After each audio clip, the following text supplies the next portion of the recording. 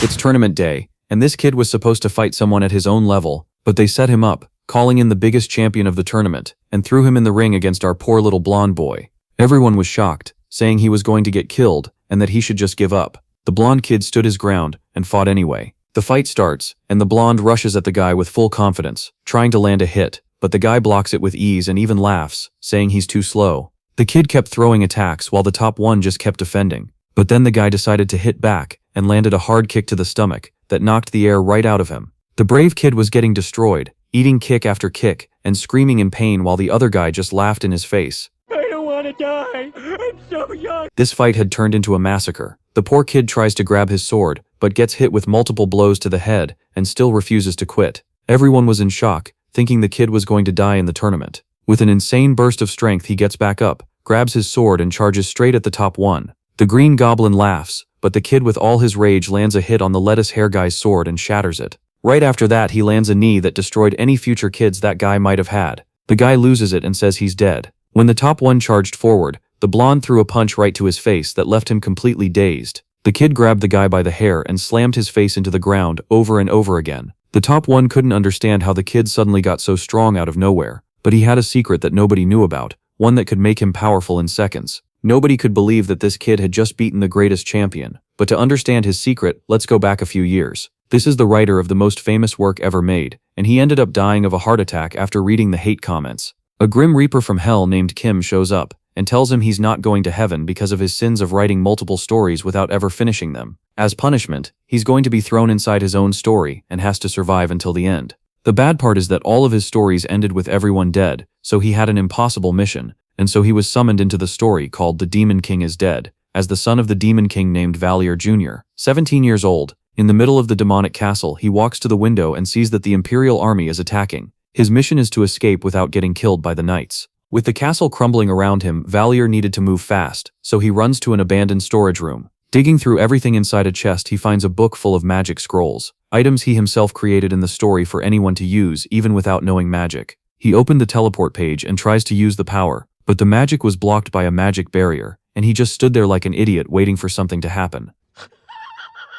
That's when he realized he was completely screwed. Time for plan B. Use a camouflage scroll to disguise himself as a human, sneak into the castle prison, get rescued along with the prisoners by the Imperial army, and find a way to escape. The plan half worked. He made it into the cells, but what he saw was a horror he never wrote. All the prisoners were dead. The only sign of life was a terrified girl curled up in a corner, holding onto someone's body. Valier asks if she's okay, and she just stares at him in fear. He tries to talk to her to understand what happened, but she's in shock. Valier sat down beside her, offered some cookies he had in his pocket, and stayed with her waiting for the rescue to arrive. When the Imperial soldiers finally came in, one of them kneeled in front of her and called her Your Imperial Highness. The girl Valier thought was just a regular prisoner was Charlotte de Guardius, the first Imperial princess, a character he never created in the story. At the Imperial military base they were eating while Valier felt like something was off. A guard warns that he'll stay with her until Duke Solarian arrives to take her to the Imperial Palace. The princess thanks the protagonist for his help and asks where he's from.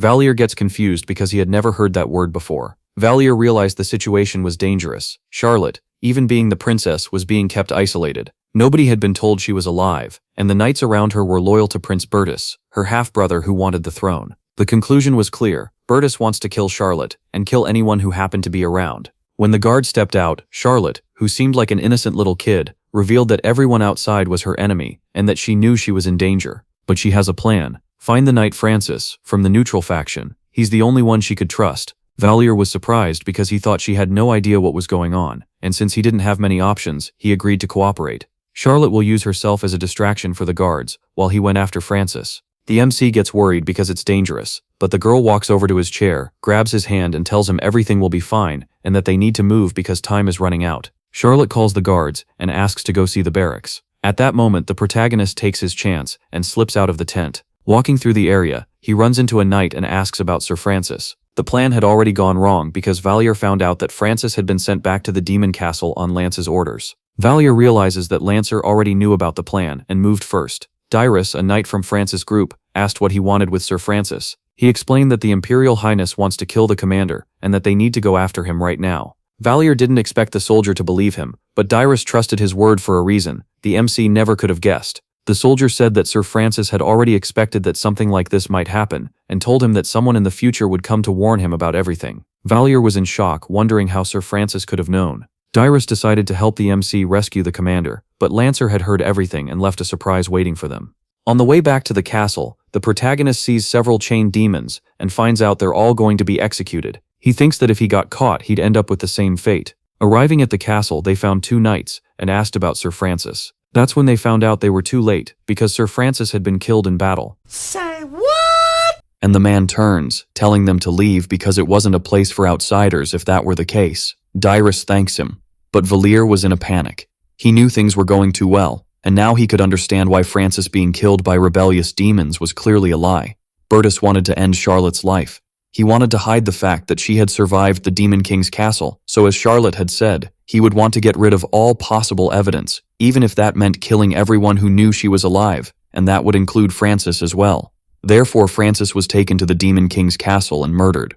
Valier worries about what would come for Charlotte, but he didn't want to give up. He needed to think about what to do now. Then Dyrus tells him that he should tell the whole truth this time, the real reason for saying that Francis was in danger, and the princess too, which made the protagonist fall silent, hesitating. He wonders if he could trust Dyrus. According to Charlotte, most of the military was on Prince Bertus's side, so he didn't know if Bertus's hands had already reached a low-ranking officer like him, but he had no one else to trust. After that, Valier ended up confessing the truth, from when he was imprisoned with the princess, and how Francis saved them. Dyrus reflects on what he heard, responding that if it was as Valier says, Francis was killed by knights instead of dying in battle against the demons. Valier agrees, thinking there was a good chance that this had happened, and Dyrus asks if he intended to save the princess. If that was the case, then it was all right. Dyrus states that he also intended to save the princess's life, and Valier is quite surprised. The man says he was part of Francis's group, so it would make sense for him to join and trust the protagonist to keep Charlotte safe. If Dyrus said so, Valier was happy. He still couldn't fully trust him, but at least he could receive some help to escape. But Dyrus replied that it didn't make sense to be in the Demon King's castle. They should go back to save the princess. Looking from the outside, the protagonist finally had the chance to see the Demon King's castle. However, Valier asked Dyrus to wait because he had a good plan, and so they entered the castle again. The knight stated that the idea of searching the demon's supplies for items that could help with their escape was indeed clever. But he appreciated that when they arrived in the room, they had passed through there a long time ago, and Valier tried not to look too guilty since he was the one who had checked the room before. Even so, there must be something useful if they took a good look. Dyrus replied that the demons should have looted it after the Demon King died. In any case, all the demons were cursed, selfish, and disgusting, and the protagonist tried not to show any reaction to the comment after everything. Setting aside the fact that he was the one who stole the things, Valier suggested they should look around. That's when he found something, and Dyrus was surprised because he found something useful at a tremendous speed. The protagonist tried to feign normalcy since he had already looked at everything before, and they realized it was a teleportation scroll. Dyrus noted that it was using demon magic. Valier said they should grab a bunch of scrolls that could be useful. He also laughed, pretending it was a coincidence. He found a book full of scrolls, and if they placed it there, it would be easier to grab them when needed. Dyrus thought about how he heard Valier was a prisoner, but still wondered how he could know where the scrolls were. Soon they managed to grab them all, and Dyrus said they should hurry back in time. He asked if Valier could remember the way they came, and while the protagonist was pointing, suddenly the knight told him to be quiet and guided him another way. Valier was confused, but soon Dyrus whispered that there were other people there. They were knights who had entered the warehouse. They were talking among themselves that they saw the other two enter the castle. They were rats hiding inside the Demon King's castle. These were knights from the Duchy of Solarian. Dyrus whispered that things were indeed getting problematic. Bertus's maternal family was one of the strongest noble families in the empire, and they wanted to place Bertus on the throne. Because of this, most of the knights from the Duchy of Solarian were not ordinary knights of common origin. In fact, they were all high-ranking knights with noble status. That's how the protagonist wrote the story. Bertus killing Francis, who didn't listen to him, was probably part of all this. If they fled within this spacious castle, it would be a problem. The knights didn't think they should worry, because they would find those two hiding very soon.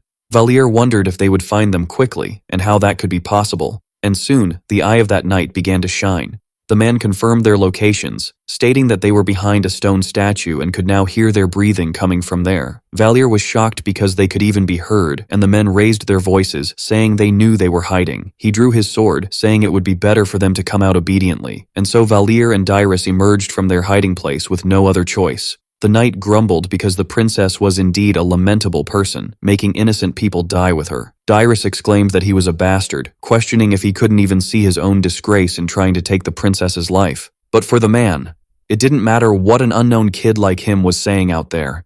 He didn't feel good about killing a young civilian, but all of this was for the future of the Empire, and Dyrus asked the protagonist to stay back. Valir felt tense. He had gone through too much to escape the Demon King's castle, but now that he was back, it seemed he was going to die. Having to die like this again, it hadn't even been a day since he lost his life due to high blood pressure. Suddenly, the protagonist turned around and noticed that beside him was a gargoyle statue. In mangas and games, they started to move at times like this. And that was exactly what happened. The soldiers froze when the gargoyle suddenly began to move. The commander of the knights was defeated by the gargoyle because it suddenly started moving and charged at them. Valir wondered how this happened. He just thought that maybe it could move, but he didn't understand what made it happen. Dyrus didn't know what happened, but it was their chance to win now, and he grabbed Valir's wrist so they could run away. While the gargoyle took care of the soldiers, the two ran away and seized the opportunity to survive. They grabbed the horse and hurried away. Dyrus questioned why the gargoyle had moved, and Valir replied that he didn't know either, but it was obviously a lie, because the protagonist remembered the status window he saw after coming to this world. And in it, there was a skill called Demon Domination of rank D. Perhaps because he was the son of the Demon King, he was sure he had unconsciously awakened the gargoyle with the Demon Domination of rank D. He just hoped it wouldn't suspect that, but Dyrus stated it was a good thing because they managed to escape safely. Still, Valir was worried because they had almost died, when suddenly Dyrus noticed a new problem. The other soldiers were already chasing them on horseback at full speed to catch up. The soldiers shouted that they should hurry before Dyrus and Valir could escape the forest, and things got problematic. The number of men was enormous, so Valir asked Dyrus to hold on to his waist, leaving him confused about what the protagonist was planning to do. The protagonist mentally begged for something decent to appear, because he didn't want to die there now. That's when he stopped and saw something important, so Valir took advantage of the scroll from the book to use acceleration. He wouldn't let things end like this. First, he would use acceleration to increase the speed of their horse to create a good distance from their pursuing enemies. Thus, they managed to increase the distance thanks to the magic. And Dyrus sighed, hardly believing Valir could know such speed. With that, they couldn't do anything.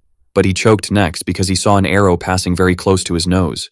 Now they were using the distance to shoot at them while running. Dyrus said they wouldn't go easy on them. Valir needed to use something better to deal with the Solarian Knights, so the protagonist chose something that took Dyrus by surprise. He said that this magic couldn't work against the knights who trained in galloping. He thought it was completely useless. Valir knew that well. It was because of the trait he had written for them, as it would be ridiculous for the knights to die from just one spell. He had written a galloping lesson in the temple, so Valir didn't intend to use that on the knights. He couldn't believe that a trait he offered to his characters caused such a problem for him in the present. Instead, the protagonist used an illusion spell on the horses.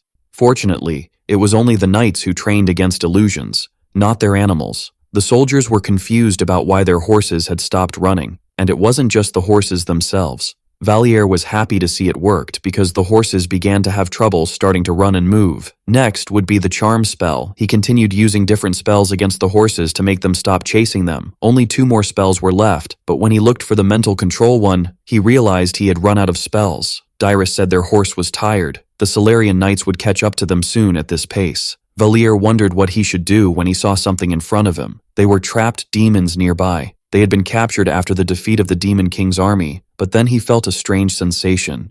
It was the same as when he moved the gargoyle, and within seconds, one of the demons broke the chains that were holding them. Dyrus was shocked, wondering what was wrong with that orc because it was heading towards them and worried they would end up dying. But the orc passed right by them and charged towards the men who were still chasing them. The soldiers wondered how the prisoners managed to escape when there should have been men watching over them. But it didn't take long for the orc to start killing the men. They shouted for it to get out of their way. And Valir said they should take advantage of this moment to try to escape, and Dyrus agreed, returning to ride his horse. The protagonist felt relieved that it worked. The demon domination worked now that they could escape, and Dyrus just stayed quiet watching this. It was strange. They kept receiving help from the demons coincidentally too much whenever they were in danger.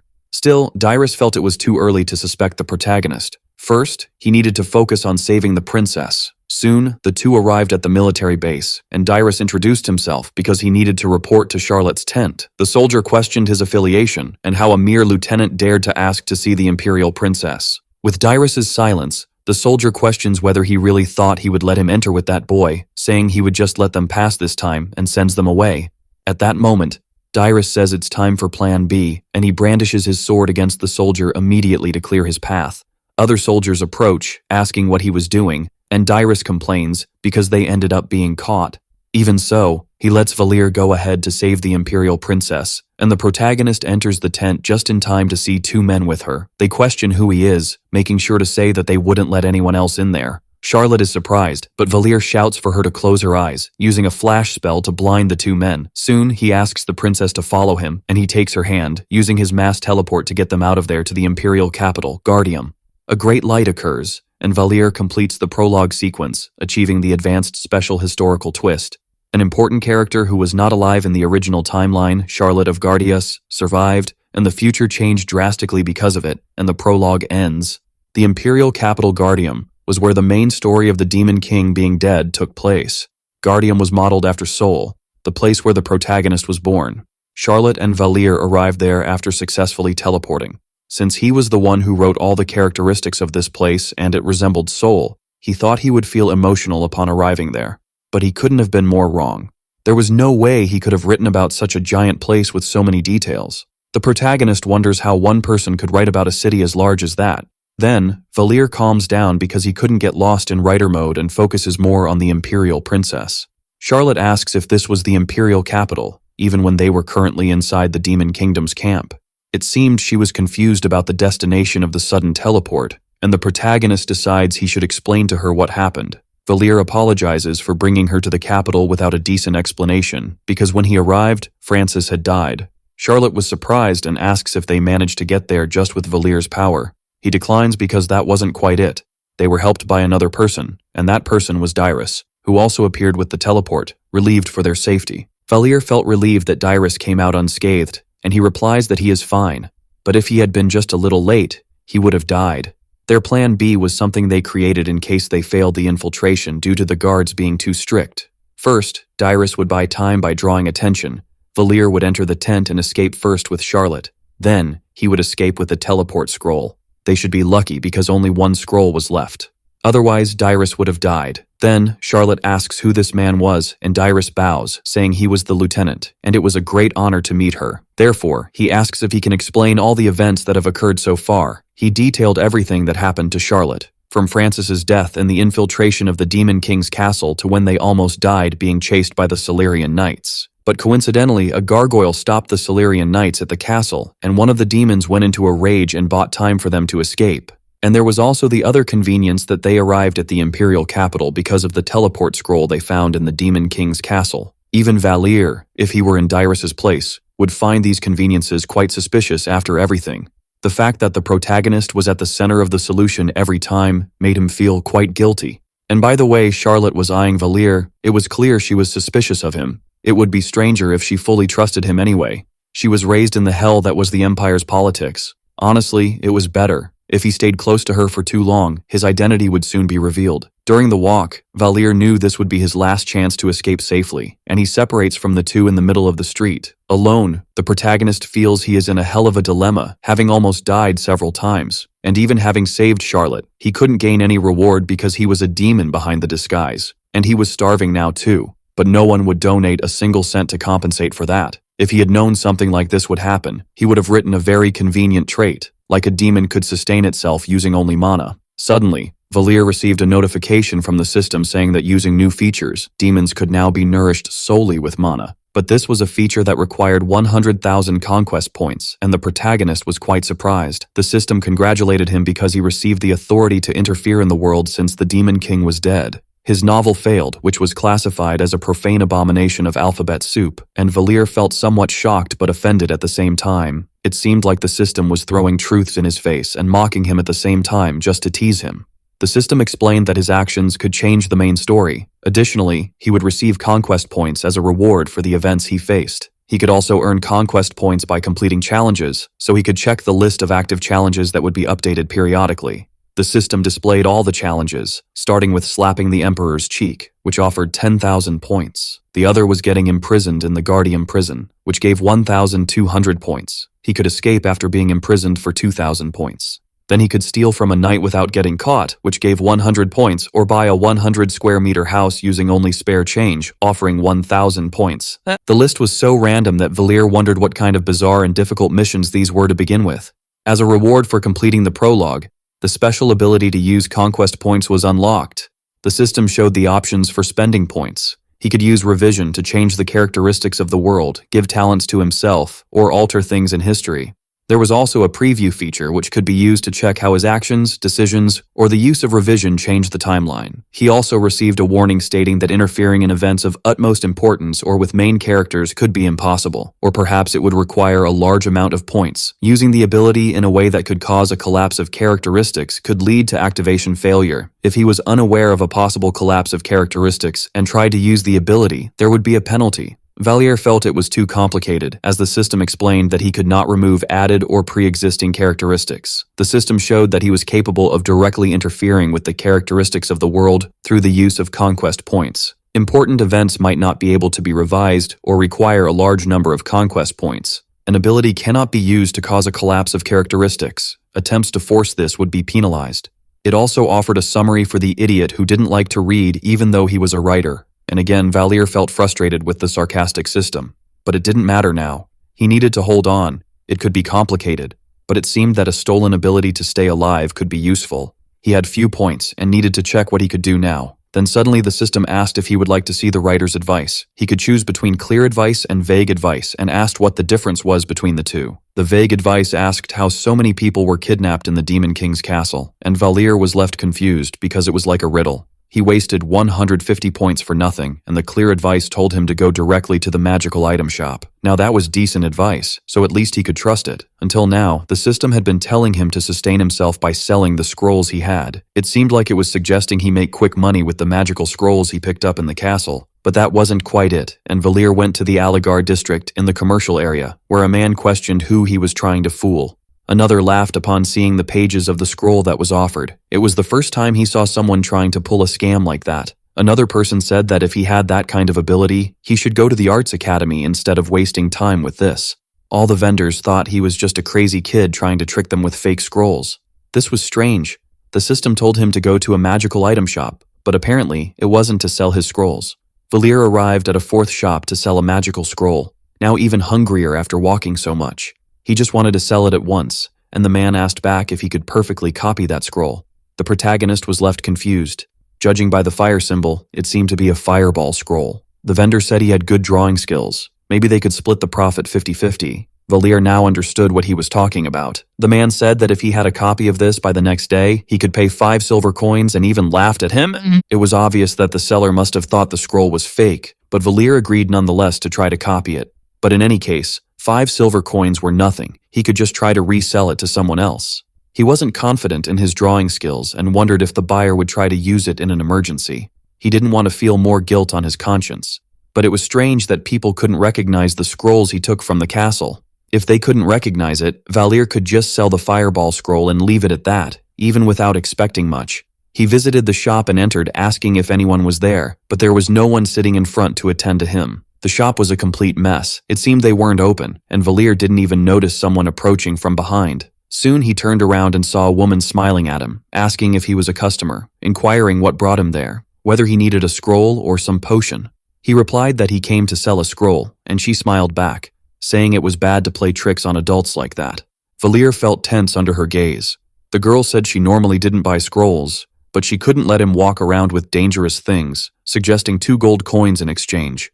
That's when she stopped and asked him to tell the truth, and Valir was left confused about what she was talking about, until she questioned where he got that scroll, saying it was a magical formula used only by demons. The protagonist froze upon realizing she was pressing him further, wanting to know why he had it. Magic existed, he knew that, but how it existed was something even the protagonist couldn't explain. How the magic was activated and the method of casting was something he hadn't specifically configured for that novel.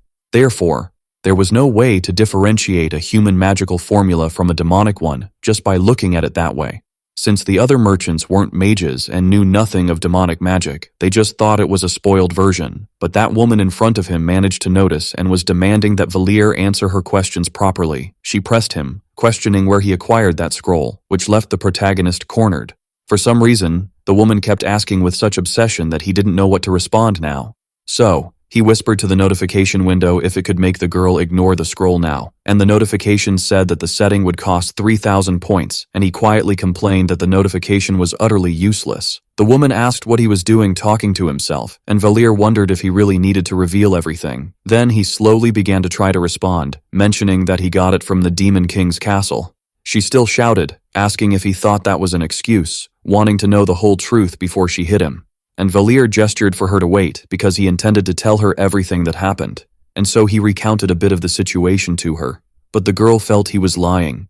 If he had rescued the Imperial Princess, he should have received an extraordinary reward or an incredible title. Valir insisted he wasn't lying. There was a confrontation with the Knights of the Duchy of Solarian during the escape.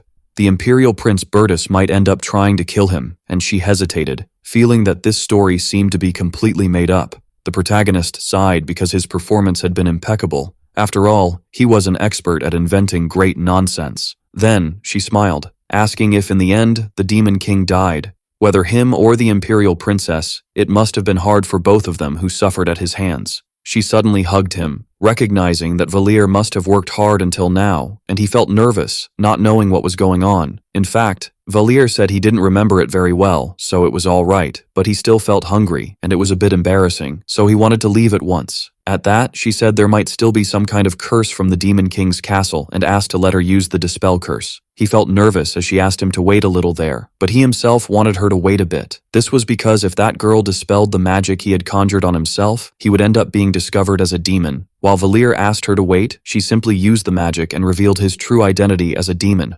Now he was in serious trouble, and he let out a nervous laugh, asking what had just happened. Meanwhile, the girl calls him Prince and wanted to know if he happened to remember her. But Valir had no idea who this girl was. Suddenly, she uses magic with another language, and the protagonist finds himself surprised to realize she was a vampire. Still, she keeps asking if the protagonist really couldn't remember her. They couldn't leave things like this. She wanted to start by moving him to another location. If they stayed there, they would end up being discovered by the others. They should head to his room on the second floor to continue the conversation, and Valir agrees even without knowing what was happening. In the room, she says he must be starving but at least has some snacks to offer, and he thanks her for the offer. The girl continued speaking formally with him and yet ended up being casual even after everything. Then, she apologizes for repeating herself, but it seemed Valir had truly lost all his memories. He replies that besides being a demon prince, he couldn't remember anything else that had happened, and she states that it was very good. Him bringing that dangerous scroll to her among so many people was a great stroke of luck. Therefore, she bows to introduce herself properly, saying she is a member of the infiltration squad of Guardium from the Demon King's army. She was Tuesday Earis. Earis claims she would start serving him from then on, and Valir wonders if he had set up any of these things before. He thought they were all new. Valir was wondering earlier, and questions why a vampire would be living in such a sunny place with so many people. Smiling, Earis says she needed to live in a lot with a shop to save on rent, so she had no choice. Valir felt sorry for her, but Earis says there's one more thing he should know because there were more demons there than in the Imperial capital. Now that the protagonist stopped to think, she had mentioned an infiltration squad before. One member was active under the false identity of Count Argon Pantheus. He was Sarkagar, a doppelganger. The other member had a residence near the Bronze Gate by the Irene River.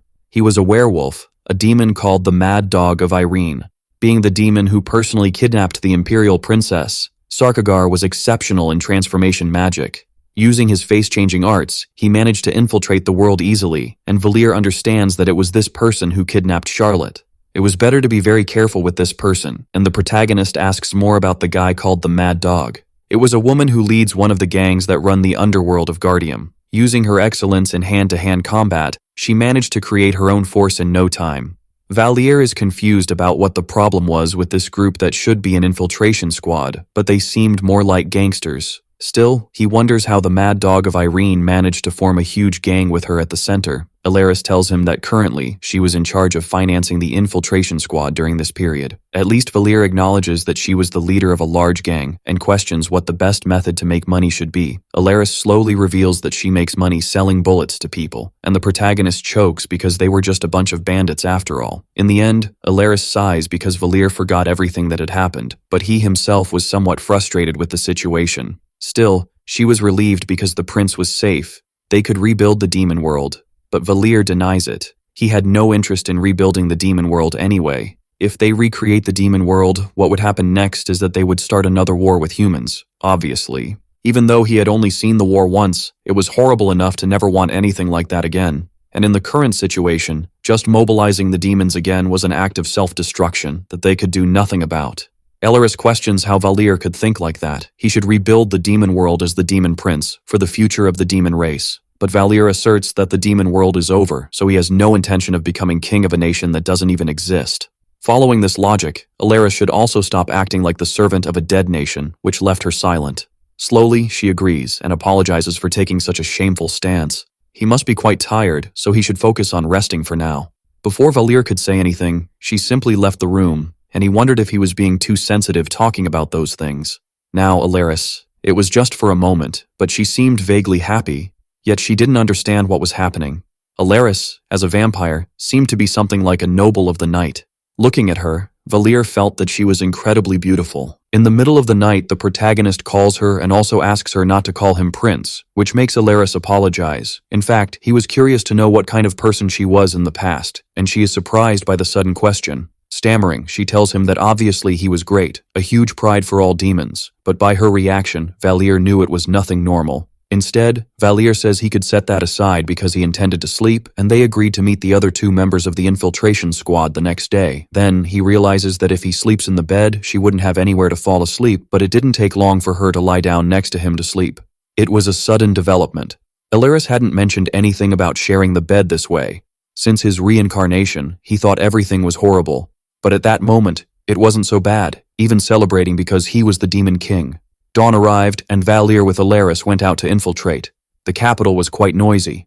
The resurrection of the princess, the soldier's sacrifice, and the demon's death. It was clear they wouldn't stop shouting with joy. The war was over. Everyone celebrated around, shouting for the good of the empire and the imperial princess, while they turned their backs to the crowd to catch the mana train.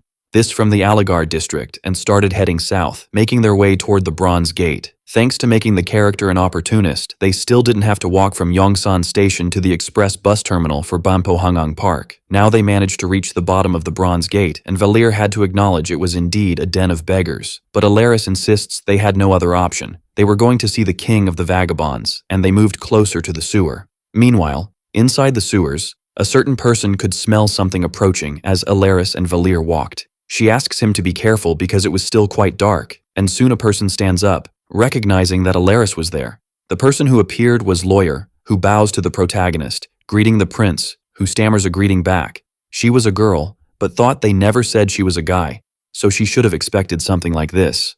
Lawyer asks if Sarkagar was coming, and Earis replies that yes, he was a busy noble, and just spoke in advance. The prince loses all memory except who he was, and Loyar questions if that was really true, and Valir agrees. Still, Loyar sighs because it was indeed a relief, but the protagonist didn't understand the reason for such a reaction. At least, he wouldn't make Loyar pull his skirt and be a dog like she used to, and Valir wonders what kind of person this character used to be. Earis laughs because Loyar seemed to secretly enjoy that, and she nervously tells her to shut up because she never said anything like that. Valir realizes that before everything, he must have been a really trashy guy, but it was a shame because he couldn't remember anything and apologizes.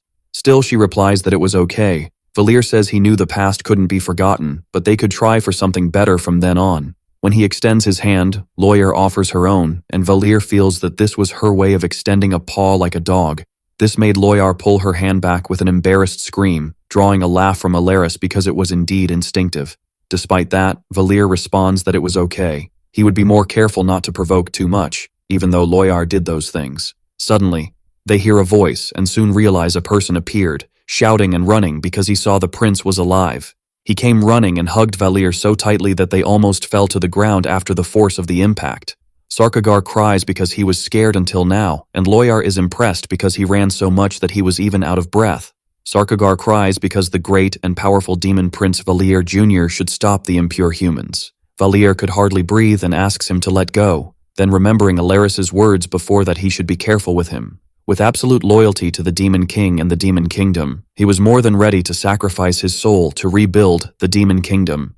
As Valir tried to pull away, Loyar yanks Sarkagar's hair to make him move away once and for all.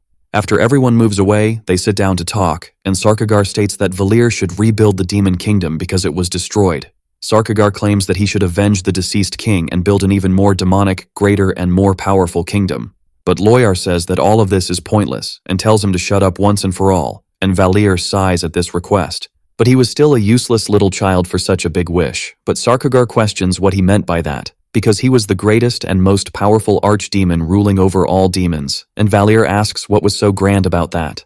The three fall silent at this. While Sarkagar continues to praise the archdemon without stopping, Earis cuts in to speak again, telling that in the dark land where they lived, it was a war with an unforgiving battlefield where blood never dried. Long ago, humans began to form nations to change this, but without thinking of joining together, they were different races. They demons were destroying themselves. Until the day a special demon stopped the Great War and united the Dark Land, this demon interfered with the minds of others, and they gave him the title of Archdemon out of respect, and then it became the name of the Demon King species. Valir understood better now and asked what he should do now, wanting to know if they even had a plan for this. For now, Sarkagar says he should focus on getting stronger, return to the Demon Kingdom, and gather all the demons. The protagonist replies that it wasn't the worst thing to do. It was very risky to do that immediately. They were in the heart of enemy territory, the capital of the Empire, and he would stay there to learn the culture and customs of humans. He would also create a strategy. Sarkagar even cries with emotion. As expected of Valir, he couldn't stop his tears at the prince's courage. In fact, it was because there was a mana train, and human society was much more convenient for making things work. In this, Sarkagar claims he has a brilliant new idea and suggests that he participate in the educational institution of the Empire called the Temple.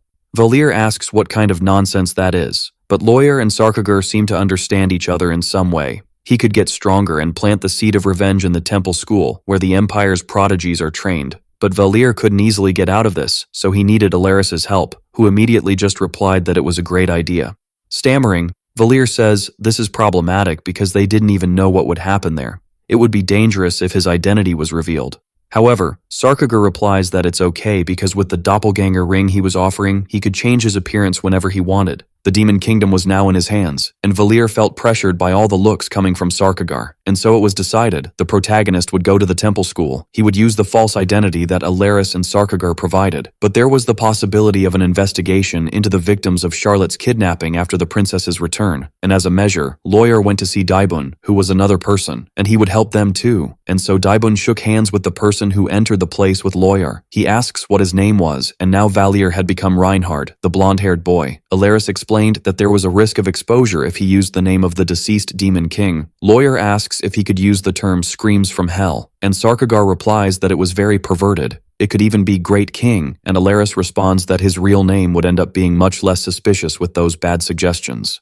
Valir asks them to stop or it would never end. Then suggesting the name Reinhard, he would change his appearance with the doppelganger ring. And then he had a new and false appearance and identity. With Loyar's help, he would attend the temple school. Loyar had mentioned this before. He should take him to get his new identity the next day. Daibun knew he wanted to take him to the temple. Loyar agrees, explaining that he wanted to create that guy to establish him in life. Daibun understands what her point was. But still, she questions how they intended to pay the tuition, which caught Loyar off guard because she didn't even know about that. Daibun tells that with their current income, they couldn't pay the tuition for the temple school in these situations. Valir realizes he completely forgot. It would be impossible for those beggars to pay a year's tuition for the temple school as they were. The most prestigious educational center on the continent. This was the temple school of Guardium, and it was well known, a place where children from prestigious families came to study. If it were to convert the value of a year's tuition from the temple school into dollars, it would be at least around 100,000. Loyar sighs. They seemed like they wouldn't be able to pay with what they were earning now.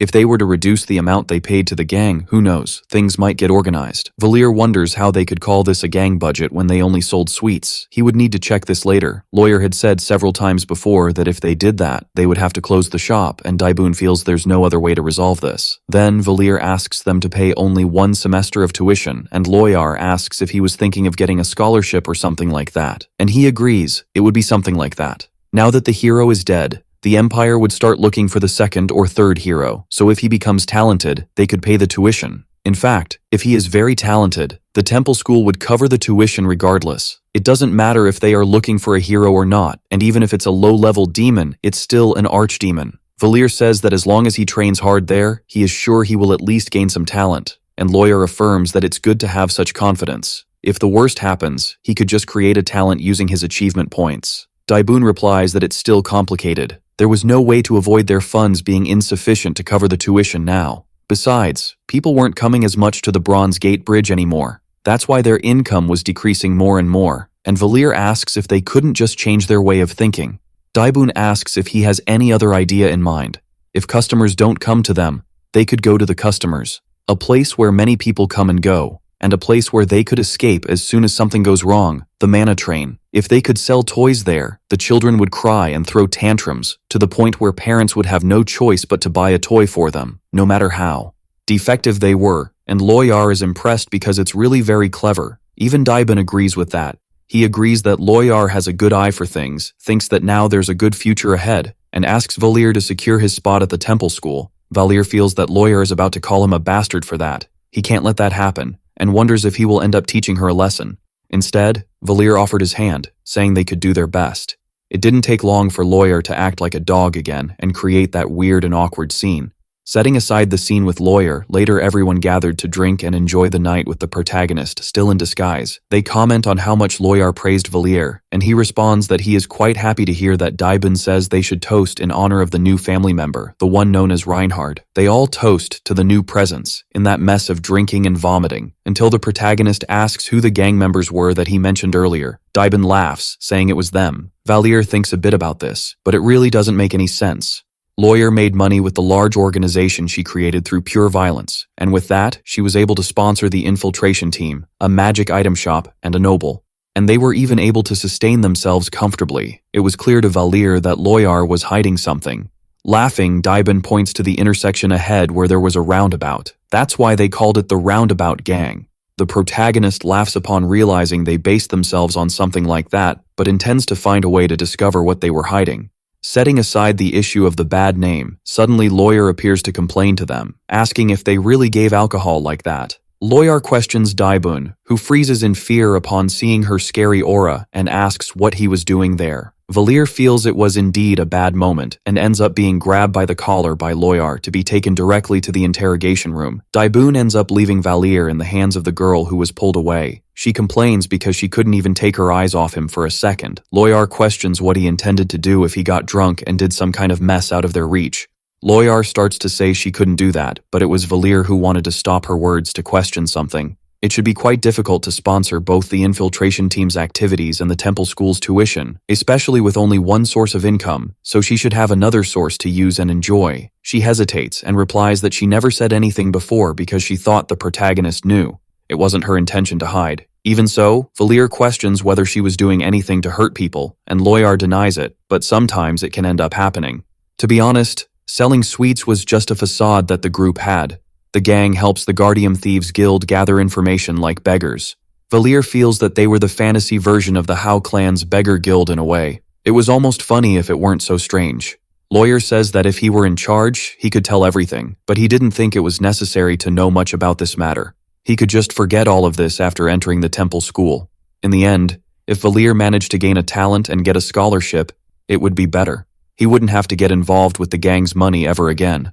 There was nothing else to do there besides going to sleep without asking anything more, all because Loyar didn't seem to want to share anything else, and the next day, he still needed to go to the Imperial Capital's administration office with Daibun. Getting an identification document was even easier than Valir imagined. Daibun smiled because he had a business for him, and it would obviously be easy. So, while they were in the city, Valir noticed the enrollment office of the temple school. Daibun says that every time he went there, it seemed to be even bigger than before. It was impressive because there were still only rich people there wanting to send their children to the temple school.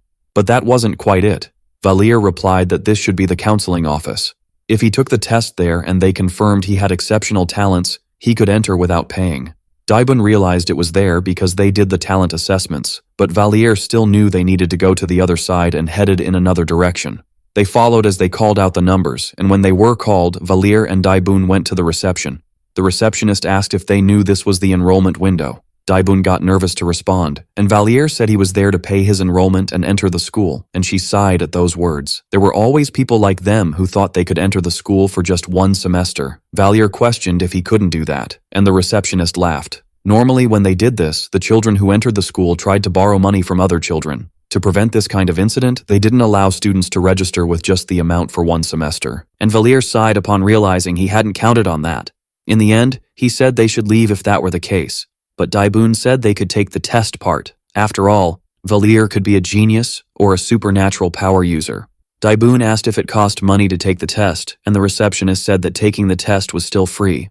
Sighing, she ended up agreeing. Like it or not, they had made the journey to get there, so they should take the test anyway. Still, Valier and Daibun talked. It should be a waste of time, but Daibun felt it wasn't. They just had to do what they could. Valier felt like he was the one who was discouraged, and the receptionist said the protagonist should place his hand on the detector. This made the protagonist worry about the possibility of being discovered as an archdemon due to his demon domination. There was no way that could happen. However, if it were discovered, he could use the ring at that exact moment. However, the receptionist was surprised by what was happening with the detector, and Valier became worried, wondering if he should run away. Daibun asked what happened, and she replied, apologizing that her device seemed to have broken and that she would replace it. In that, Daibun asked, laughing, if it was possible that something good was hidden, and Valier laughed, responding that there was nothing like that.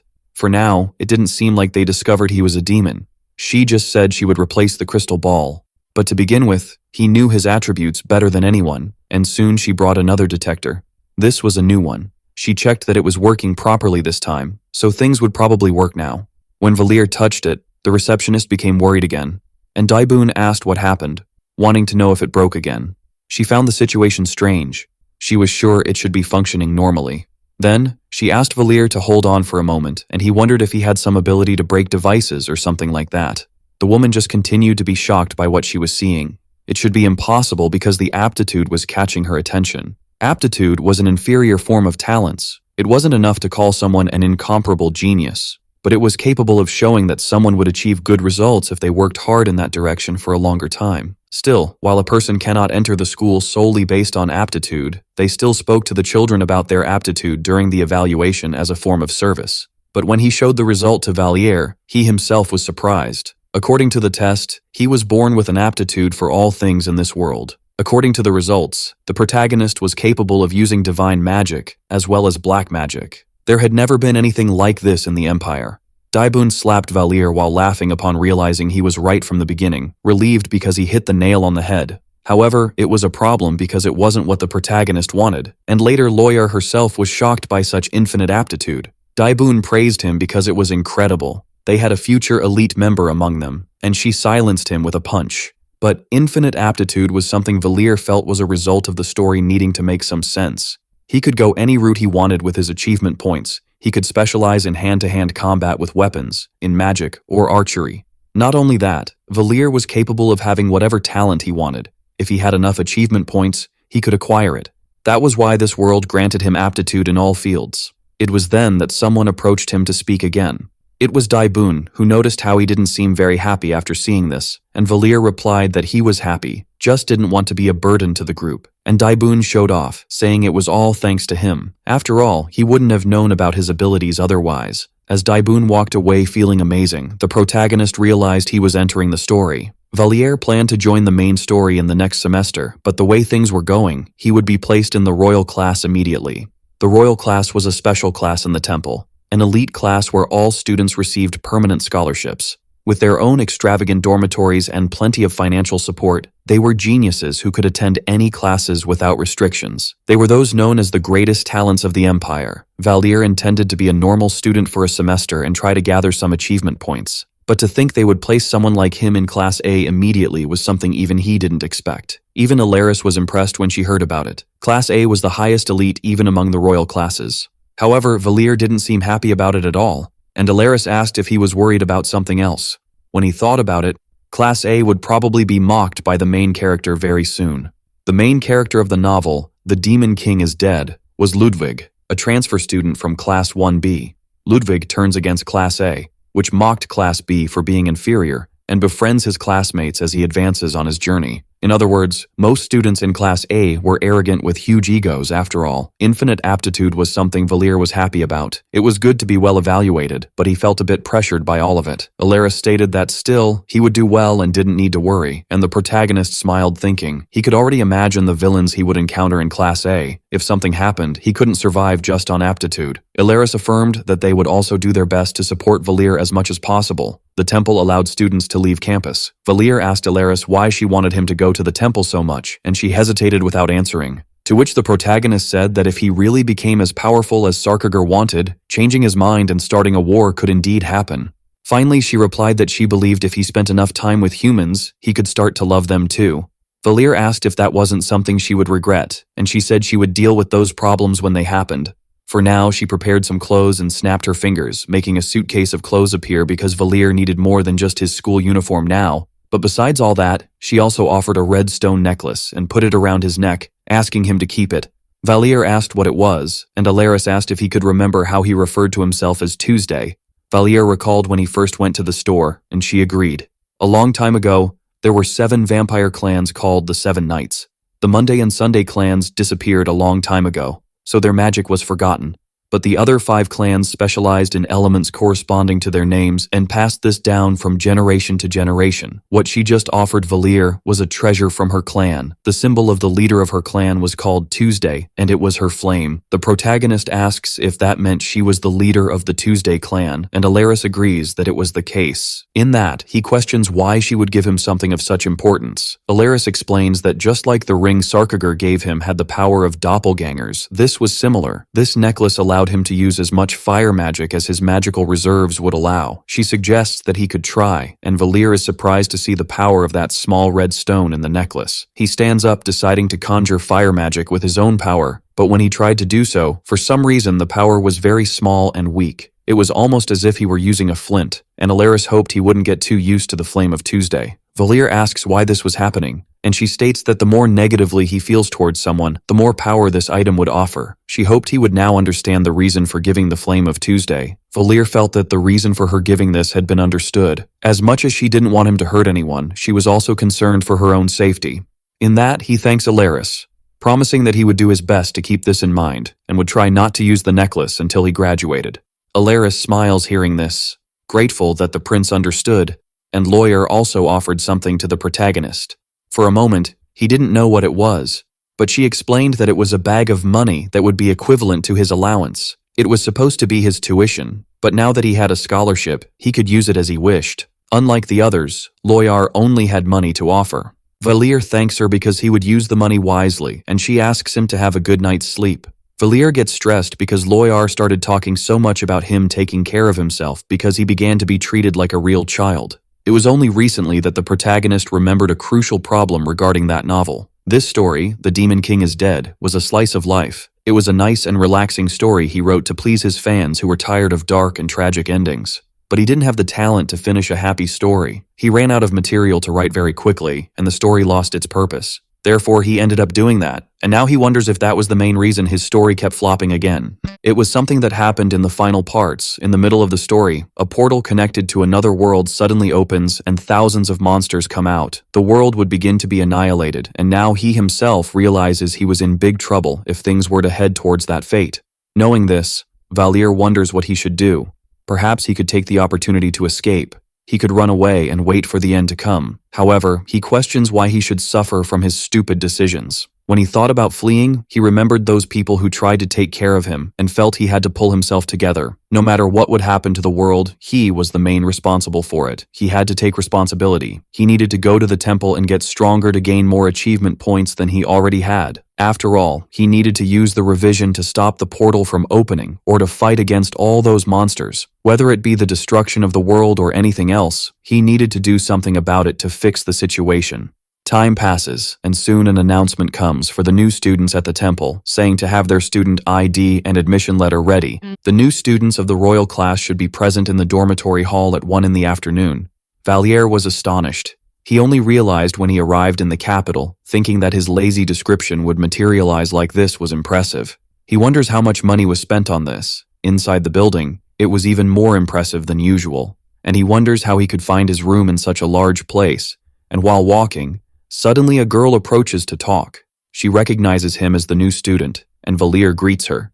She introduces herself as Ceres Van Owen, the president of the royal class.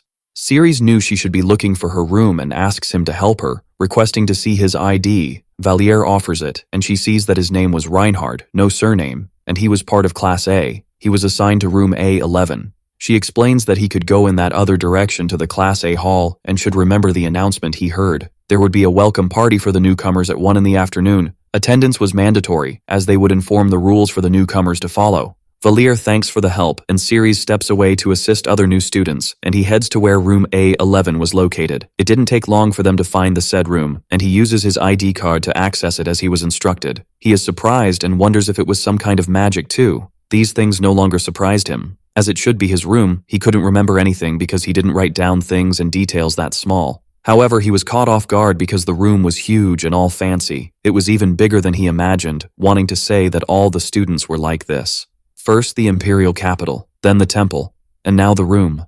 Everything was so fascinating that it became almost frightening. Suddenly, Valier noticed a wrapped gift package. He opens it, wondering if it was for him. It couldn't be possible that this was the level of attention they offered. He decides to check what it was. Inside there was a map, dormitory rules, some sweets, a notebook, and a pen. He surprisingly felt kind, still had time, and could remember all the rules and things he should use there. Writing, he tries to recall about Class A and the things about Class B until the announcement that all new students needed to go to the central hall. Valier is surprised because time passed quickly. He only remembered well the names of a few characters, but it should be enough. It was somewhat organized to know who was who, and soon the protagonist goes out to meet other students outside. Even with preparation, he could only recognize a few of them and felt a bit nervous. It was then he noticed some upperclassmen from the royal class watching from above. They all had terrifying looks. He was surprised to see how many came to see them like this, and it was a considerable number. No one would think that the superiors would be interested in the new students, and Valier wonders why they came. Suddenly, someone steps hard on the protagonist's foot, and he falls to the ground in pain, turning to complain because he should be careful. But he ended up being caught off guard by the person who bent down to apologize and check if he was okay. The person helps him get up while still apologizing, but Valier was still too surprised staring at that guy. After all, it was Ludwig, who introduces himself with a smile, and the protagonist uses the name Reinhard to introduce himself as well. Ludwig and Valier shake hands, and the protagonist tries not to get too tense looking at the protagonist of his own story. Ludwig notes that the welcome party would start soon. It was seeing Ludwig that Valier finally felt for the first time inside his own story. Ceres announces on the microphone that they would start now and asks the new students to sit in the chairs in the center of the hall. Class B should have 10 people, but he could see 11 of them now. It seemed they adjusted the numbers because he entered in a special admission. But thinking that Valier would become the last of Class A made him fearful. He could already imagine the students pressuring him to see if he had infinite aptitude. He was the guy with such popularity, but had a fragile body. They probably wouldn't even believe that someone without talent entered Class A. He was sure that scenario would happen, and it was the perfect situation for that kind of thing to unfold. Soon, Ceres says they should start introducing themselves, and Valier feels he would be better off if he went to B11. The first person to introduce themselves to everyone in Class A1 was Bertus de Guardius, which was a complete shock to the protagonist. He should have originally admitted under a false identity, but there he was. And another girl introduced herself as A4, Harriet de Santa Juan. There was also Kayer, who was A10, and finally, Valier introduces himself still using his name, Reinhard. Around, everyone whispers about him being the guy with infinite aptitude, not knowing how someone gets into the royal class just with aptitude. Valier sits down again after the introduction, trying not to get nervous. Everyone was gossiping too much, which was very embarrassing. Suddenly, a character appears that shocks the protagonist. The person who introduces herself as B1 was Charlotte de Guardias. She originally shouldn't be there. The structure of external power did not apply in the temple school. As proof, with the exception of Bertus and Charlotte, none of the royal family members went to the royal class, which meant that not even the royal family could enter there without proving they were talented and skilled. If Bertus, the first prince, graduates with excellent grades, just that could give him such power. Therefore, the secret villain of the Demon King is dead. Bertus de Guardias was going to enter the royal class, and this would just be the first step to turning ambition into reality. But now that the prince and princess of the empire entered the royal class in the same year, things would be unpredictable. This was not written in the novel, and the protagonist wonders if the script of the work has changed because he and the princess of the empire were originally supposed to have died. Bertus was also supposed to have kept his identity a secret, but he ended up revealing everything from the beginning. Just imagining all of this and that it was acting, even though he is the creator of that character, he felt chills just seeing it. The original Bertus awakened 3 talents after Duke Solarian invested in him, which by the way were the talents that, after extensive research, the Empire deemed necessary, all to be able to reach the Supreme Class, a talent related to combat, sensitivity to magic, and mana control. Without one of these 3, it was impossible to become a member of the Supreme Class. With that, Bertus, after meeting the necessary conditions, became a Master of the Sword. But this could not have been different from the novel. The problem was Charlotte de Guardias, the first princess. It was just a guess from Valère, but he thought that both princes Bertus and Charlotte were in the royal class. But it seemed she ended up entering B1. Her talent was lower than Bertus's because she was not A class. But judging only the skills, Bertus was never an A1. It would be problematic if both princes were in the same class, however. The faculty of the school thought it was dangerous for both princes to enter the royal class for the first time. As soon as everyone finished introducing themselves, they could focus on discussing the rules of the royal class. Series says that in the royal class and in the temple, everyone was at the same level. What differentiates each one would be the class they were in. Regardless of whether they were a high-ranking noble or a member of the royal family, now they were all at the same level. They all should have an understanding that it would not be possible for the temple to exist if they discussed the powers of each family. If they still wish to create tension with the status of a family inside, Series threatens everyone because they would receive a warning from the council president. If too many warnings accumulate, there would be a meeting with the faculty, after which disciplinary actions would be taken and they could start getting used to the idea of being expelled. And also, there was a new letter from the royal palace of Guardius. This would normally not be allowed, but Series decides to read it just this once because it was special. From the format in which this letter is read, it refers to everything inside or outside the temple, if Charlotte de Guardius or Bertus de Guardius were harmed in any way. Regardless of their rank, the other party would be completely deprived of their right to the throne immediately. That is why he, Emperor Neliad of Guardius, was declaring that this was not just related to Bertus and Charlotte. Valère could say it was linked to all of his followers inside and outside the temple. In other words, he meant that he should treat everyone's life as if it were his own, and compete with everyone in good faith. It seemed that Bertus and Charlotte would not fight each other for now. In light of this, later, Bertus kept wearing that fake smile to treat the other students as if they were friends. Obviously, it would be concerning if he received a warning or anything like that, and Valère had to admit that that bastard was very good at what he did. The student Bertus was talking to was Eric de Lafayette, and Bertus comments that Lafayette was known for its grapes and wine. Eric is surprised because he knew the Lafayette, but Valère knew it was just Bertus's way of winning that guy over with charm. Then, Bertus asks for permission when he sees someone passing by them. He approaches the girl asking for permission, and even Valère is left confused.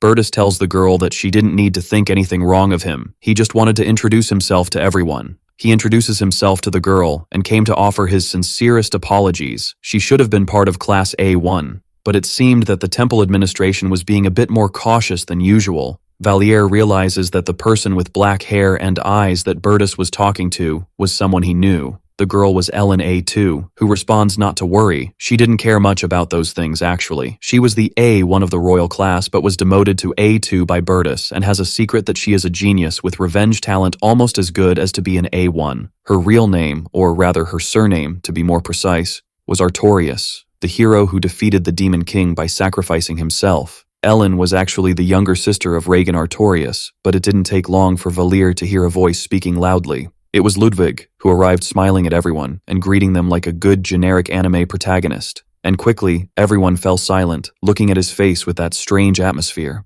This was the first event of the novel. Ludwig got a mark on his neck because he spoke carelessly with a person from Class A.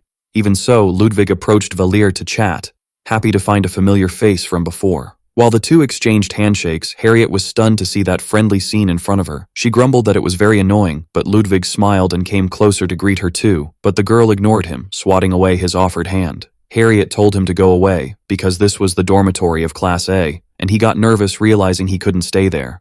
Harriet pressed him, replying that she didn't know if he could, but she was sure that whenever a Class B was around, it always caused trouble. But who came to his rescue was Bertus, who asked if Harriet wasn't crossing the line by saying that.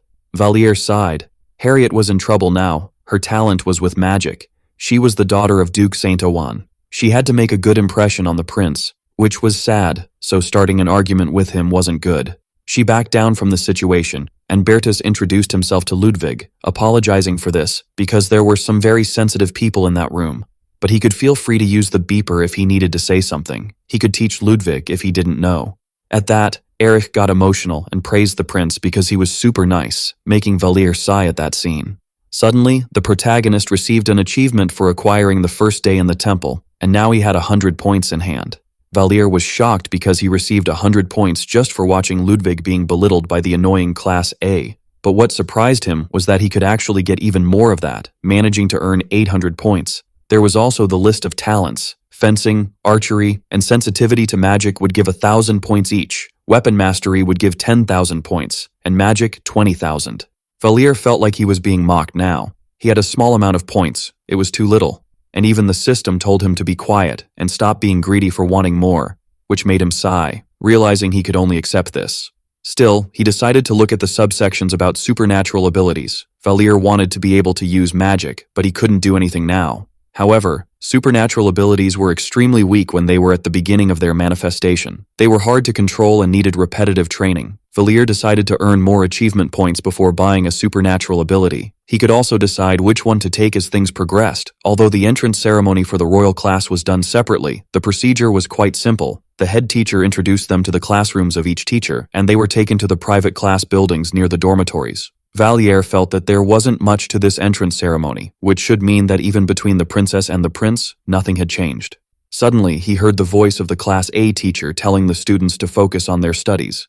This man was Mr. Eppenhauser, the teacher of the Class A classroom. They would have classes there on Mondays and Thursdays. On Tuesdays, Wednesdays, and Fridays, they would have pre-scheduled classes, and Eppen told Bertus that he would be the temporary leader. Managing the class would be his role. All suggestions should first be passed to the leader. If they wanted to change leaders, they should discuss among themselves and inform later. Everything they needed to know would be relayed by A1. But there was one exception. They should call as soon as a big fight started, to prevent the students from killing each other in the best way possible. But their field of vision had a limit, so they should be careful with each other during this time. Therefore, they should check what talents their classmates had later. It was then that a student spoke up about it. The student asked what could happen if he needed to intervene, and Eppen replied that they would be subject to special management. While they were valuable assets to the Empire, they could also be dangerous to each other. They should have been warned about this when they entered. Eppen stated that as the instructor of the royal class, he had permission to punish each of them on the spot by placing them under special management. And another student laughs, asking if he was really capable of doing that. Eppen recounts that he had been doing the same thing for 10 years.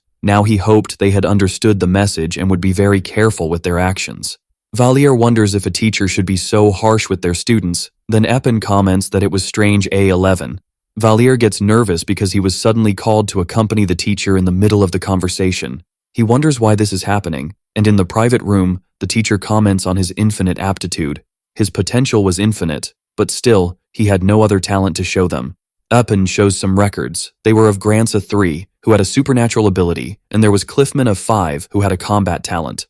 Grantz would have classes on supernatural ability and control, while Cliffman would have combat-related classes in parallel. In other words, Valier's classmates had specific paths to follow, and the protagonist agreed he understood. Eppen goes on to say that Valier has aptitude in all fields, but nothing special. He probably didn't know what to study. Valier was surprised because it seemed like his teacher was helping him, and he continues explaining that it was possible for someone to have good talent and aptitude. Or perhaps they were completely different from what the person wanted. Eppen had seen many such cases, and compared to them, the protagonist was the best and could do anything. Valier remembers the things he read in his status window and replies that he would like to learn supernatural abilities. The teacher hesitates and then says he knows Valier had many talents that were just described in a way that left it open-ended. But he questions whether supernatural abilities were involved, and Valier laughs because, being an infinite aptitude, it should be the case. The protagonist mentioned supernatural abilities because they were quite cheap, but his teacher's reaction was not very good. Eppen says that if they are to follow these rules, people without supernatural abilities cannot participate in classes in this area.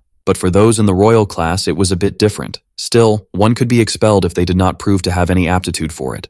Valier agrees in silence. Then Eppen decides he would only give a lesson, handing over what would be his class schedule for the semester, accepting nothing beyond that. This surprised Valier because it was a huge amount of things to do, but the teacher replied that it was just like that. It was difficult to manifest supernatural abilities with effort, so he should try some other interesting things besides them. And Valier thanks his teacher for the help, later realizing that he was actually a better guy than he expected. When he returned to the classroom, Everyone was staring at the protagonist, and he wonders why that was. Maybe there was something on his face. Then suddenly, one of the students starts teasing Valier because it seemed he had no talent. Valier agrees that he didn't, and the student exclaims, asking if the others thought that was right. After all, this was the royal class. It didn't seem to make any sense to put someone there with just one aptitude, especially in their class, where one of the requirements was to be among the most talented. Still, he mocks, asking how he managed to get into Class A when he should have gone to B. In light of these questions, he asks if it was because he greeted that guy from Class B, and Valier sighs, asking him to be quiet. The student got furious because he felt challenged, and the protagonist asks why he was saying this to him like that. Since it wasn't even him who decided that, it was all part of the admission people responsible for this scenario. Valier asks if he thought he had flattered them. He just went to the class because they told him to, but still, that guy was bothering him. And he shouts, questioning who he thought was the leader of the admission sector, which made the student back down in the face of aggression. The protagonist pressures the student to answer that he was not one of the admission people, so he couldn't keep talking nonsense. Then, he even makes the student tremble in fear while being threatened, he who had the talent for a large mana storage but no aptitude for magic. Valier even pats the guy's head, sighing because he was only good at talking when he was bad-mouthing others. After making the student back down, the others are somewhat afraid of the protagonist, thinking he was a big fool. Now Valier felt like he had messed everything up and wonders if he would end up receiving a warning for getting angry with someone else. Or maybe he should just continue this way, but for some reason, Bertus looked at him smiling. And Valier wonders what exactly he was looking at like that, and what was going on in that false prince's head. It was making him worried. Later, all the students gather to have a snack, and of course, Valier was left alone. Bertus was constantly getting distracted by something different. Now he felt he should have thought before doing that, and he wonders how it was possible for things to end up exactly as he imagined. This was because in the middle of the class, Valier ended up coughing and caused problems for the other students, resulting in him being isolated and worsening the atmosphere. Meanwhile, Bertus asks Harriet if she had a talent for magic, and she agrees, asking back if he had sensitivity to magic and mana control. When the prince agrees, she smiles because it seemed like they were somewhat alike, and suddenly another voice speaks to Charlotte to try something else. When they turned, it was Ludwig offering things for the princess to eat even when she refused because she didn't like greasy foods. Still, he insists because she needed to eat to recover soon, and complains while Ludwig continues to offer things. Valier realizes he was worrying too much. It seemed that an introvert like him didn't even need to worry about extroverts after all. The two would end up getting along, so they wouldn't have any reason to be concerned about someone like Valier. Time passes, and the practical classes begin where the students run, and their teacher exclaims for them not to stop and to keep the pace. The teacher says that elementary school is over, and if they want to complain about what they are doing, they should focus on packing their bags and going home. Valier was getting nauseous from running 20 laps after eating, but the teacher showed no mercy. He says they should train their physical conditioning regardless of whether their talent was in combat, magic, or supernatural abilities. If they couldn't meet the Empire's standards, they would fail. They couldn't forget that, and should focus on training. Harriet felt like she was going to die from running. She was a sorceress, and wondered what she should do now. The teacher ran past, asking what it felt like to die, catching her by surprise and scaring her. He shouts that if this were a real battle, she would be dead, and Harriet screams while asking him to let her run in peace. While that chaos was happening, suddenly a voice called for the protagonist. It was Ludwig who appeared smiling. He asks if she was already tired when it was only 20 laps, and then runs ahead telling her to keep up. Valier sighs. It was strange being around energetic people like him. He would have to endure this torture for an entire semester.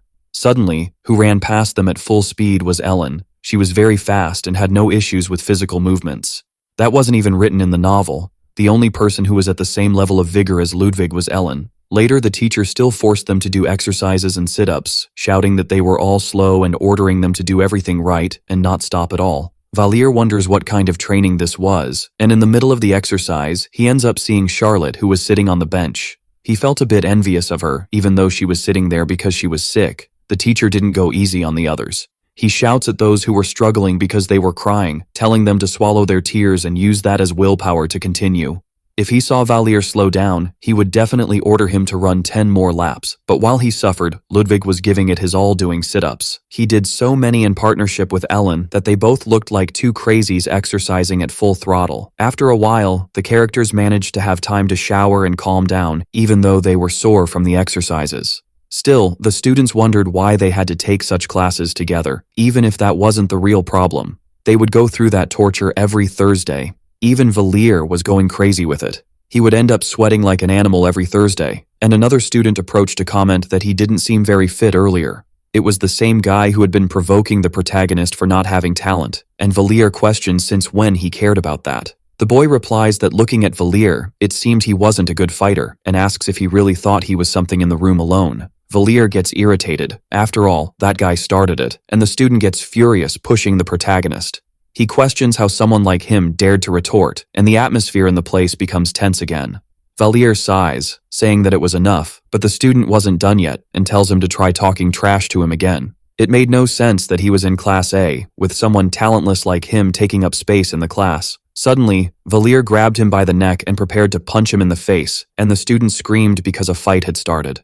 Ludwig and Bertus held the protagonist back because they shouldn't be fighting, but Valir still told that guy to repeat what he said if he wanted to get hit again. Another student pulled the guy who provoked him by the arm, and the confusion continued as they tried to call a teacher. Later, the two were under Epin's gaze, who commented on how they fought on the very first day of class. The student stammered that Valir hit first, and before that was still cursing, and the protagonist felt it was true that they had fought. But seeing how the teacher reacted quickly, it was Louis Ankton who went to get the teacher. Epin told him to be quiet because he hadn't asked anything, and asked if it was Valir who started it, and the protagonist agreed. But it was student Kair who made comments that undermined the temple's authority, and Kair was shocked, asking when he did something like that.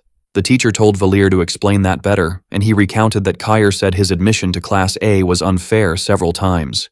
Then, Valir told Kair that a student shouldn't question why the temple made such a decision. The protagonist acknowledged he was too rude with his words because he was criticizing the temple because of him, but Kair tried to physically suppress him because he wasn't in good shape, and Kair agreed, still complaining because he got punched.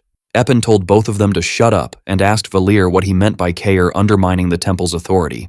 The protagonist smiled inside because the teacher fell for his words. He knew everything that could infuriate or please his characters because he created them. Then, Valir began to fake tears, telling that Kair, in front of the other students, said he cheated to get into Class A. Valir claimed he didn't mind being slandered, but Kair's words were against the integrity of the temple, which made the student tremble, and the protagonist took that as a great insult to the Guardius Empire, so he couldn't contain his anger. He bowed, apologizing for his recklessness to the teacher. Valir knew that Epin also had a trait he could use and abuse. His trait was that he was a patriot, and Epin stared deeply at Kair in a frightening way, wanting to know if that was true. The student stammered, trying to explain himself, but the teacher didn't back down and insisted on knowing if he heard truths now. He wanted to know, irritated, if it was true that a mere student blasphemed that the temple was corrupt in that way, and slowly Kair agreed. Eppenhauser was a patriot, and took great pride in the Guardius Empire and the temple. He was quite sensitive to issues of defamation against the Empire or the Temple. However, at the same time, he was a fair teacher to all his students. He would realize that Kair said everything he thought and would analyze the situation well. Then, the teacher said that Kair should stay there while Valir could leave and return to the classroom. When he returned to class, everyone was still staring at the protagonist. It seemed that the rumors of him being a talentless guy had spread to classes A and B, and besides that, the protagonist managed to complete a challenge that was to pick a fight, earning 200 achievement points. Still, Valir didn't even know what that was suddenly. Thankfully, he didn't have to beat up the prince. He still had other challenges, like coming in first place in the physical integration test and earning 4,000 points. Maybe it was possible if he broke Ellen and Ludwig's ankles, but there was another challenge to stay in the top 10 of the intermediate exam and earn 3,000 points. It was something that was impossible to do even in his previous life, but there was also another reward because he received a love confession. Valir was frustrated because it was the kind of thing that seemed like the system thought could never happen. Still, there were other challenges saying he should write a love letter to a classmate and be rejected, not going to classes for an entire day, being punished by his teacher, and vandalizing the main street of the temple after curfew. All the challenges of that system were stupid. It was all an attempt to get him expelled from there. Suddenly, Epin returned to the classroom telling everyone to be silent, and was accompanied by Kair, who was quiet. By his expression, the protagonist didn't think he would have to worry about him coming at him again. When everyone was in their seats, the teacher told Bertus to collect the pre-registration forms.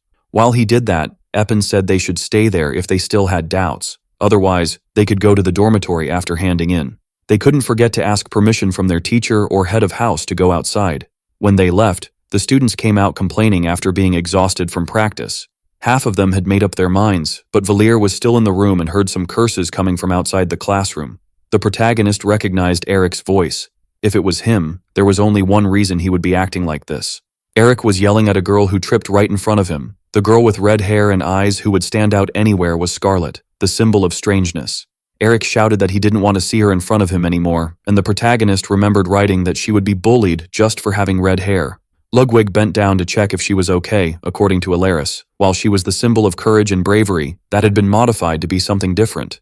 It was the symbol of strangeness because archdemons have red hair and eyes. Because of that, she was abandoned by her parents and lived on the streets, unlike Valir.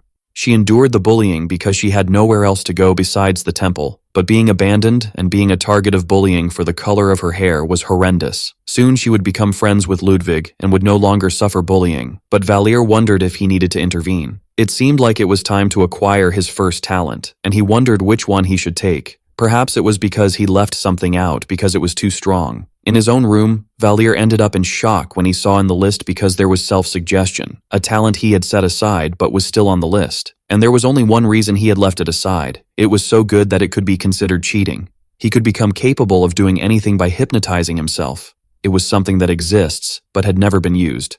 So it seemed they recycled the idea. It was good that this could cost few achievement points, because it shouldn't be an evolving skill. However, when he looked, he noticed there was a symbol next to the skills and was surprised because it was blocked and at level 0. But now Valir understood why it was cheap. It seemed it had been completely stolen, and he complained that the system was very shady. Most people had supernatural abilities as talents and already had their powers awakened. But sometimes, very rarely, there were some people with dormant abilities still within their bodies. In other words, Valir bought a dormant supernatural ability in the system, and to awaken it, he needed to go through an extreme situation. That is, he would need to face a big problem and force it to happen. Valir wondered why this hadn't happened already by experiencing trauma. Now he couldn't even buy another ability with his points at 0, so the only thing to do was the second option. It was to earn many achievement points to have more talents and not put himself in an extreme position to awaken quickly. It was important to earn more achievement points so that he at least had a talent he could use now. But 200 points for being rejected after writing a love letter to a classmate seemed a bit much. This involved his pride. It seemed the system wanted him to confess to someone from elementary school to go through such an embarrassing trauma. However, Valir paused to think better and realized that receiving a love confession could actually be good too. On the main street of the temple, within the large educational complex that was the temple, there was more than just the school. Because of the large population accompanied by the students, the existence of a shopping center, there was something natural. Restaurants, cafes, clothing stores, arcades, an expanding area where there was everything one could imagine. That was why it was a place where the temple students usually frequented, including Kair and the other students. Kair's classmates offered him things to eat and distract him a bit. Kono and Kair were commoners while Eric was a noble. Eric agreed with Kono. Kair couldn't keep thinking about Valir all the time. Instead, Kono tried to make his friend eat. He couldn't stay in a bad mood all the time and even teased him to eat. And Kair sighed as he went back to eating. These three were supposed to become friends from the start, but they ended up getting closer much faster than in the original novel. The cause of this was the talentless but hot-headed Reinhard, who started the semester as an annoying person. Kair's friends asked why he had suffered the punishment and everything that happened in the teacher's room. Kair replied that he didn't know. Valir was shouting some things but he didn't understand everything, but overall he apparently ended up offending the temple school. Eric is left confused as to why it was the protagonist who mocked the royal class for entering it without any talent.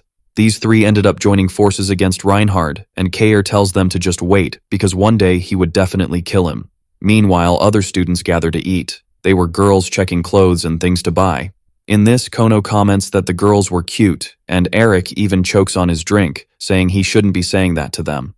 There were people from outside who wouldn't even have permission to look because they were from lower classes. And Kono winks because now they were classmates. Kair comments that not everyone there was nice like Prince Bertus. Kono asks who they thought was the prettiest girl. One of them says he thinks it's Princess Charlotte. But if he wanted to pursue her, it was a problem because she was too much. Another comments that he thinks it's Ellen.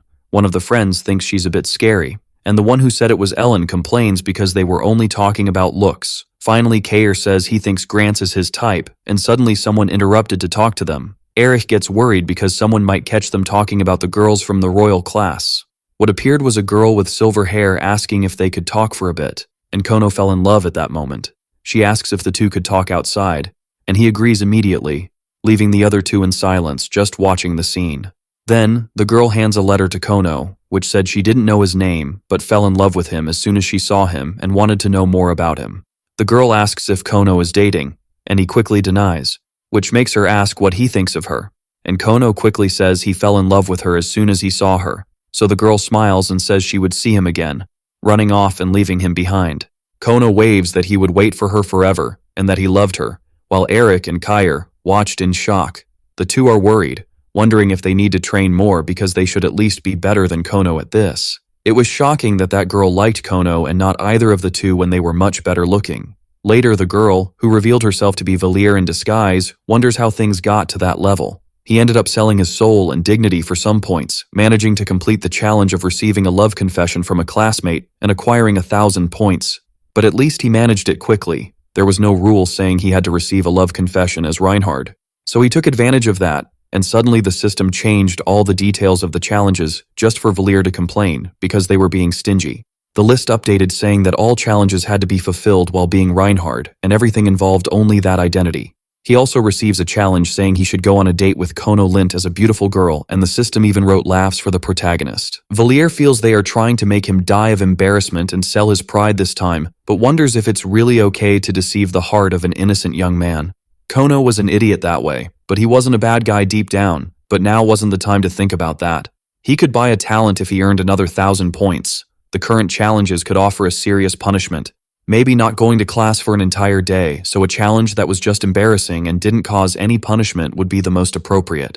He had sold his soul once, so selling it twice wouldn't be anything, and writing a love letter to a classmate to be rejected shouldn't be that bad. The protagonist felt like an idiot, still wondering if he should deliver that letter or give up on the idea. To begin with, selling his soul for points and now having to break his dignity for points. But he needed to gather his 1,000 points quickly to buy his next talent. He chose this person carefully so he could endure a bit of humiliation. There wouldn't be any rumors if he was rejected because he was sure that person couldn't care less about it afterward. The person he chose was Ellen Artorius, who was training with a wooden sword when Valir arrived. He approaches to talk to her, wondering if she wouldn't get so angry with him that she would hit him when he confessed. But it was all for his achievement points. It was for future investment, and Valir hands her the letter saying he wrote some things he was feeling. The girl picks up the letter, reads it, and rejects it, and he accepts without thinking much, quickly concluding his challenge and earning 200 points. He always knew it would be like this, and now he wonders if he should give up and distance himself from everything this time. The next day, they had fencing lessons with a teacher who was shouting at them to be firmer. Fighting with a sword in hand meant that the enemy was close, so they should put more strength into their wrists. But Valir felt like he was going to lose it at this pace. Ellen was clearly in the same mood as the day before and couldn't care less about the rejection. Even in the theoretical fencing class earlier, he was always trying to convince himself that he did this for the achievement points, but his head was going crazy. All because after the confession, he was still thinking about Ellen, even knowing he didn't really like her. Everything got much worse because the fencing lessons and practice were combined, and the teacher went after Valir because she noticed he was distracted. She yelled at him, telling the protagonist to stretch his arms more. He should stay in that position because he could barely stand. In contrast, Ellen was perfect, as expected from a student of the royal class. Even after striking dozens of times, her consistency remained close to perfection. While Ellen was praised by one teacher, Valir heard insults from another telling him to stretch his arms. The teacher remembered that there was another student in the royal class in this lesson, and it was Reinhard, which surprised the teacher. Valir was shocked because the girl took attendance for the students and still didn't realize he was from Class A. The teacher laughed and asked what they thought about the idea of the royal class students having a duel that day. Ellen agreed without hesitation, but Valir wasn't too happy about the idea, and everyone else sat down to watch. They whispered about how it was a fight between the elite. They should feel honored to witness something they would remember forever. But Valir knew he would lose in a second, yet everyone was still expecting something incredible from this duel. The instructor said she was there to protect them, so they could give it their all, and thus they decided to start. The protagonist was frustrated because they were expecting so much from him. It was too much, but Ellen couldn't hold back at all when she charged at Valir, hitting him squarely with a blow. Valir wondered if she was furious because of the confession, and if that were the case, he could just talk. But the hit was enough to knock the protagonist out, and later, he woke up in shock because he lost consciousness during the duel. When he woke up, Valir jumped in surprise upon realizing that Ellen was there. She told him he hadn't woken up until the end of the class and brought him to the infirmary. Now it was lunchtime, and Valir decided to go out to get something to eat, but since he couldn't, Ellen helped him get up. He said she didn't need to do that, and Ellen mentioned that if he had blocked her sword, she would have slid her body and hit his neck. She didn't know he was so inept at fencing, and Valir wondered if she was saying those things because she felt bad. So he stepped away because he could walk on his own now and suggested they could have lunch together now that it was lunchtime. Ellen agreed, and Valir thought it wasn't his fault. No matter where things went, it wasn't his fault. So he thought he could get revenge for the sword hit he took now that Ellen had fallen for his words. With students from all over the continent heading to the temple, the opening of several traditional restaurants was expected. There was also an area called the East, similar to East Asia on Earth, and one of the traditional foods was Cheonggukjang. Valier was even salivating. It was good to remember this place after he went out dressed as a woman to earn achievement points. He offered Ellen some to eat, but she grimaced, sensing it smelled like something she shouldn't eat. The protagonist smiled, asking if she really thought he would give her something bad, and inside he thought he wanted to get revenge for her sword hit with this. When Valir offered a spoonful, the girl even bumped her head on the table while he laughed, asking if it was really good. A 17-year-old girl from school who was cold, indifferent, and beautiful was the most cliché thing of all time. But even after almost breaking the table with her hand, Ellen drank something to swallow the food, asking why it smelled. Valir replied that she could at least control her strength a little, and as if seeking revenge, he thought he could try it too. The food from his hometown, after so long, also needed to be mixed with soju to be delicious. But Ellen was still trying to eat with that grimace because she was hungry, making Valir choke on laughter because it was so funny. The protagonist even offers her more to eat, but she refuses. What truly surprised him was that she ate everything. The next day, they had a theoretical magic class, and the teacher was explaining the formulas and telling them to replicate them. It wasn't that difficult, so they shouldn't be disappointed. It would be even worse during the next term. In fact, Valir felt like he wasn't understanding anything and decided to leave, which left the teacher in shock at such audacity. There was also the class on sensitivity training to magic, where the teacher guided him to relax his body, saying that his body and soul were one with the universe. But at that point, Valir had already been asleep for quite some time. Finally, he finishes the classes, and the teacher lets them have a magical day. It seemed like everyone had fallen asleep, and now Valir understood why everyone praised the class. Next, there was the class on controlling supernatural abilities, and Liana de Grants and Heinrich von Schwartz were in it. During attendance, Kona was called, but Valir felt his body and soul so exhausted after all the classes that he was almost fainting again. Reinhardt answered the roll call, but someone he didn't expect to see was Charlotte, who was in those classes. The teacher was surprised by Liana because she had the best control among all the students when it came to using magic. Meanwhile, Valir thought that Charlotte had awakened her supernatural abilities, and only a few teachers knew what they were. As proof of this, she went to have a lesson with her private instructor as soon as the class started. Valir wondered why. It seemed like it was a skill that others couldn't see. The teachers were still guiding the students to continue. There was a chance that the princess had claimed to have a skill she didn't actually possess just to enter the temple. While they were testing the students' abilities, the protagonist wondered if Bertus knew about her ability. It was one or the other. He either knew or didn't know that his sister actually had a supernatural ability. After all, Bertus wouldn't just stand by knowing that the princess had no abilities, and the students continued their training, until one of the instructors asked Valir what they should do, and he replied that they should push him to his mental limit. She was shocked, but the protagonist said they didn't know if his supernatural ability could awaken in a dangerous situation. The woman said it was too ridiculous. If it were true, the world would be full of people with supernatural abilities. In light of this, she sighed, but allowed him to do it in that class, warning him in advance that he would fail. But Valir said he had no choice anyway, and time passed until the end of the class, where Heinrich approached to talk. He questioned if the temple was a joke for him to be doing those things during class, but it was still ridiculous for someone like him to attend those classes. He didn't even have supernatural abilities, and was going to those classes anyway. Valir replied that it was obvious because he needed to make efforts to try to have his ability. Heinrich questioned if he thought he could do anything because of this infinite aptitude, and the protagonist said it was because he wanted to find out what to do after all. But he shouldn't go to the supernatural abilities classes anymore. Otherwise, he would cook him alive doing that. The protagonist laughed at that threat. It seemed like he didn't even know how to cook a potato and was still making such threats. Valir asked what ability he had to act like that towards him. He should know that anything was better than him. Heinrich charged at the protagonist after picking a fight, a person like him offending a member of the royal family. However, Valir laughed because he couldn't use his status there in the temple. Perhaps he had forgotten the rules. He could report to the student council if he didn't apologize for acting like that.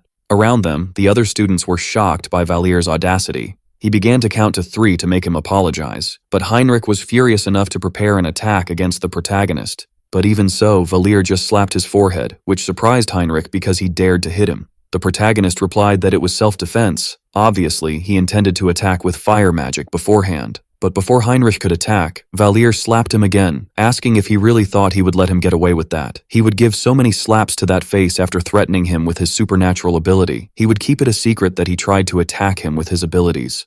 Heinrich was still furious because Valir kept mocking him, and he even stumbled and fell to the ground when the protagonist made him fall. Valir pressed his foot against his head, asking who said he thought he could keep avoiding things to start. He just wanted to enjoy his classes in peace, but they kept insisting on provoking those who were quiet. To be honest, it was Heinrich who should be grateful he didn't have supernatural abilities to retaliate in kind. Currently, Heinrich's ability had a radius of 5 meters and took a few seconds to activate, and his flame was weaker than a campfire. The boy was shocked because Valir knew all of this, and the protagonist continued to provoke him to try to use his magic on him. At that moment, he would slap him again to teach him not to make a fool of him, taking the opportunity to poke his eyes with his fingers. Heinrich was scared as Valir asked if he remembered what the teacher in the classroom said earlier. He should be careful with his classmates. It was dinner time soon, and once again Valir was eating alone. The other students decided not to make eye contact with the protagonist because he was dangerous if he didn't like them. The atmosphere was horrible because of him, but it was impressive how the protagonist entered his own novel as a bad person. He wondered if he would end up receiving a karmic punishment from Ludwig or someone else, but suddenly someone approached. It was Bertus who appeared asking if they could talk, and so the two went to some other more isolated place where he offered tea to Valir. The protagonist didn't think he was called with bad intentions, and it didn't seem like he intended to treat him poorly like the others. In fact, there was no way to know what Bertus was thinking. He couldn't let his guard down like that. He wondered if the prince intended to suppress him physically because he was a future master of the sword or something similar. But Bertus's smile deceived everyone. It didn't seem malicious, and Bertus smiled because he called him there because everyone wanted him to do something about him. And since Bertus was the class representative, he decided to intervene. Valir asked what he did to go through this. The prince said they were afraid of him. Bertus could understand Valir's side, having no doubt that Kair also had his share of blame for his words. From what he heard, the protagonist didn't hit him because he insulted him, but rather because he insulted the temple. As a student of the temple, Bertus had to see everyone there as equals, but it was true that he couldn't do anything other than stand by the temple for being a patriot too. Valir wondered where this was going. The prince was a bit strange, and the prince smiled, saying he really liked him. This only made Valir feel like things were getting even stranger. This was certainly even more frightening than a death threat. He wondered if the patriotic speech had such an effect on Bertus until he commented that he thought Valir had gone a bit too far. Of course, he hadn't done anything wrong to any member of the royalty or anything like that. There was no way he could mess with a member of the royal Schwartz family without anyone helping him. That's why some people were thinking at that moment. Maybe Valir didn't even want to draw attention, or because he couldn't use his family name and was hiding his past. But for whatever reason, all of this could still be his. He asked how many people had enough power not to fear the Schwartz family, and Valir sighed at the questions, and the prince continued saying that everyone was thinking Valir was secretly a member of the royal family. Even Heinrich was thinking this was true, and the protagonist felt that the imagination of those kids was indeed very fertile. In this, Bertus questioned the protagonist to find out who was supporting him behind the scenes. Valir crossed his arms, responding that it was none of that. He didn't want to be a bad guy who just hit others because someone was helping. Bertus was completely taken by surprise, asking if he really had no other motives, and if he really just got angry. Valir agreed, feeling that apparently he didn't think he was a member of the royal family, or something nonsensical, but he should have been curious to know if he was hiding something, but if they found out he was a demon, he would die on the spot. So, all Valir could do was pretend to be an idiot, but the answer he heard made Bertus laugh out loud. Responding with such honesty was a very wise choice. If he had said he had some help, he would have stopped immediately. Valir commented that he could still have lied about it, and the prince agreed that it was a possibility too. But there was no way to know that a person like him wasn't from the royal family holding the cup that way. The protagonist realizes that Bertus only read him by the way he was behaving. He was thinking about this now, but he was indeed very clever. Bertus says he should have thought even more of himself, and asks if he at least considered that by leaving the temple he could disappear without a trace because he hit a member of royalty. Valir agrees that he thought about it, but in his opinion, it would be much worse to lie to the Prince of the Empire, and apparently Heinrich couldn't even touch him, even outside the temple. Killing a student from the royal class in the capital was unacceptable, and the culprit couldn't become any more obvious if Valier died right after leaving school like that. Bertus says he could still use his family name Schwartz to cover it all up, which Valier hadn't thought of before. After all, Heinrich was abandoned by the Schwartz family, but he didn't think that this empire could be influenced by a foreign nation. He thought he would end up paying the consequences for dishonoring the prestige of the temple, and Bertus agrees upon hearing this. This was the first time he had contact with pompous people like Valier. Life there in the temple would become quite interesting. The protagonist could hardly believe that the first person in the novel to like him was precisely the great villain. Then, Bertus asks if he loved the empire, and Valier replies that yes. Bertus asks why, and the protagonist responds that it was just for money. They let a poor person live in the palace because they thought he might have something good. There were no greater reasons to love the situation. Bertus is surprised to hear this as Valier says he came from the streets. If that was enough to dislike him, it was indeed a shame. However, the prince says he liked him even more. His loyalty was quite clear when seen in this simpler way. Bertus compares how ants function. They had a hierarchy in society, involving the queen ant, the workers, and so on. Valier agrees. It was probably divided among the queen ant, the soldiers, and the workers. But it could be a bit more complicated. There could be more or fewer positions in this society, but Bertus couldn't care less about that, and Valier is left confused. The protagonist didn't understand how this could be something to be proud of, but the prince explains that they were just ants. Poor or commoners, nobles or foreign nations, royal blood, great dukes, counts, marquises or barons, he didn't care about any of that. He couldn't care less if Valier or Heinrich treated him as an equal. To him, it was all the same. The protagonist agrees that it was a good point. He was even impressed to say something like that, but deep down, he knew he was a big idiot. Bertus laughs, asking if he knew what true power was. People with power have the freedom to be jerks. But Valier was a jerk without any power. His eloquence was different from the other people who lived on the streets. Not to mention, he was also very smart for a poor person, and Valier responds that in this world there were all kinds of people. Still, Bertus intended to find out what the protagonist was hiding, and in the end, the protagonist says it was true that he had no skills.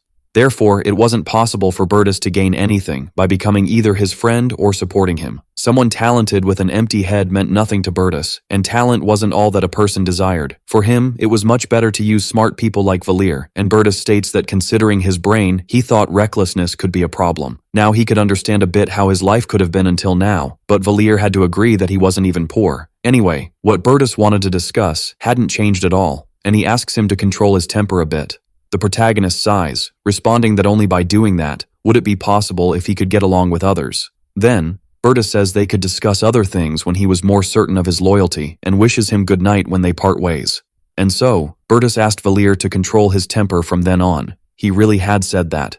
But the protagonist ended up getting involved in another life or death struggle in the future and felt he really should have listened to him from the start. Time passes. It was Saturday, and he was still in his first week at the temple. 2 days had passed since his conversation with Bertus. It seemed that the prince hadn't denied the rumors. Even though they weren't friends, he thought they had reached the point where they could casually talk to each other. He was sure that the rumors about him being a kind and even nice person to jerks were spreading even more. Valier felt that Bertus was indeed clever for taking advantage of this. Because of these rumors, only Ludwig from Class B wasn't avoiding him. The others still avoided Valier as much as possible, but Ludwig always greeted him when he passed in front of him. That weekend, he had nothing to do in the dormitory and no way to awaken self-suggestion, and Valier wondered if he could go after them to talk about his first week at school. The protagonist went out to talk to Lawyer, who asked how his week at school was, and he replied that it was good. She heard that the prince and the imperial princess entered the temple. Valier was impressed because she seemed to know quite a bit about palace affairs. Lawyer asked if he thought it was dangerous inside, but the protagonist felt that nothing had happened so far, though it seemed Bertus liked him. Lawyer believed it was somewhat dangerous, and Valier mentioned that if things didn't go well, he would find a way to escape using his ring, and if possible, there was something he needed Sarkagar and her to do, and Lawyer questioned what it was that he wanted. He explained that the princess seemed to have a supernatural ability, but they were keeping it a secret for some reason. But Valier remembered that there was no need to rush. He felt strange seeing that there were things he still didn't know. Lawyer agreed to talk to Sarkagar about it, but she also had something to report to the protagonist. For now, she asked Valier not to visit Earis or Sarkagar alone, which left the protagonist confused. He asked if it was because it would be strange to meet with people he had no connection to in this false identity, and Loyar replied that it was because he had been followed to the place they were now, shocking Valir because this had happened. When Loyar saw some students fleeing, she commented that they must be his classmates who followed him. They didn't need to do anything special right now, but the protagonist should be more careful with things from now on. Valir felt he had been careless. He couldn't believe he let himself be followed. It was even possible to guess their reason for doing so. They must have been wondering about his true identity. Valir needed to avoid visiting the rotating gang from now on. There was a chance that Bertus had sent someone after him, and it wasn't long before Valir was pressured when he returned to school. It was Kair and his group who had appeared to bother the protagonist for the 50th time. Kair asked if he had been hanging out with some beggars under the bridge, and Erich commented on how he wasn't even a commoner, but something even lower. Valir agreed that he came from the streets without caring at all about the taunts. It seemed they were trying to laugh at him because of that. They couldn't understand how the protagonist could be so confident, and Valir laughed because it was impressive that they didn't stop talking nonsense for even a second. If it were them, they wouldn't even mess with him knowing he came from the streets, and Kair asked what that was to be talking like that all of a sudden. The protagonist simply walked on, saying that in front of them was a person who had experienced the bitterness of living on the street. Kair replied that he was just a loser who lived with beggars and told him to stay away when he got closer. Valir asked what he would do if he pushed him, but Kair just stammered, telling him to back off, clearly scared, and the protagonist questioned if he shouldn't be afraid of getting hurt after turning his back on him while saying those things. If that were the case, he shouldn't mess with someone who had nothing to lose, and Valir redirected his threat to Erich, still threatening them to show what was good for those who messed with him. Erich, even nervous, told him to do it then, and Valir grabbed him by the collar, pointing out that he could take out one of his eyes with just one move. Erich fell backward to the ground, and Valir asked if they really thought he wouldn't retaliate against the more talented just because they had good families. He laughed, saying they could follow him again and do what they wanted, but he warned that if they did, he would have to wear an eye patch as a consequence. Leaving them behind after threatening them, Valir said that if they were so energetic on the weekend, they could go play something. Kids should play like kids, and he smiled for them to enjoy the rest of the weekend while they still had both eyes in their faces. The protagonist just entered his room, leaving them behind, sighing and wondering if it was Erich and Kair who had followed him before. Because of this, the rumors that he was a beggar and a psychopath would spread even more like water. Bertus asked Valir to hold back, but it would be much better if those guys avoided him altogether. It was more important to find a way to unlock self-suggestion. He didn't even have an idea of how to do that. Suddenly, someone knocks on your door and the protagonist gets annoyed, questioning if they were angry and wanted to fight again. He opens the door abruptly, asking who was the first to want to be without an eye, until he realizes it was Ellen at the door. She ignores his words and says they wanted him to go to the gym, and Valir asks who was calling him. Ellen replies she didn't know, but imagined it was some upperclassman, and soon they head to the gym where several other people were. At the location, a girl notices that Valir was the last one, asking why he was still standing and tells him to get on the ground. Ellen goes to the ground as the girl commanded, but Valir remains standing there, and the girl laughs because it seemed like this classmate of theirs was somewhat deaf. Harriet asks what Valir was doing not getting down right away, and the girl shouts for Valir to do exactly what his upperclassman was telling him, but the protagonist glares at her and questions what was different about her being an upperclassman and bossing them around like that. He comments that if he slapped her, she could fly off to the demon continent if it came to that. The girl starts to tremble with anger, asking if he even knew who she was, and Valir asks the same thing back to her. He had no idea who she was, and if she didn't want to get a flick in the face, she should leave now.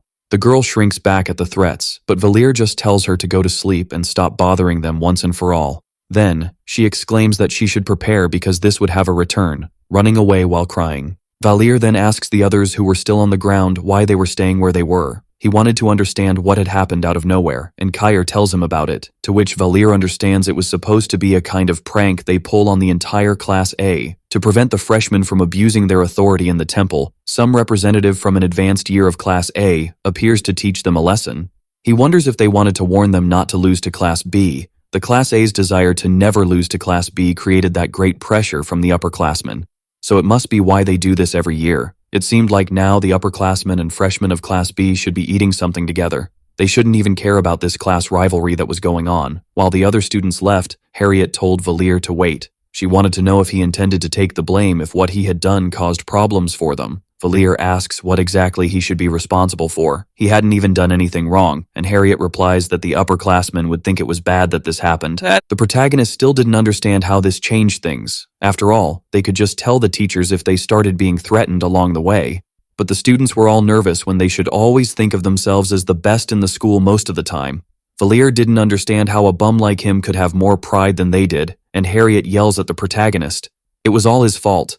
They did everything that had been asked, so it wasn't her fault. And if this caused problems in her life, she promised she would end his life. And Valier stares at her in a frightening way, asking if she was just saying what was on her mind, wanting to know what made her think she was right there.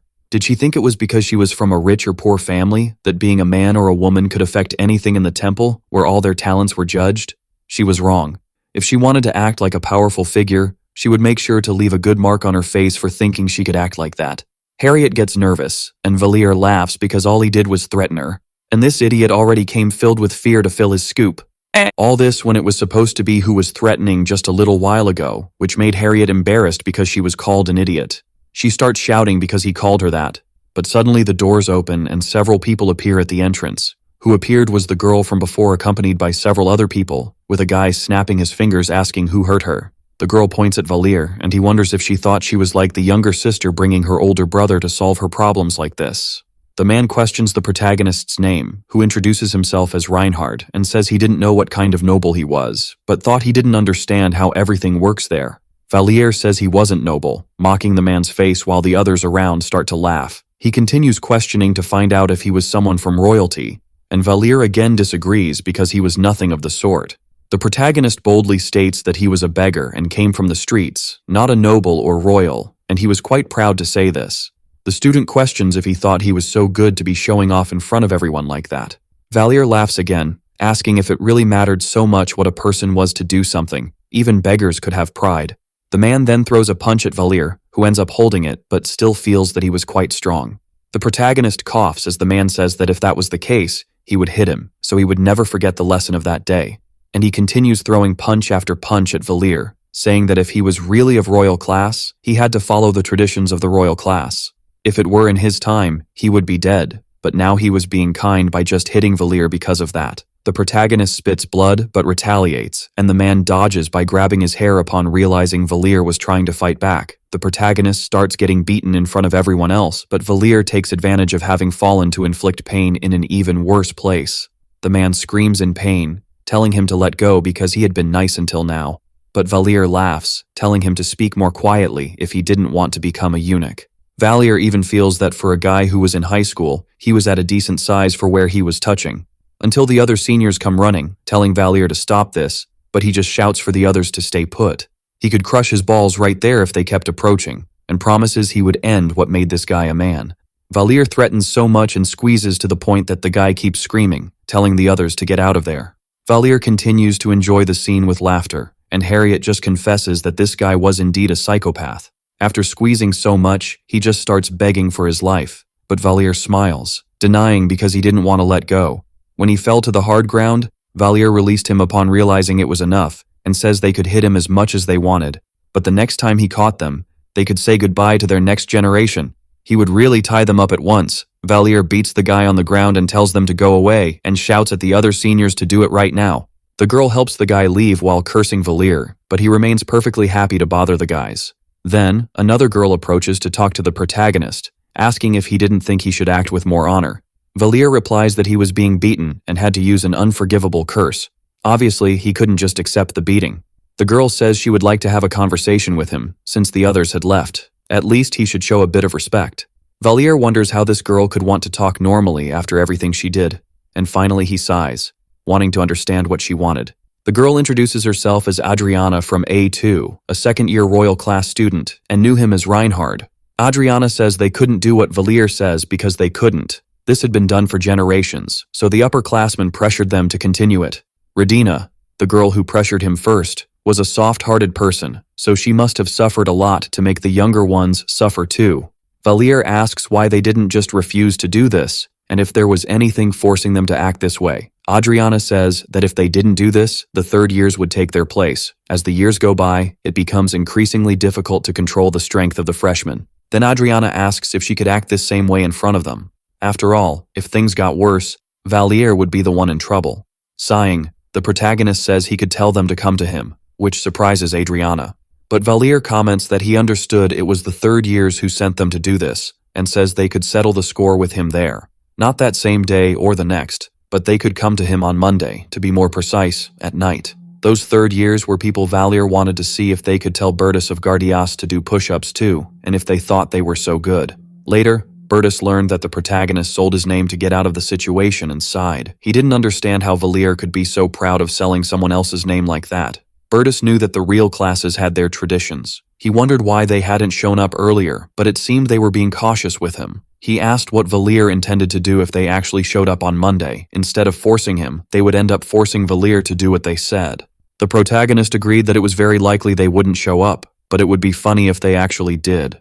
Bertus questioned why he thought that way, and the protagonist said it would be amusing if they tried to hit the Prince of the Empire. Still, the one who asked for this would probably be the one to go the craziest, but Bertus understood Valier's game. Even so, he was guilty because he sold the name of the Imperial Prince. After all, he described him as the Prince, and not his classmate.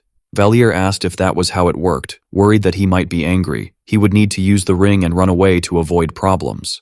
The prince replied that normally a reasonable punishment for this would be to kill 3 entire generations of their families. But Bertus didn't want to do that. Valier used it once, so it was fair that he used it back. And he knew he was having some classes with his sister Charlotte, and Bertus said he should observe her and report anything strange about her. After hesitating for a moment, the protagonist agreed, commenting on how despite everything, he was still getting along with others. One way or another, he ended up saving the skins of the people who were being bullied, so that became the situation. After their conversation, Valier went out to walk down the hallway at night. He didn't think calling the young lady of the Duke an idiot counted as getting along with her. But by the way Bertus called him to talk, it was clear that it was Harriet who ran to tell what happened. And soon on the way, he ended up meeting the girl herself, who turned her face to the other side, and Valier was somewhat shocked by her reaction. Still, he wondered what her problem was. Laughing because it was quite cute when she acted so obviously. His very clear reaction made him want to say that, and Valier called her an idiot with a laugh, eliciting an irritated reaction from Harriet. She exclaimed that he shouldn't call her that, and the protagonist replied that he just commented casually, but it seemed she felt attacked because of it. Still, he said it without thinking, and she still felt offended, which made Harriet stutter in response this time. They said she was smart, but it seemed she was actually quite silly. In the end, Valier thought she really was an idiot. Harriet slammed her cup on the table and questioned if he was trying to provoke her and receive a punishment for using his status.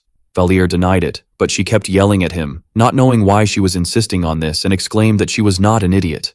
Valier sighed because she was very loud. It was just fun. He could get all kinds of interesting reactions just by calling her an idiot once. She would probably have done the same in his place, which left Harriet a bit shocked to hear. She turned all red when he called her cute, and Valier simply walked away saying that even if she was a genius, kids like her should be cute. He liked her because she was childish, and that was all. Now he could go to sleep because he wouldn't grow otherwise. Harriet just stood still in the hallway when he returned to his own room, not understanding what he was talking about. Then, time passed until the day of Monday arrived, at the assembly time, and soon Valier was found by some students who dropped a pair of gloves on his desk. One of them said he underestimated the reputation of the heir of the Gardis family, Art of Gardis. Thus, the second-year student challenged him to a duel. He wanted to restore his honor and explained that the protagonist could choose the time and place for them to do this. An observer would be there to see their battle, and Valier replied that he understood. He was trying to hit his junior and ended up with problems. Now he was exploding with embarrassment and wanted a fair duel. The provocation made the others laugh, but Redina came to the others' defense, calling him a pervert because he was cheating. Still, Valier replied that they weren't being very lenient when that guy completely ignored the weight classes and tried to turn him into a meat pie. The student said that if Valier intended to reject the duel and accept his disgrace, it could be that way. He would be admitting he was the kind of man who only knew how to use dirty tricks. The two stare at each other for a long time until the protagonist decides to accept, surprising Redina and satisfying the other student who did not intend to fall for the same trick twice and would not go easy just because he was weaker than him. He would mark Valier's body with what it meant to challenge the authority of his upperclassmen, until later the protagonist was stopped in the hallway by Redina. She wanted to talk to him, even though Valier just wanted to see his teacher before the next class started. But Redina gets nervous, because now was not the time to relax. He seemed to be going crazy acting like this. After all, the person he challenged was Art. A3. one of the second years, but Valir didn't seem to care and looked like he wanted to die.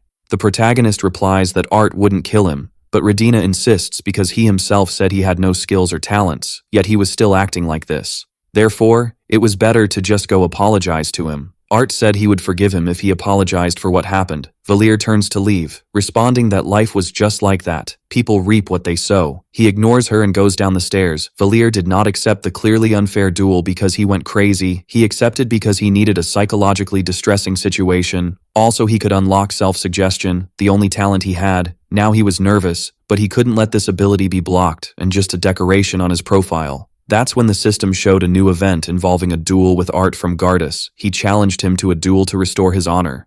There was a small chance of victory. The goal was to proceed with the duel, receiving 600 points if he won and only 200 if he lost. Valir realizes that the system was acting as if it was right about his defeat. This event would reward him anyway. Even if there was a small chance of victory, it was impossible to avoid the duel by itself, but at least he could be rewarded. Still, he wonders why he would be rewarded for this, even though he was planning. It was kind of sad. The duel would take place in 2 weeks. It was decided that it would be inside the training room of the first-year dormitory. They were informed in advance that Eppin would be observing the duel, and the teacher said that if both parties agreed to the duel, there were no problems. They just needed to write the date and location to make it official. Valir got nervous when getting close to Eppin, but he still reported everything to the teacher. Naturally, rumors had already spread among classes A and B. Ludwig asked what happened to the protagonist and how he got into a duel. He was worried if Valir would be okay. Class A seemed to be full of scared people, and even more so in a duel, they could do nothing but watch. The protagonist just replied that some things happened, but didn't want to explain. Precisely, he just found out about the rumors spreading during classes. Ludwig asked if it wouldn't be better to just apologize once and for all. After all, he would end up getting hurt for real, and Valir replies that if it were that easy, it would be done,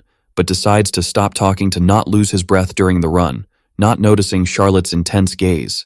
When physical education class ended, the protagonist was exhausted. His head was spinning. Ludwig only made everything harder by talking to him during class and stealing his breath. While walking, he was suddenly stopped by Charlotte, who approached and handed him a note before leaving. Valir was confused. Bertus asked him to watch over the princess. It seemed she also had something to discuss with him, and he wondered what that was. When the protagonist opened the letter, he realized it was a notice that she would be coming to his room, and therefore he should stay there until after class. Valir was confused, but ended up doing as requested, even without knowing what Charlotte meant by that. It would be his first time having a real conversation with Charlotte since they met in the demon castle. Still, her expression didn't seem very normal.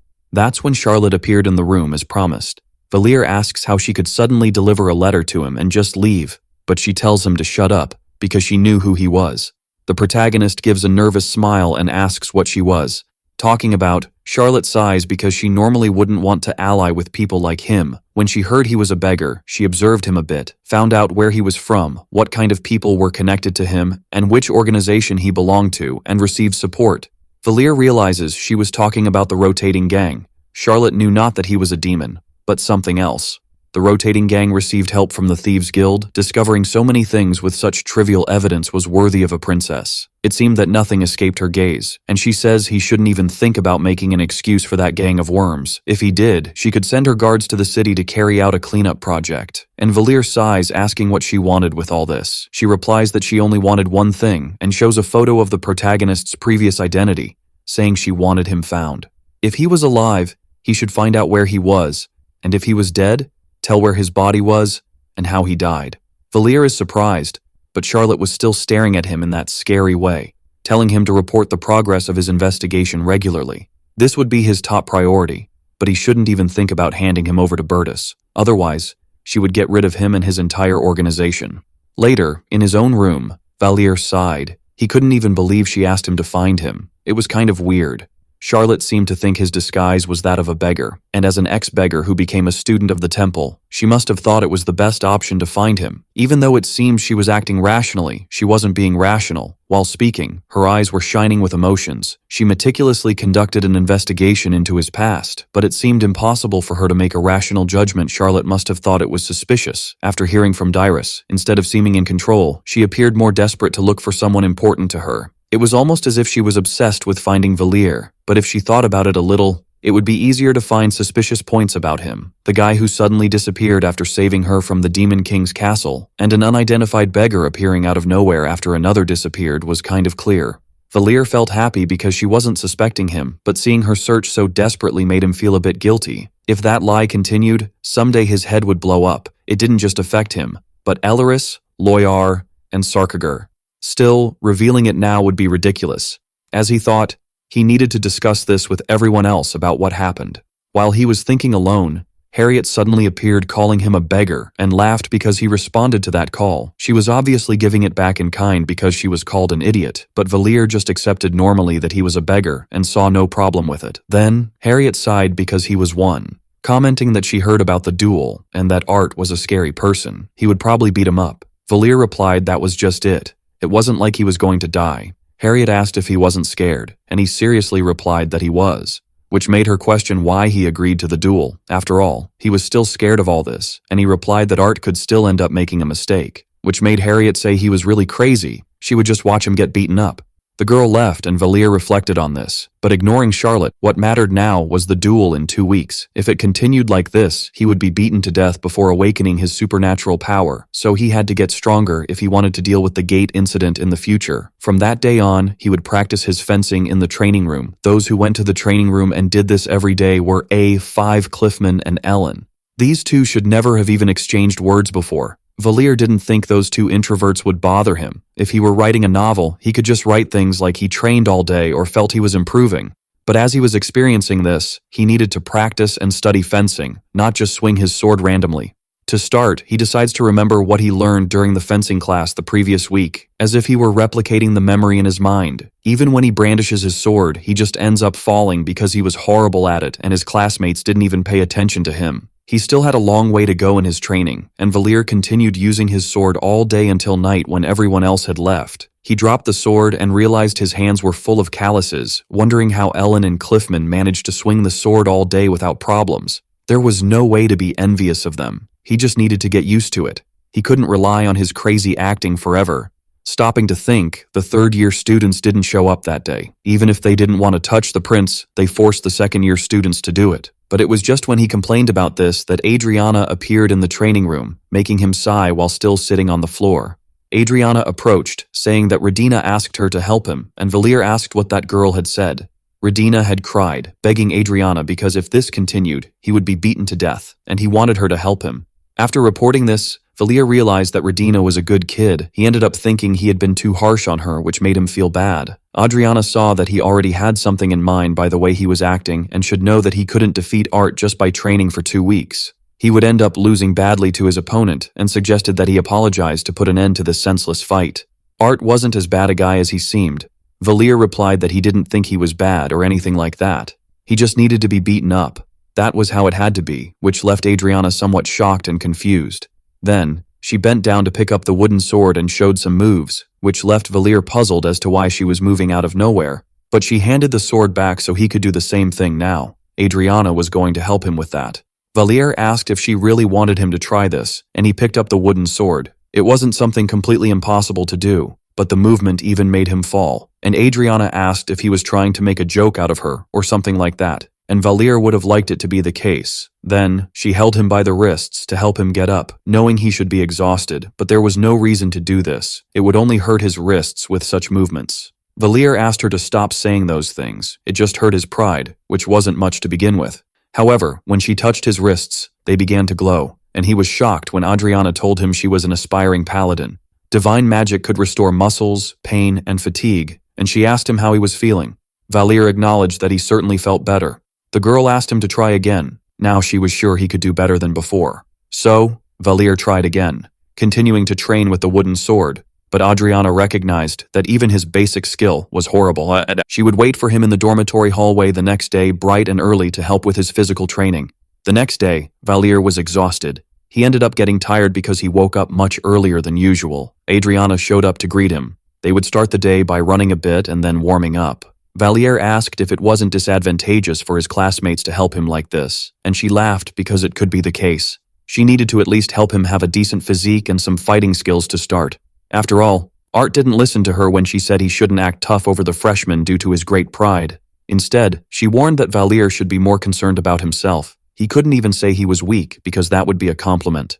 Valier complained because telling the truth hurt, and Adriana smiled, not knowing what she was talking about. She was just saying to work hard. If the warm-up was over, they would start, and Adriana took off running ahead, leaving Valier behind, who was quickly running out of breath. She told him to run faster than that. She wanted to train on her own too, but she couldn't leave him behind either. Valier complained because this was really weird, and Adriana replied that it was normal. Therefore, her ability to heal him along the way was called cheating.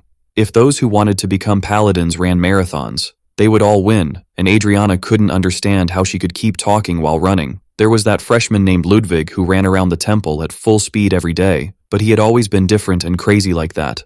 Ludwig's vigor was at the same level as a car. That's how they did 3 hours of necessary stamina and strength training for fencing. Whenever Valier was about to collapse from exhaustion, Adriana restored his vigor with her divine powers. But Adriana remembered that if she wanted to endure the training, she needed to increase the nutrients she ate and said he should eat more and better. After saying this, Valier returned. Even though his body was fine, he still felt exhausted from the physical effort. He still had to wait a bit until breakfast, but there should be some ingredients in the pantry, and he could also use the kitchen. He could only eat something for now, and so he decides to go to a restaurant dedicated to the royal class, responsible for all the recipes and nutrition. Several famous chefs work there, and the dishes were made with high-class ingredients. If someone wanted to eat something outside of hours, there was also a complete kitchen, where the cooks could prepare something upon request. But for some reason, Ellen was also there. Valier wonders if this was something he didn't know after all. After going out to exercise every morning, he had no doubt that she was always going there to eat. If he remembered correctly, she also ate more during breakfast than anyone else. Valier approached to see the leftovers Ellen was eating, but it only looked like steak, and she said there were other things like bread too. Ellen mentioned that it wasn't that tasty, and Valier just stepped back, letting her enjoy her meal. He didn't want to steal her food. In the kitchen he was surprised because it was indeed amazing and very clean. There were enough ingredients, and he was too tired to make anything. So he just decided to throw some easy things in the pot and eat, and thus Valier cooked until he returned to Ellen's table with a few more things. Suggesting they could eat together, he said the kitchen was full of eggs and meat and asked if she was just eating leftovers because she didn't know how to cook. The girl replied that she had never tried, and Valier sighed. It was shocking how she could not learn something she had never attempted. She seemed to have just given up. Valier grumbled like an old man because kids these days were truly useless instead of learning what they had to do. Anyway, he said they should eat because he cooked and it should be tasty. Ellen didn't hesitate to start eating too. Valier froze in shock and wondered why she was eating so quickly, remembering that normally people ate more slowly. Although she agreed, she just kept doing the same thing, and he didn't even know if he should just stop her somehow. Ellen seemed to have the hunger of 1,000 beggars, but he let her eat more than half of what he had made anyway. Still, she looked like she was still hungry, and then commented that it was true they had class together that day. At that, Valier suggested they could eat something together later, but for now, he would be leaving. Inside, he intended to make her eat 2 portions of chunggukjang, which would make her beg for mercy with the bad smell coming from her mouth.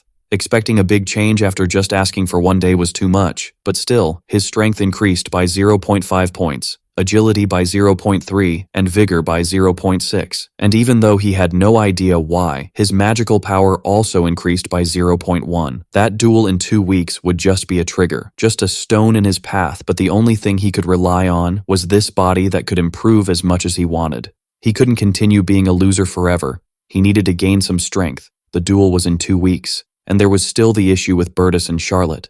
Besides the whole crisis with the gate, Valier couldn't rest. He needed to unlock self-suggestion as quickly as possible. Later, he ended up going out to eat with Ellen, who continued eating that horrendous thing, but at least she was in a better situation. If she didn't like it, it wasn't like she was forced to do it, but it still impressed Valier how she showed up there to eat with him every day. He wondered if it was because of him, maybe it was some hidden setting about her liking free food. But when he stopped to think, this girl ate too much. Valier commented that she had eaten more than half of the food he made that morning, and he asked if she didn't think that a beggar offering food made her look worse than a beggar or something like that. Then, Ellen mentioned that next time it would be her turn. Valier couldn't even believe he managed to make her eat with him again so easily.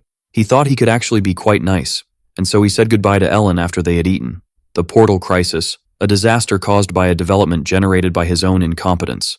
The protagonist didn't exaggerate about everything just to defeat the veteran. He did it to survive the portal crisis, an event where many people die. He was constantly out of breath and felt so miserable that he realized how complacent and weak he was many times. The more he felt this way, the harder he worked to lift himself up and swing his sword once more. He had no right to regret his previous actions and succumb to such weak feelings. Currently, he was just a hot-headed guy, but he could be sure that everyone saw him as a big, crazy person. When he met Ellen again, he was shocked because he was there, and with a gigantic amount of food.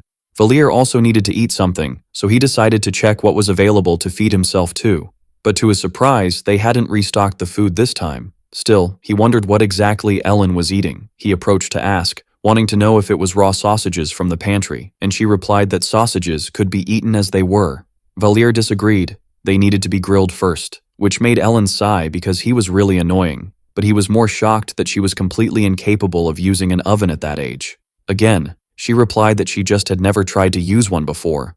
Valier thought that if they just grilled all of them, they would end up too salty. He wondered what he could do now. He didn't even have the strength to cook and commented that he couldn't do that. So he guided Ellen to learn how to cook in his place, which impressed him because she was actually good at it. He was so surprised because her knife skills were at a temple chef level and asked if she really didn't know how to cook. Ellen agreed that it was her first time, and Valier commented that at this rate, she could become a great cook in the future. Valier continued guiding her to cut and do things right, and finally, they finished cooking. Even though the result looked strange, the smell was still good.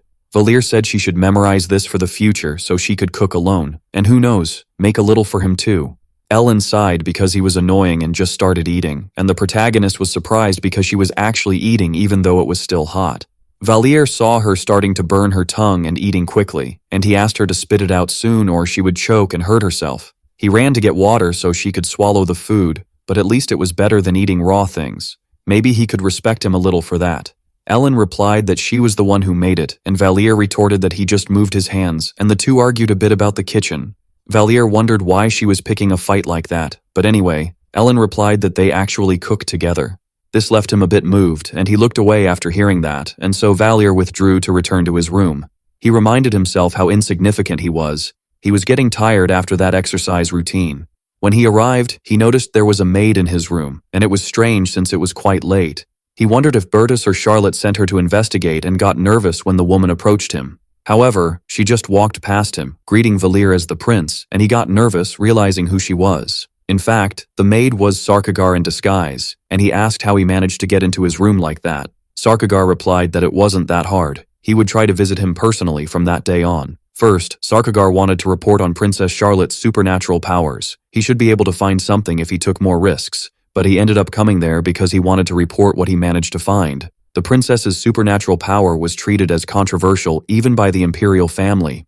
In particular, the forces behind the princess doubted her power, saying it was kept secret because it was false. Valier understood that this should mean that even Charlotte didn't know the origin of her supernatural power. This led them to two people, besides the emperor, who might know about it. The Class B teacher, Mustang, and the teacher who takes care of the princess in supernatural powers classes. Valier questioned what he meant by taking risks, and Sarkagar replied that if she had people with whom she could share these secrets, he thought about disguising himself from them. But if only a select group of people could know, it would be harder for her to tell again, and Valier reflected on that. The circumstances surrounding her supernatural power were strange. If she really had any power, it must be something she didn't want to reveal. So Charlotte's powers should be related to something problematic, and the protagonist asked them to forget about it. It was too risky. The truth would come out someday. Sarkagar agreed that it was a wise decision, and Valier said he would have something to report to them too. In fact, it was something related to the princess. In fact, the princess was looking for him, and Sarkagar was totally confused, but he couldn't even believe it. It seemed that the temple was very dangerous for Valier, and Sarkagar said he should avoid getting involved with that. The protagonist replies that doing this would result in the gang members' heads being cut off. Sarkagar laughs because it was indeed ironic. The debt the princess has with Valier became a big problem after everything. In fact, it wasn't really something he should say, but he never thought he would end up being forced to do something as stupid as searching for himself. Valier didn't even know what he should do now. The protagonist asks if he could forge some evidence that he died somewhere and report it to her. Sarkagar agrees. It was the best option he had to satisfy her, however. They didn't know how the princess might react to this, but there was still a chance she would try to get rid of him after this. But if he didn't do his job correctly, the possibility of her disappearing for thinking he was useless was better. Valier agrees that they should act as if they were working a bit. They wouldn't try to do anything against them when they saw they were making progress, and that they were working on the request. But the truth was, he didn't want to have Charlotte as his enemy. Bertus would continue to pay attention to him as long as he thought he was useful. Charlotte would leave him alone as long as he made progress in the search for Valir. Working for the hypocritical brothers was something far from having any honor. If the princess thought they were working for her, she might protect them instead of getting rid of them. This situation wasn't good, but he could think more positively. He wouldn't be stuck between Bertus and Charlotte like this. Valir says that if they think about it, he was in a position where he could use them however he wanted. Sarkagir smiles, admiring the protagonist's infinite wisdom, and Valir mentally wished he wouldn't smile so frighteningly. Later, Adriana didn't expect him to improve overnight, but Valir was being even worse than that. In this, she heals him again. They should rest for another minute or two, then they could continue the training. An aspiring paladin training the next demon king with all her might was almost ironic. In fact, Valir wonders why Adriana doesn't use divine power on herself to be more efficient in training, and he asks her the question, to which Adriana replies she doesn't know if that was heresy, but improving using divine power wasn't exactly natural. It's like getting high to the point it would damage your body. While divine powers restore, someone's physical strength doesn't replace the nutrients burned during training. That's why she always said to eat a lot after training. Valir understands it was like a ticking time bomb. She explains that after reaching a certain level, he would need to train without her help too, so he should be aware of the risks. Adriana says they should get back to running now. That's when Valir stopped and saw that it was Ludwig who was there in front. It seemed he also went out to train that morning. Beside him were Lanian Cesar, the owner of the musical talent, and Delphine Isadora, the owner of the archery talent. Originally, there would have been several scenes of them fighting with the boys from Class A over the simplest things. As Valir ended up attracting all the attention from Class A, the true protagonist Ludwig became a mere background ornament. Even though it was interesting to see how the story changed, like Charlotte surviving and Ludwig's actions, he was also scared. Valir had no idea what kind of butterfly effect this could have, and so he continues his run with Adriana. Later, he was caught off guard to hear that Ellen intended to cook that day and asks what the menu was. She replies it would be meat. She only ate that at home once. Valir agrees it sounds delicious and questions if she has cooked it before. She adds salt to the meat, and Valir says he was just commenting out of curiosity, but there should still be other things she should add. Putting jokes aside about how her eating meat like that could turn her into Steve from Minecraft, he keeps pressing to know if she would add the spices now. The way she was holding the knife with irritation while looking at the protagonist made him step back, thinking it shouldn't be like this. Finally, she finishes cooking, and Valir continues teasing, asking if she at least heard his advice to season the meat, but it was finally ready. If he ate slowly, he might be able to grab breakfast afterward. Valir asks if it was more edible now with the spices, and she agrees, which made him quite happy because it was expected. Still, Valir asks if she could really eat such a large portion of food. Ellen agrees, even though he couldn't do anything in that situation. He says it was really good that she went to the temple. After all, otherwise, she would starve at school eating like that. Ellen mentions that she didn't go to school because she wanted to. The people from the temple told her to go there. Valir was surprised by the way she started talking about herself like that, and asks if she was perhaps irritated, laughing even when Ellen replied that she wasn't. Irritating such a serious person like her was actually quite fun. Valir was laughing and enjoying this. At that moment, the foolish sadist had no idea what would come next regarding the price of irritating Ellen. At this point, Ellen went on to teach the protagonist how to train with his wooden sword, making him do it over and over again. It was a clear attempt at revenge for the things he did. She started teaching him how to use each of her sword techniques. Even though Valir should have been happy that someone as strong as her volunteered to help, he still felt irritated. Ellen not only helped with the sword techniques, but also practiced a bit with him. It was much better than fighting an opponent of the same level. What he learned in those duels was that a swordsman's battle wasn't just about swords. It was necessary to use everything one had. This would include his hands and feet. Thus he learned the impact of low blows in fights and the importance of holding a sword properly. He learned various sword techniques, attack methods, and suppression techniques, all while being beaten up. And if he had to mention another thing he realized, it was that Ellen was above all their classmates. Ellen defeated him time and again. Valir truly felt he would end up dying at this pace from continuing to train non-stop Friday. 2 days before the duel, Ellen made him go through that strange training where he held his sword while she hit the side of it. Ellen explains that all fencing techniques were useless if he dropped his sword. The training they were doing was to increase his grip strength, so he should put all his strength into his hands. His grip was so weak that they would need to keep doing this training until the day of the duel. Valir was hit time and again by Ellen, who told him not to let his sword drop even when he felt his arms would fall. After training for so long that it felt like months, the sword he was holding broke, and its remnants fell to the ground. Even though he wasn't injured when it broke, he ended up a bit in shock. Ellen says that those training swords were very fragile, so they would break easily. If they were too hard, they would be used as clubs and could really hurt. The protagonist feels he has been through this a few times, but Ellen reminds him that he should never drop his sword. But for Valir, it was easier said than done, and he decides to grab a new training sword to continue. That's when Ellen said he would lose. And Valir replied that he knew that from the beginning and obviously wanted to win anyway. But he didn't believe there was a way to do that until Ellen herself interrupted him, saying that there was indeed she could tell him the only way to win. And the next day he did his morning run with Adriana. She praises him because he did very well. He could focus on resting until the next day to improve by then. The next day would be the long-awaited duel, and he remembers Ellen's advice to think carefully about what this duel was like. After that, she fell completely silent and offered no more tips. That's when the protagonist decided to ask Adriana directly. One of his classmates said there was a way to win the duel and asked if she thought she knew what she meant by that. Adriana paused to think and replied that she didn't actually know. And Valir tried to understand how there could be a way to win that even she didn't know. But the protagonist decided to set that aside. He cared very little about it now. The time for the duel had finally arrived. As a result of his efforts during the week of training, he finally managed to get stronger. His attributes were increasing significantly, and it was all thanks to what Ellen did for him. But what caught his attention was something called combat capability at F+. Seeing this brought a bit of sadness even after evolving so much. But still, he went to the duel location. There were more people than he imagined to watch, and he wondered if all these people were first-year students. Despite this, Ludwig was shouting and cheering for Valir. It was so loud that surely some students ended up going deaf. Besides Bertus and Liana, all the other members of Class A were there. It seemed that even those from Class B showed up. He was still surprised because many more people came to watch the duel. Even Charlotte had suddenly appeared. It was frightening.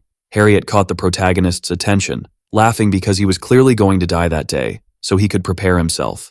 Valir told her to be quiet and went over to Art, noticing that all the second-year students from Class A were also there. But the protagonist only recognized Art, Adriana, and Redina, who were there in the space, and Eppen noticed that everyone was prepared and could proceed, and so he decided to offer the details before they could start the duel. Art de Gardis was involved in a certain incident where Reinhard vainly wounded his honor. For now, he would only read the account made 2 weeks ago, on a Saturday, where the first-year student Valir grabbed the second-year student Art by the genitals and squeezed. The report made everyone around start laughing loudly, and Art became nervous with the exposure, especially since even Valir was holding back laughter. Eppen continued reading that after claiming his honor was wounded, in addition to causing great and distressing mental damage, as well as humiliation, he demanded an apology. But Valir refused to do so. Thus he requested a duel where both agreed to proceed in this manner. When the two agreed to the terms, Eppen asked them to state their demands if they won the duel. Art said he wanted Valir to kneel and apologize to all his seniors for the disrespect he showed them. He also wanted him to swear loyalty and respect to them. In response, the protagonist said he wanted all the seniors to stop that nonsense they do to the freshmen and an apology just because. Everyone was shocked by Valir's audacity, and thus Eppen agreed, starting to ask for the god of war to be by their side. But Art interrupted his teacher's words, saying that as a participant in the duel, he had the right to name a champion. Eppen asked who it would be, and the protagonist wondered what exactly that was and what it meant. Art said he wanted to bring the third-year student who was the champion of Class A, Mayerton, and the man appeared taking Art's place and handing over his wooden sword. Mayerton asked if he was the one who said to show up when the prince was around, smiling condescendingly at Valir. There weren't many people there because the second-year students from Class B showed up too, but he appreciated that even the third-year students from Class A came to watch. His provocation must have touched the pride of the third years, so they wanted to see his humiliation up close this way, and Valir remembered how Ellen said he should think carefully about what a duel was. And now he understood that naming a champion or substitute fighter who could fight for him was a right that duelists had. So he wanted to say that Ellen was suggesting to call her to take his place as champion and fight for Valir. That was the only way to win. With Ellen's skills, it was very unlikely he would lose to a guy like Mayerton. However, Valir felt Adriana's fury and wondered what was wrong. It seemed she hated Mayerton and also wanted to fight him. Eppen said that if there was nothing else to say, the duel would begin. If the result was clear or someone asked for redemption, the duel would end. Then, Mayerton said he had a suggestion and asked if they could make it so that this duel would only end when one of them surrendered. The teacher asked why, and Mayerton replied that it should be obvious by the outcome, but he just wanted to offer a lesson to the freshmen. Eppin asked if the protagonist agreed with this, and Valir agreed, but also wanted to add a condition. Whoever chose to be a substitute had the right in this duel to have only one advantage in compensation. The truth was that Valir would not call anyone, even with Mayerton questioning if he really intended to fight him. This worried Adriana and Radina, as well as Ellen, who remained silent, observing the protagonist in front of everyone. Valir asked Mayerton not to use his left arm in their duel, and he agreed without thinking much. Preventing the use of one arm was a significant advantage. If Valir's past self had to choose something, that would never cross his mind. Thanks to his duels with Ellen, the protagonist realized how important it was to always be improvising. Realizing this made him notice that his training had not been in vain. His chances of overcoming the weight difference were low. But now that both sides were ready, the teacher began to initiate the duel between the two parties. Mayerton laughed, asking if the protagonist was scared. Valir could feel that the guy was not afraid of him at all, and he wonders if he should use a surprise attack while his guard was down, but his attacks were still nothing, and were repelled. Valir wonders how he could be so strong with only one arm, almost dropping his sword along the way. Mayerton replies that he was a big weakling and presses the protagonist by attacking him even more than before. He was only aiming for his sword, thinking it was because he now understood why Ellen made him go through such suffering before. Ellen always knew that the duel between them would end this way. Valir ended up being sent flying by the blows he received. When he fell to the ground, Mayerton asked why he let go of his sword, laughing at the protagonist's weakness. Valir continues to be beaten by his opponent, who tells him to pick up his sword, not understanding why someone like him didn't even care about what he said. Still, he was a person in Class A. Even if he had nothing good, at least his eyes were like those of a swordsman. Mayerton keeps beating Valir, while people around wonder if it wouldn't have been better for him to retreat from the start. People shout for him to give up, cursing the protagonist. They didn't even understand how Eppin didn't stop the duel. But Valir was still enduring the battle, taking every hit, spitting blood at every moment.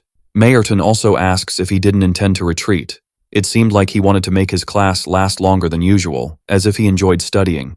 It wasn't just his arms. Valir's whole body was hurting. He couldn't win that duel. But even so, even if he was getting beaten by him, a cursed person, he just wanted to land a hit on his opponent. And he charges at Mayerton again with his wooden sword in hand, which made him laugh because the protagonist seemed crazy acting like that. Valir's defeat was inevitable, but his plan to awaken his supernatural power by putting himself in a literally risky situation didn't cross his mind due to anger. At first, he had no intention of doing this, but he had surpassed his limit and used his revision function. Valir was so furious that he didn't care about anything else. The moment he struck with his sword, it would shatter into pieces. 20 achievement points were needed to trigger that event, and so the protagonist uses those points. And thus, he strikes his opponent with it. As Ellen had said before, the durability of the training sword was indeed low. The likelihood of something like this happening was very high, so he managed to make it happen without spending too many points. The attack he landed on the lower parts made Mayerton retreat in fury, but he couldn't let him pick up the sword again. If Mayerton picked up his sword again, it would be the end, and so Valir strikes him from behind to unbalance his attack. The protagonist begins to beat his opponent with kicks. He thought his attacks would make him faint, but it seemed he would recover quickly. Mayerton kicks him away, complaining about being taken advantage of, and tells him to do him a favor and surrender already. Valir laughs at this. He would never do anything like that. After all, he intended to win the duel. He wanted to win, and couldn't lose. Mayerton asks if he really thought he could win after that surprise attack. Valir feels he doesn't want to lose. Moreover, he didn't want to kneel or apologize to them. Even so, he had no way to win against him and didn't know how to make him surrender. But he still wanted to win. He wanted to make his opponent crawl to him and didn't care how he would make that happen. In fact, the protagonist couldn't achieve this. The power difference between the two of them was too great for that to be possible. However, even though his defeat was inevitable, he still had hopes of winning. He was sure of it. And also, the things he wished to achieve one day appeared in his mind at that moment. He finally understood how his ability worked. His ability had nothing to do with pushing himself to the extreme. The name of his power was self-suggestion. Valir wanted to win at all costs, and he had to put something in his mind to believe in it wholeheartedly. Around him, the students thought the protagonist had gone crazy. Valir had to believe in himself completely that he would win. Even if the real chances of that happening were slim, he had to believe that his victory was inevitable. That was his power. He had to act like an innocent child, think like a fool who didn't know what was coming in front of him. And so, charging at his opponent, Valir awakens self-suggestion and uses his sword to strike him hard. Mayerton was shocked and didn't understand what that was. but Valier didn't stop hitting and held him by the hair at all. This time, it was the protagonist who was beaten, being told to surrender, but Mayerton was just asking how that was possible, just to get hit even more than before, and just kept hitting him, knowing that fainting could also make him win. Valier reminds him that he said before that his victory was inevitable. The realization he wanted was something directly linked to his hope. The more he focused on this, the stronger his powers would become. He drilled into his mind that he would win and grew strong enough for it. And so Valier lifts him up, telling him to say for everyone to hear, this guy had been in the temple 2 years longer than him, was stronger, and had much better swordsmanship. Still, the protagonist mocks him, telling him to say he was a third year who got beaten badly by a first year. As Mayerton remained silent, Valier decided he would make him wake up, but finally he bowed, saying he surrendered and confessing he was wrong. In the end, the professor concludes the duel and declares the protagonist as the victor. Thus, Valier receives the mission as completed, earning 600 points for the victory. Although the protagonist wanted to hit him even more and make him wake up in an unknown place, it was Valier who fainted when it all ended. In the end, the one who woke up in an unknown place was him. While both fainted, he was declared the winner, so the result couldn't change. Beside him, Adriana appeared upon seeing that the protagonist woke up, relieved that it wasn't anything serious and he woke up fine. Valier thanks her for her concern and asks what happened. She replies that he ended up coming out victorious but fainted right after. He was in the recovery room, and Valier is surprised. It was quite nice that this school had so many things for all the students. Then, Valier becomes worried because his previous opponent was there too, and Adriana agrees that was the case. He was in another room and asks if she really thought they would put them in the same place after everything. Adriana gets irritated. They clearly exchanged glances during the duel and she should know he was ready to fight. Valier gives a nervous laugh, but Adriana comments that he went headfirst into that fight thinking he would miraculously awaken his power. He never thought the phrase, getting beaten for real, would be true, and Valier asserts that at least everything turned out right. Adriana disagrees. He couldn't do that. This time things went right because he managed to awaken his supernatural ability. Still, she questions if he thought he would continue acting like that to help, and Valier turns around denying that things would be like that. The supernatural ability was just a bonus, the rest of the talents he would have to buy with achievement points. But in the end, she asks him at least not to do anything like that again, and he shouldn't start getting into a fight where a veteran just won this time. The protagonist actually thought this would happen again someday, but Adriana says that in that case, she would take care of killing him if it were the case. Valier turns around agreeing that he wouldn't do it then, but he was quite grateful for her help, which made Adriana sigh. She preferred a freshman who got along with everyone, and not someone who started fighting with anyone. Valier laughs because he thought it was hard to change that, so he recommended she give up on him. Even after getting slapped by her, Adriana stayed with him until after he woke up.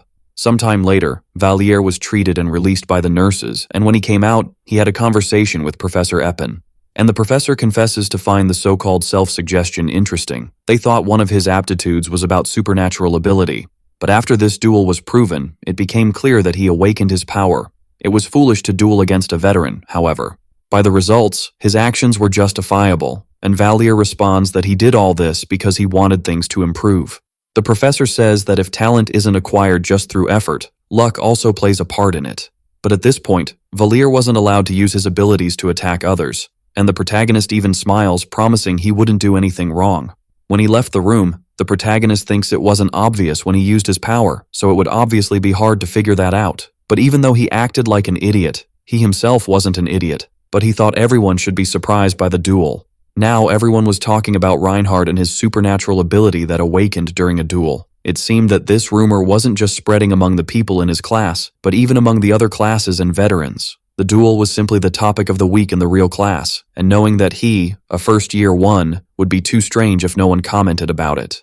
The looks of those who hated him changed, while part of this change was related to his awakening.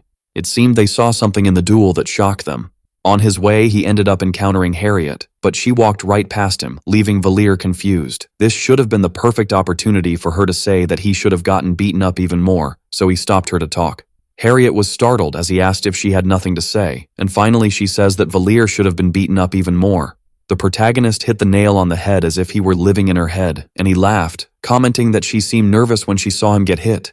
Harriet blushed when Valier said she turned pale as snow. It looked like she could barely stand straight. She shouted in denial, saying it was all a lie. She would never worry about him, and even called it a big disgust. Valier held her face, and Harriet pushed him away with a slap, making him laugh because she was really cute when she got embarrassed.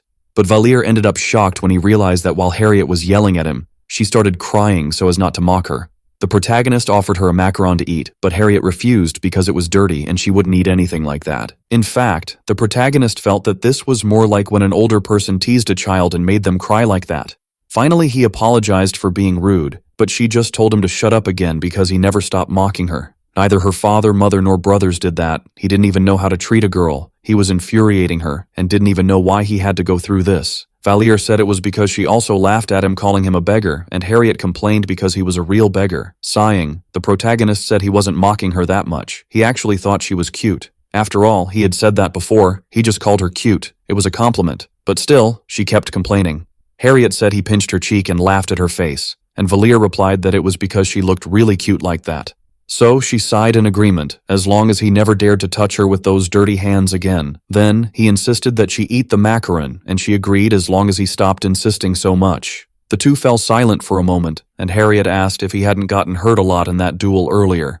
Valier agreed because he was still feeling pain even now. Harriet said it was all because he dueled against a guy like Mayerton. If he hadn't awakened his supernatural ability, he would never have been able to win against him. But Valier said there were times he just didn't want to lose to anyone, and there arose a desire to beat someone no matter the cost. That senior was the one who awakened that within him. The girl remembered that he could have died, and Valier agreed that could have been the case, but he didn't die after all. Later, Bertus said he heard the news. He really had beaten a third-year student. Valier replied that his supernatural ability had manifested in time, and Art approached noticing that he seemed much better.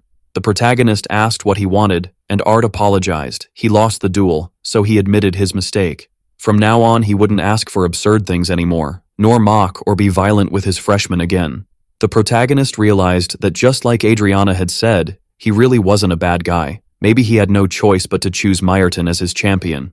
Radina also seemed to be a really kind girl, actually. It must have been hard for her to discipline her freshmen before. He was sure they had forced her on purpose because they must have known she was capable of not hurting even a fly. Being forced to do something she didn't want and then being insulted by a freshman, in Art's place. He would have been furious about everything that happened. Now Valier thought he had gone too far, and he apologized to Art because he also said many exaggerated things. Everyone was surprised by his sudden humility, but Art thanked the protagonist because he recognized that. Now he intended to apologize to Radina later too. But first, he would focus on classes, and Eppen said that the Victory Festival would start the following week. As everyone should know, the victory in the Demon World War was a historic celebration, which is why the temple would be closed during the commemorative month. However, taking enrollment and the teaching plan into account, it would only be closed for 5 days next week. Still, the students celebrated because at least it would be 5 days, at least it was something, and they were relieved because they thought they would have to run every morning. Valier felt it would be a good opportunity to see Earis after a long time. And suddenly they said that A11 wouldn't participate in the night classes. The protagonist is confused, but the teacher just tells him to continue, and he is left not understanding anything, wondering if he did something wrong. In the end, the two just went to sit on the wooden bench outside to wait there. Valier wonders if it was because it was cold that there was no water in the pool, but thinking about it, they could have heated the water with a mana stone. It must be some kind of script error, and the protagonist asks if there wasn't hot water in the temple. If they made an indoor pool with hot water, it would be possible to have swimming lessons, and Eppen agrees that this was the case, but the maintenance costs would be very high. And being realistic, no one would want to swim in the same water all year round. That's why it was so expensive. Eppen questions the reason for the interest, and Valier says it was just curiosity, yet he remains curious to know why the pool was closed even though it was outdoors. The teacher asks if he wanted to have swimming lessons in the winter too, and Valier grumbles that he thought so, even though Eppen found it strange despite not seeming to have bad intentions. That's when the protagonist realized that the teacher thought he was probably wanting to see the girls there in bikinis. Anyway, Eppen says she would arrive soon and would be leaving, and Valier asks her to wait a bit because there must have been a misunderstanding between them. But who appeared and interrupted the conversation was the supernatural skills teacher, Rolendria. She was happy to see the protagonist after a while. She never thought he would awaken his natural ability. She had never seen people like that before, and Valier responds that it was also a surprise for him. Rolendria mentions that cases like this were very rare, so that day was just another test they would do instead of a real class. Then, she starts timing him as he moves, surprised because he did it in 8 seconds, but before it was 8.3 seconds. It was a new record. After using self-suggestion, it was exactly 8 seconds in which he finished. She was worried because she thought the ability might affect external things, but it seemed limited to strengthening his physical abilities. It was the first time she had seen something like this, a supernatural ability that influences reality as the user desires. But Valier thought he would go crazy at this pace. Self-suggestion was the ability to show the real effect of the suggestion made by oneself. If he thought he was an athlete while running, he could become an athlete, but it would depend on the level of the ability. Basically, it was similar to having a winner's mindset. It had to be something like, "Your father was definitely the president." Rolendria asks what the problem is, and Valier replies that it was actually a bit hard to handle all of this. She says there's no need to be sad, his ability is very good, and the protagonist feels that it actually wasn't that great. Rolendria mentions that obviously the changes weren't that apparent at this point, but it was another thing that deserved attention. He was very good at using his supernatural ability. He could use it almost instantly even if the effect was weak. She could assume that Valier was quite familiar with his capabilities, even before awakening his ability. It was as if he had a natural gift for self-suggestion. The protagonist feels it was a compliment, but for some reason, he felt offended. Anyway, the test concludes, and now he could participate normally in classes, so Valier goes back to lying down in his room. This ability he had wasn't much different from 8th grade syndrome, and he wonders what he was doing. Suddenly, he is surprised to realize he was receiving a call at such an hour. When he answered, he hears a voice asking him to go to the main hall. It was Charlotte who needed to ask him something right now. They meet, and the princess asks how he felt in the fight. How was it to suddenly become a user of supernatural abilities? And Valier replies that it was quite good. He heard it was called self-suggestion, and asks if it was an ability to be whatever he wanted. The protagonist agrees that it was more or less how it worked, and Charlotte asks where that boy she was looking for was. Maybe if she believed she knew, she could find out his whereabouts, and Valier replies that he couldn't do that, but he could still try and see if it works. Charlotte offers him something to hold, and Valier feels that her urgency was great, but if he could do this to buy time, it would be better. The protagonist took a picture of himself, and Valier wonders if Charlotte was always walking around with that image.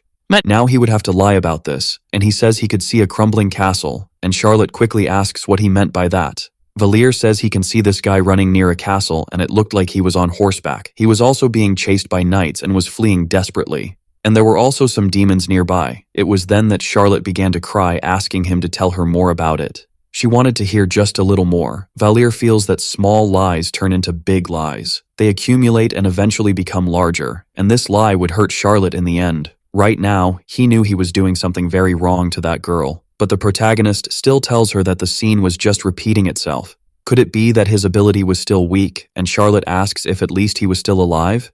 If he was alive, she at least wanted to know. And Valier agrees, even without knowing what kind of situation or where he was. But he was alive and safe. Charlotte cries even more, thanking the protagonist, quite relieved to know all this from him. The two remain quiet until the princess stops crying, and she asks him not to tell about what happened that day. Valier imagines it's because Bertus would use this to his advantage, and Charlotte smiles, telling that the boy who saved her, if it weren't for him, she would have gone insane a long time ago, and she wouldn't even have managed to escape from her prison when she thought she would go mad. From being in a place full of death and blood, it was he who appeared. He said they would be fine, besides assuring that humanity had won the war. He tried to console and calm her somehow, said he had lost all his memories, didn't know who he was or why he was imprisoned. He seemed calm, but Charlotte knew he must have been scared in that situation too, yet she was trembling even more. And he tried to calm her, just because someone was crying in that hellish place. Then she promised she would help him recover his memories. Therefore, for the sake of that promise, she wanted to be able to find him again, and Valier asks about it. This guy must have suffered a lot in the demonic castle. Maybe it was too painful to recover the memories of those days. It was good to remember who he was, but there were memories that were better when forgotten. Charlotte agrees, but it wouldn't be too late to talk about it after they could meet again. That's why she wanted Reinhard to find him. She would do everything possible to help him find the boy. Valier smiles. It was a very dangerous promise to make with a beggar like him. Deep down, he was the one who got into those problems. When he returned to the dormitory, Bertus comments on how his sister seemed to be looking for someone, and the protagonist freezes. He wonders how he was awake at such an hour, but it was obvious he heard everything he talked about with Charlotte. Valier replies that he was asked to take a look by the way. It seemed he should already know who she was looking for. Bertus laughs because this was basic, but it seemed his sister didn't find him. Probably she told him to look using the gang and not himself. He asks if he made any progress, and Valier wonders if Bertus had been investigating him, obviously saying this to show he was within the area of influence. He replies that no, he only had a portrait but didn't even know the name, and Bertus asks if his sister told him who he was. But even without knowing, it was all right. The important thing was that he was also looking for him. If he found a clue, he should inform as quickly as possible. In fact, if Charlotte were left alone, she would end up self-destructing. But turning to him, it seemed she was almost there. That's when Bertus remembered he wanted to ask something, and he wanted to know if he was the next master of the Thieves' Guild or something like that. Valier replies that it was a situation that could be misunderstood, but it wasn't. He had never seen them and didn't intend to cut ties. Bertus understands that he must be closer to the gang than to the guild, but the protagonist didn't understand what he was talking about. But Bertus says he thinks that the empowerment of crime was inevitable. Even if the Thieves' Guild was eliminated, another would take its place. It was impossible to eliminate crime completely. In that case, if he were in charge, he could at least control it. Then, Bertus gives a frightening look to the protagonist and asks if he would like to become the master of the Thieves' Guild, but Valier is left not understanding anything. The next day, Adriana says goodbye to her fellow students, relieved because they would have a break. One of the boys says they could meet at the central square when classes resume, and Adriana turns to see that the protagonist has approached.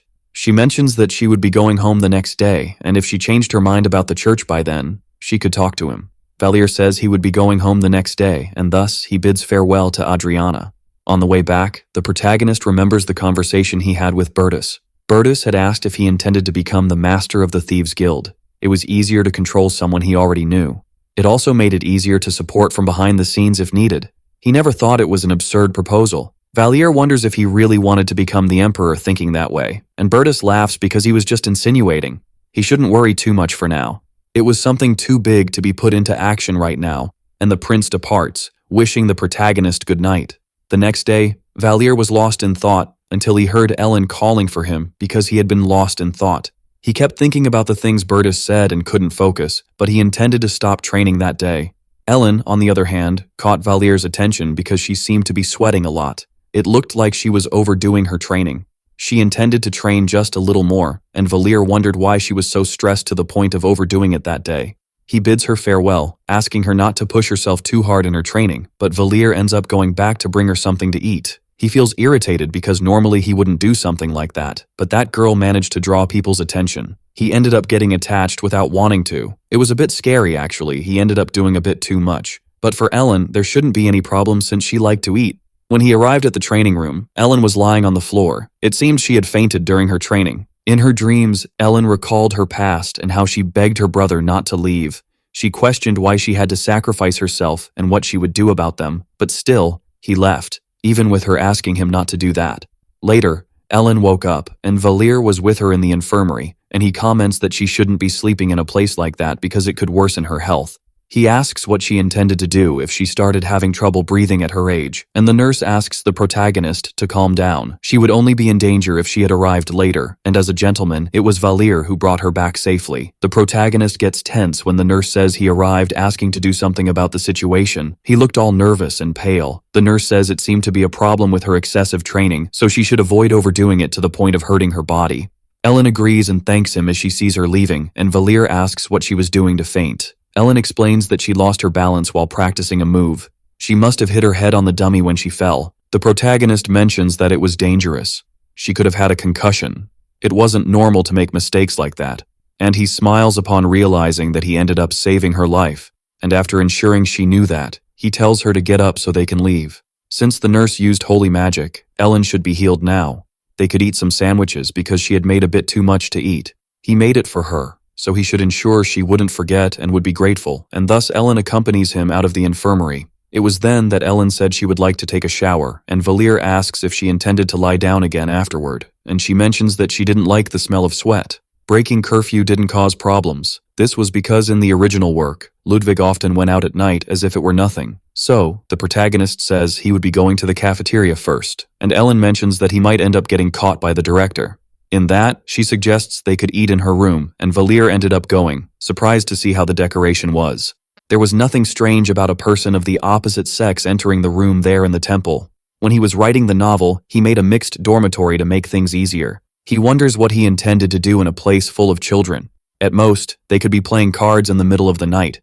In fact, they were just kids. and Valir didn't get nervous if he entered their room. It was possible that Ellen thought the same. In fact, her room was as empty as his, aside from a few training equipment. It was quite simple. There was a bag in the corner that probably belonged to Ellen, but soon she returns from the shower and Valir says they could eat and sleep. Outside, it started to rain and they began to have dinner, and Valir comments that people felt bad. There might not even be a reason, but that's just how things were. But if one didn't talk about it, it could end up eating them inside. And Ellen agrees. If it were possible, she would want to save the world in exchange for life. And she asks if he thought he could do something like that. Valir knew she must think that death was the end of everything. Even if he was the great hero who saved the world, in the end, he wasn't the only one. People venerated the hero Artorias, and Ellen mourned the death of her own brother deep down. Therefore, she missed him and felt resentful towards him. Valir replies that one could only know something like that when the time comes. She agrees but states that she would never die that way. It was then that she turned around because she wanted to show him something. It was a sword that also seemed a bit unusual. It was forged in tears, but Valir didn't know what that meant. But he knew what the sword was. It was a lament call. He would never have imagined, of the two swords wielded by Artorias, there was the sword of Als, the god of war Alsbringer, and there was the lament sword of Mensis, the god of the moon, and now one of them was in front of him, a sword whose whereabouts were unknown except to those who knew Ellen. At the same time, before Artorias participated in the war, he left this sword as a memento for her. Valir laughs because he thought she intended to attack him now, but it seemed that was it. Then Ellen smiles and thanks him. The system shows that he achieved an accomplishment called Ellen's Revelation, revealing her true identity faster than expected. On another day, the protagonist made his trip to the commercial area of the Aligar district, where he met Earis. She was surprised to see the protagonist, who greeted her after such a long time, but she was surprised to be there. It was too dangerous to go alone. Valir replies that it was fine. He walked in circles so no one would follow him. He just intended to stay there during the holidays. It wouldn't be for long. Earis asks if it wouldn't be more comfortable to stay at the temple, and he replies that it was because she was there. Earis gets a bit emotional hearing this, but even so, visiting the place wasn't as simple as it seemed. Valir laughs, asking what she did during those days, but she seems a bit worried. Before he went there for the first time, when he came to sell the scrolls, there was something. The protagonist remembers. He went in there after wandering around unable to sell, and Earis mentions that this was the key. The last place they saw him before he disappeared was there, and Valir asks if the pursuers were also around. Although they didn't seem to suspect Earis, this was the only place where they found clues, and now they were all watching. And also, by chance, he heard that she stole a fireball scroll from a shop, but Valir was shocked. It was from Borton's shop, and apparently, they got clues about Valir from him, and the protagonist remembers it was that guy who gave him a scroll for free to copy. The protagonist sighs, saying that he didn't steal it. He just gave it as a gift. He thought he was selling a fake scroll because the drawing was convincing. He even said he would pay if she made a perfect copy of the real one. Earis is shocked. People who bought fake scrolls could die. She says it served him right. Someone like that deserved to suffer a bit. Valir replies he doesn't know if he deserved it. He just shot himself in the foot. The protagonist wanted to be able to relax a bit during his holidays and asks Earis if the gang members were doing well. She says that Loyar didn't talk much with them unless it was something really serious, but it should be time for them to gather and talk. Valir agrees. They could go to the gang roundabout the next day. That night, the two end up talking when they weren't sleeping. Earis comments that she didn't think humans were better than demons, nor that they were kinder than them. Humans were a race that knew what prosperity was. However, they also fought among themselves and killed for that prosperity. There were moments when she got tired of their wickedness, and Valir asks if something happened. Earis hesitates and replies that she would know about it the next day, and so they spend the night until the next day. When they met again, Sarkagir was the first to shout and run to the protagonist, all happy, and hugged him. Earis told that Valir awakened her supernatural power. They never doubted he would possess such great power. The protagonist, almost crushed, tells him to stop. It seemed like his ears were going to bleed and he wanted to step away. Loyar asks what life was like in the temple, and the protagonist replies that he didn't even have time to get bored. At that moment, Earis asks what he would like to tell them, and Valir recounts his duel with Maerton, shocking the other three. Earis looked dejected, still saying not to resort to violence, but there was nothing to be done with him having that temperament. Sarkagir, on the other hand, found it incredible. It was a remarkable coldness, pride, and fighting spirit in his opinion. Loyar shouts because he had told the prince to stay calm once he entered the temple, and Valir smiles, showing he hadn't worn that necklace from before. Earis feels a bit relieved by this. But the protagonist knew they also had something to share. This was because Earis had told him the day before that they wanted to discuss another topic when they were gathered. They become tense when Valir insists, but he didn't understand the reason for everyone's seriousness so suddenly. Sarkagir says there was a rumor that during the Victory Festival, they would sell the imprisoned demons on the Imperial black market.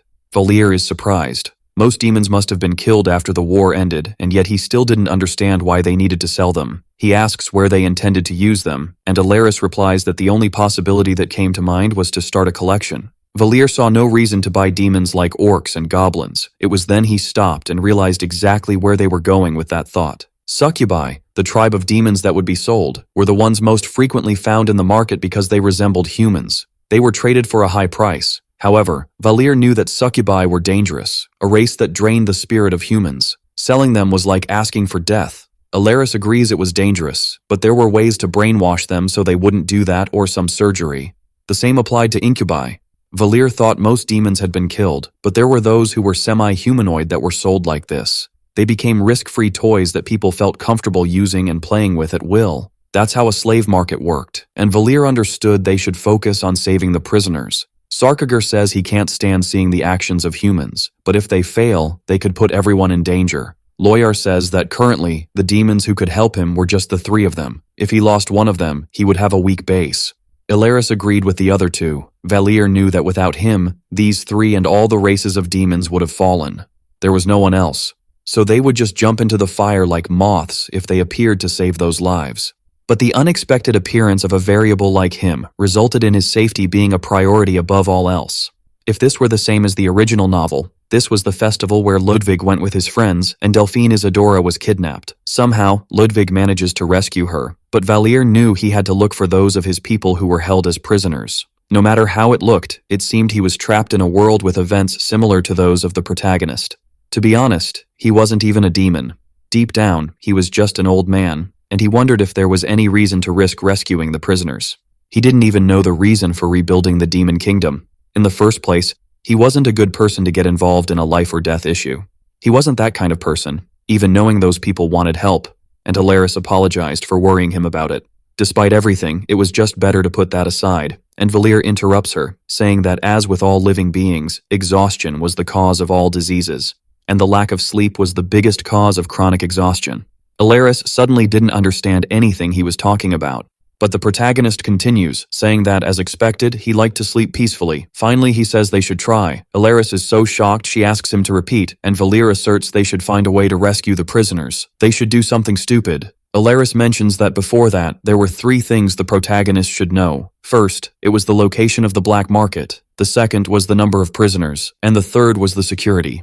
Information about the black market only spreads among the nobles, so it could be difficult to obtain it on the streets. Since this was the type of information Sarkagir worked with, he decides it would be his responsibility to investigate. Valir understands that it was a secret market, so he would need an entry point. Sarkagir claims they didn't know who was selling, but if they asked a noble, they should find out. Valir asks about those who opened the black market, and Sarkagir replies that it wasn't that hard to think about. The ability to divert prisoners halfway to the capital means this plan was made long before the return of the Imperial Army, which meant they had already spoken with those in charge of the prisoners. Moreover, if not all the commanders know, there must be someone with a position close to total authority. Earis agrees with Sarkagir, and Valir realizes that the unit commander and the overall commander should know about this. In the protagonist's opinion, things seem to be getting more complicated than before. If it were just a few commanders, it would be possible to steal the prisoners, but since this story was circulating among the aristocracy, it would be even harder if the imperial family got involved. If that were the case, even Bertus and Charlotte would end up in the middle. Earis agrees that they couldn't rule out this possibility. He wonders if the 2 could really know about this. It wasn't something organized by a group like the Thieves Guild. It was planned by the imperial family and those under their wing. If that's the case, security would also be heightened. They would have to break through the defenses, rescue the imprisoned demons, and hide those they saved somewhere. It was too reckless. Valir asks if it's possible with magic, and Earis says there should be mages of the same level as hers, so there could be barriers that would hinder the use of magic. But the more he thought about it, the more his head cooled. It was indeed an impossible mission, and Earis asks why they need to do this while the black market is open. Valir questions this, and Earis explains that when the black market opens, it would be the worst day to rescue the prisoners. Earis mentions it might be easier before the auction or after the sales ended. Before the auction, security would be lower than on the same day. And after the ownership of the prisoners had passed to their buyers, each would have to take care of their own, making it easier to rescue them. Everyone stands still and realizes she was absolutely right. Sarkagar mentions that those participating in the auction would pay huge prices. Loyar agrees it would involve many difficulties, but he wouldn't kill those people. Valir says it's a method that could work, but Sarkagar comments that it might take a while to get the list of those who would participate in the auction, but they could rescue anyone, and it would also be less risky, but the rumor that the prisoners were missing or being stolen would eventually spread. After they managed to rescue a few, the nobles would reinforce their security. The whole trio continues talking, and Valir falls silent to think. If Earis's method works, they would think some kind of criminal organization stole the demons, which could cause a huge uproar in the Empire. Just knowing that the freed demons were hidden in the capital would be a significant threat to the Empire and its security. Therefore, there would be a large number of guards throughout the city. Such news would eventually reach the temple. However, Valir wrote about a similar incident in the original novel. Earis would have invented this method even without him around. Sarkagar and Loyar's reactions were equally positive. If they did anything, it would be following the plan. The trade of demons in the black market, their rescue, all these things would have happened even without Valir's presence.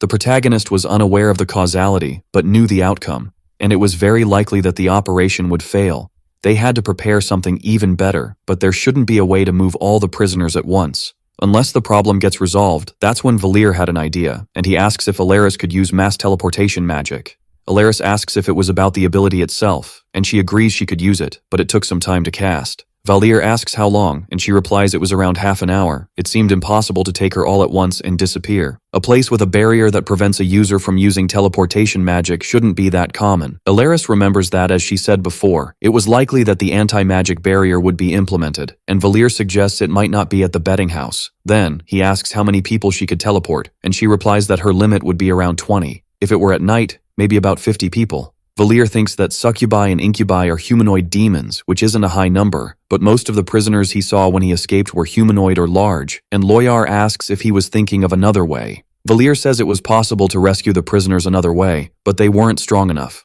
The existence of the black market was a problem and illegal. Sarkagar mentions that the mere fact they were buying and selling demons should be heavily criticized. Loyar agrees, which is why they were using the secret black market, which was truly worthy of bad people. Valir knows that the trafficking of demons was certainly illegal and asks what could happen if rumors of nobles doing this spread. They are confused, but the protagonist continues saying that the demon trade should harm the Empire's prestige. It was a big enough incident to cause fury among the citizens, and Loyar asks if the citizens would be outraged and attack the black market. The protagonist explains that if they discover the location of the black market, there would be a huge commotion. Sarkagar says that, however, the Imperial army could be disguised as mercenaries and could use violence against them. Valir agrees. It was true that the Empire was powerful, but it wouldn't just be the citizens who would be outraged. It would also offend the beliefs of the most powerful people, and Earis asks what he is talking about. And Valir explains that it was the religious forces. The sale of imprisoned demons would be a great offense to the Templar Knights, so there would be a strong violent reaction from all the major religious forces across the continent. Moreover, the Templars were armed forces that answered to religious leadership, not the Empire. When they intervene, there would be a massive chaos, and the people in the black market would have no justification to avoid the Templars' interference. In the end, they would need to hand over the prisoners to the Knights. They wouldn't do anything stupid against them for a bit of money.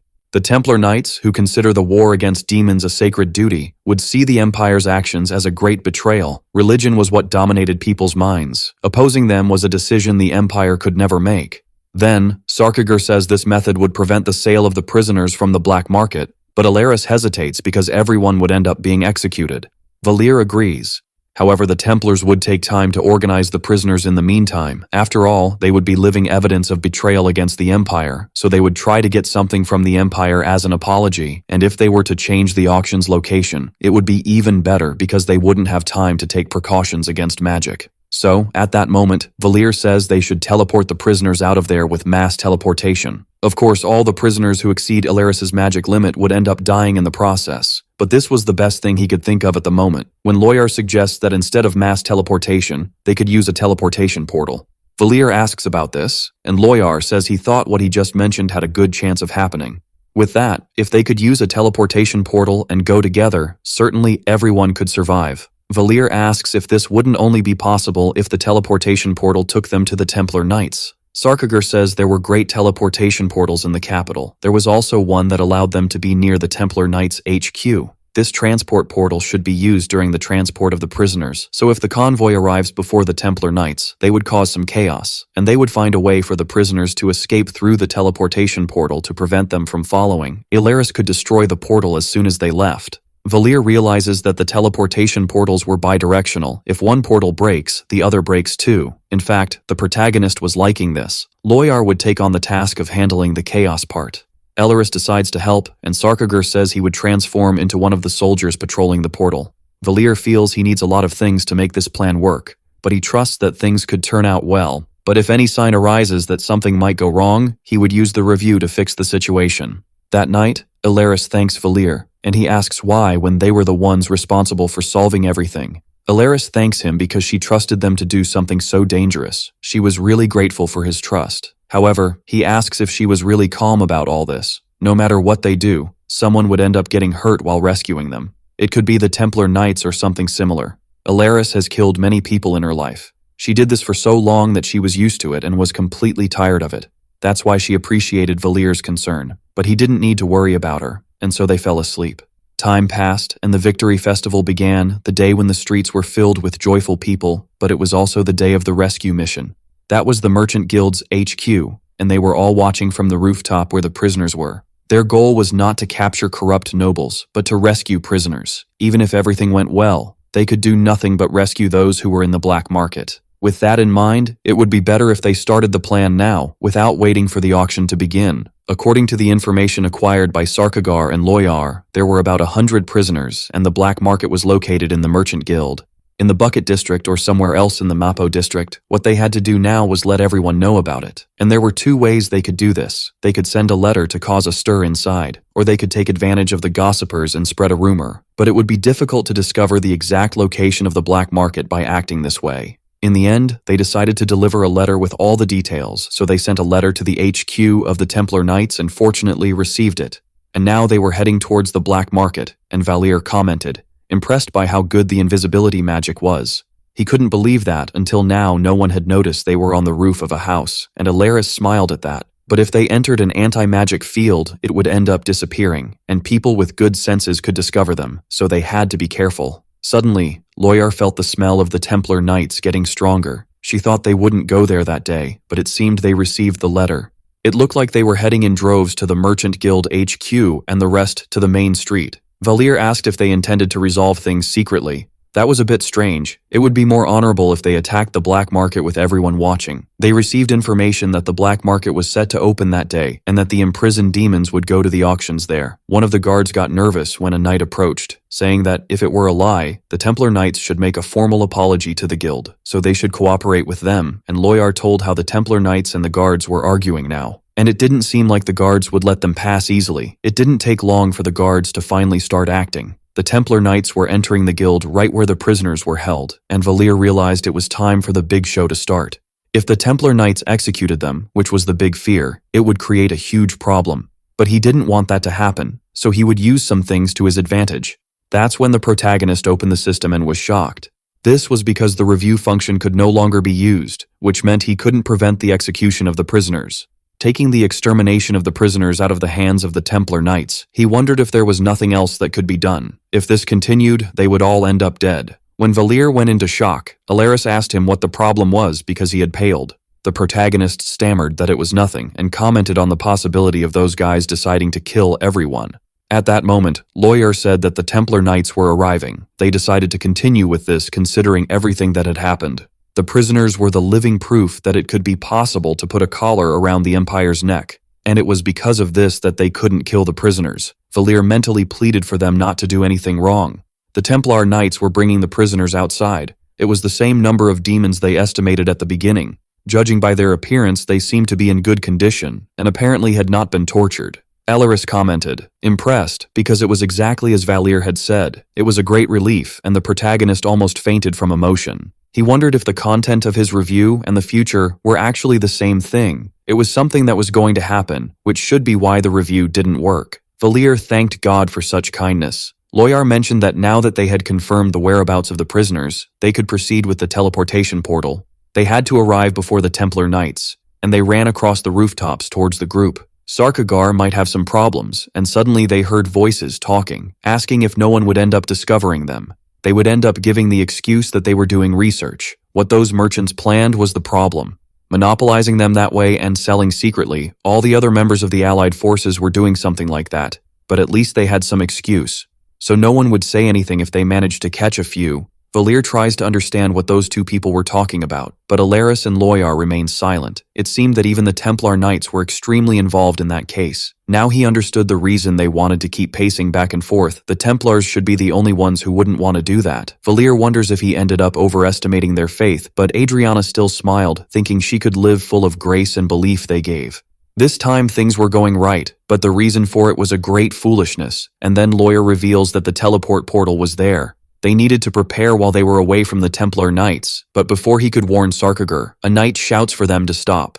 He says there was a group of people hiding there using invisibility magic. They should immediately detect the location of these unknown beings. Earis realizes they must have found them with detection magic or something like that, and shouts for Valir to run to the portal. The knight yells at them that they were running on the roof, asking who they were and to show themselves now. Now that they had been caught, Valir had no reason to hesitate. He needed to use the revision, and so he tells Earis to use mass teleport now, but he ends up seeing too late that she was using a giant fire spell and threw it at the knights, who scream in confusion. They wonder who those people were that could cast spells of such high level. Valir just watches the chaos quietly. From what he remembered, the plan was to make a small mess, causing almost no damage to anyone in the way, all to buy time for the prisoners to pass through the portal, but it seemed she was doing it differently. Valir wonders if Earis was trying to destroy the Templar Knights along with the prisoners because she was angry at those Templars, but one thing was certain, he should never get in Earis's way. It was clear that she became terrifying.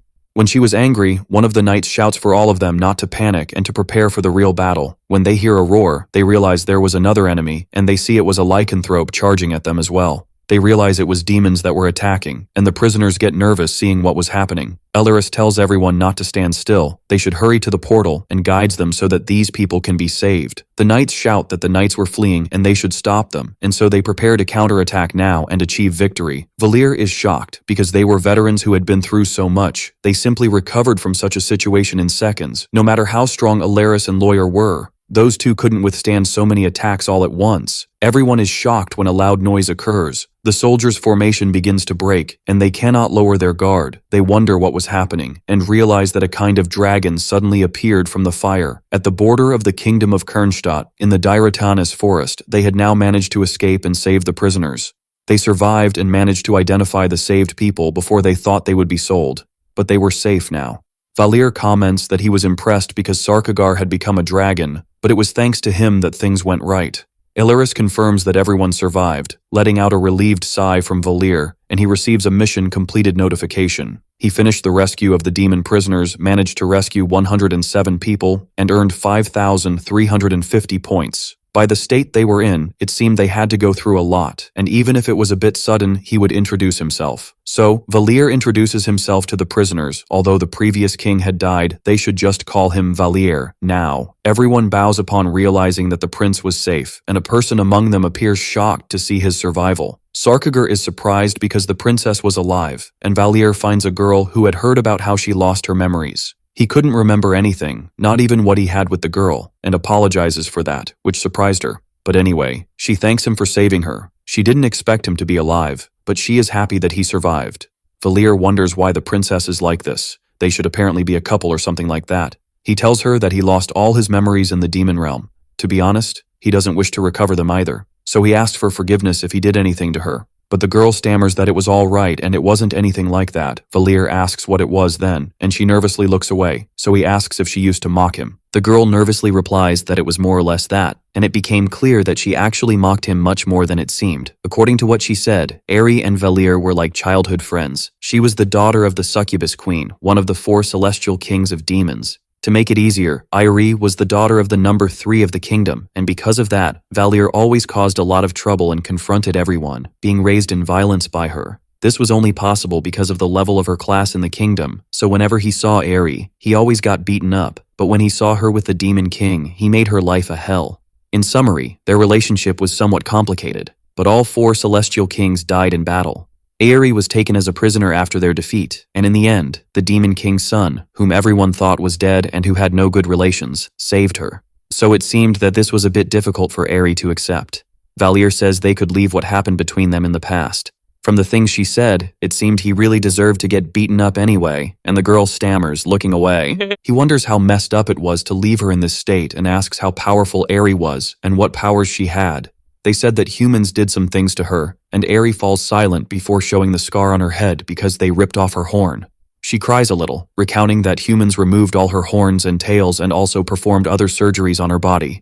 They destroyed everything, even took away her ability to use her powers to rebel against them. Now Earis was nothing, a complete uselessness, and she cries, apologizing because she could never forget the things Valier did for them. She was very happy to be able to repay what he did, but now she was totally useless and couldn't do anything or repay for what he did. Earis apologizes several times and Valier responds that he didn't save them because of that. He didn't intend to use them in any way. They didn't need to apologize for that, so now they could go to the Blacklands or anywhere else. Therefore, they didn't need to stay there with him. Now they were all free, and he says the princess did a good job enduring things until now. Except for 10 of them, the rest seemed to want to return to the Blacklands, nullifying the entire war that had happened. Valier asks what they intended to do by going back. Earis says they wanted to stay in the Empire. They might not do much or be able to help in the fights, but still, she was of royal blood from the Demon Kingdom. She couldn't go back to her homeland and live in peace. And even though they had lost their powers, they still had their bodies. Valier asks what she meant by that. She says she needed money to live in the human kingdom and heard that a lot of money could be a threat to the human kingdom. So, they intended to start a business and make a lot of money, and even Earis questions what the princess meant by that. Earis says they could create a good trade and have the Empire's money in their hands. It would certainly be a great help to restore the Demon Kingdom. As the other two seemed confused, Earis knows they could also divide the Empire and leave it in total chaos. Valier sighs. She had a good point, but he wasn't good with those things, and there was the fact that he was studying at the temple. She asks where she plans to get money to start that business, and she replies that there was no need to worry. She knew how to do it. Thus, Earis says Valier should sell them. If he sold them as slaves to humans, they could get a lot of money. If he used the money, he could start his own business. But Valier yells at them, questioning what kind of idea that was. He had just put his life at risk to get them out of slavery, but now they suddenly wanted to be sold. And he questions if she was going crazy. Earis cries because that was all they could do to help rebuild the Demon Kingdom. She insists because that was the only thing they could do now. Aside from that, they were all useless. That was the only way they could achieve their goals. If they could take revenge on humans by putting their pride aside, it was for the best. But Valier yells at her to stop saying those things. Still, Earis pleads for it to be possible. All the others also plead. If they didn't sell them, then they would go to a brothel and offer all the money they earned. Valier is left confused about where that idea came from and asks if she really thought she would be happy with them making money by selling their bodies. He would rather die than do that.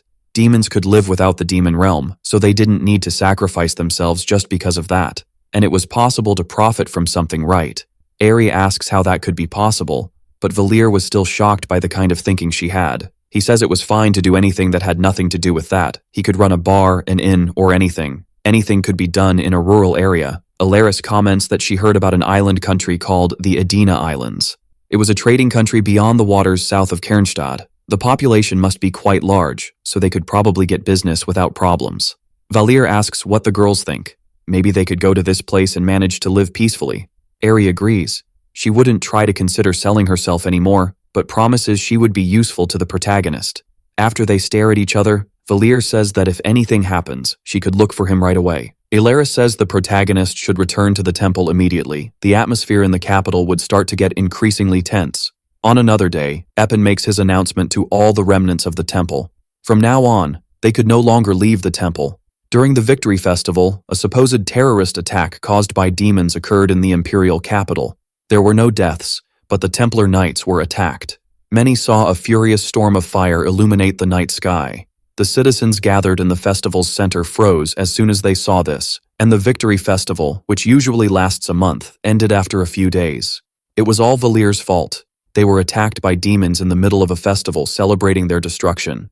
Meanwhile, it was reported that they were moving the prisoners and had indeed tried to sell them as slaves to the Empire, the same ones who only spoke about the destruction of the demon race, causing the Empire's honor to diminish at a devastating level, hitting rock bottom all because of Valir, and thus he acquires the achievement of ending everything that happened and changing the main story. And the event that was supposed to happen, the kidnapping of Isadora Delphine, never took place and was erased from history. The students could hardly believe that the demons did such a thing. It seemed that the war against them was not over yet. Ellen asked the protagonist why they did this. She didn't understand why they fought against the Templar Knights. Valir didn't know, but at least they could continue with their training and asks her to take it easy. Ellen says that if they were after revenge, she didn't understand why they attacked the capital, where they all were, when they could attack elsewhere.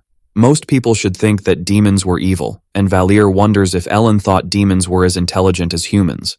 The girl thought that something they didn't know might have happened that day, and Valir felt that she thought a lot. He says that if that's the case, they would reveal it sooner or later. He couldn't be classified as human because he broke the Empire's pride, but he also couldn't be classified as a demon because he was allowing the future heroine of humanity to evolve more and more. Now he wonders what he was doing with his own life, and Ellen interrupts his thoughts so they can finish training. Valir complains because they had been training since they returned from school and asks if she really thought she wanted to keep training during her vacation. He would rather stop and she had to train in moderation or she would suffer again. She would fall hard on the ground, so at least she could go out and enjoy the time. Ellen says that if he wanted, he could go, but she wouldn't. But Valir grabs her by the wrist and pulls her with him, which surprised her. She blushes a little when he says they should go out to eat together, but ends up saying again that she hated Cheonggukjang. The protagonist looked at her before saying that he thought she liked it, and she replies that she only ate it because Valir was with her. Then, he asks what else she could eat, and she makes a face thinking about the things she hated to eat, until she says she preferred to eat meat. When they went out to eat, Valir was shocked because he became poor after paying. It was shocking that she could eat 5 steaks in a row. Ellen seemed to have a hole in place of her stomach, but following traditions, the dessert would be paid for by her. It was common sense. She agrees, and Valir comments that there was a dessert shop that sold something good. On the way, they end up crossing paths with Redina, who was training with a bow and arrow. She gets so nervous that she points the arrow at Valir's face, and he says she shouldn't be pointing that at other people's faces. The protagonist asks why she is there alone and where her older brothers are. Redina complains because they aren't her brothers, but her friends. Redina asks what Valir wants, and the protagonist asks if she is missing because the target is too far away. It would take 2 years to hit it.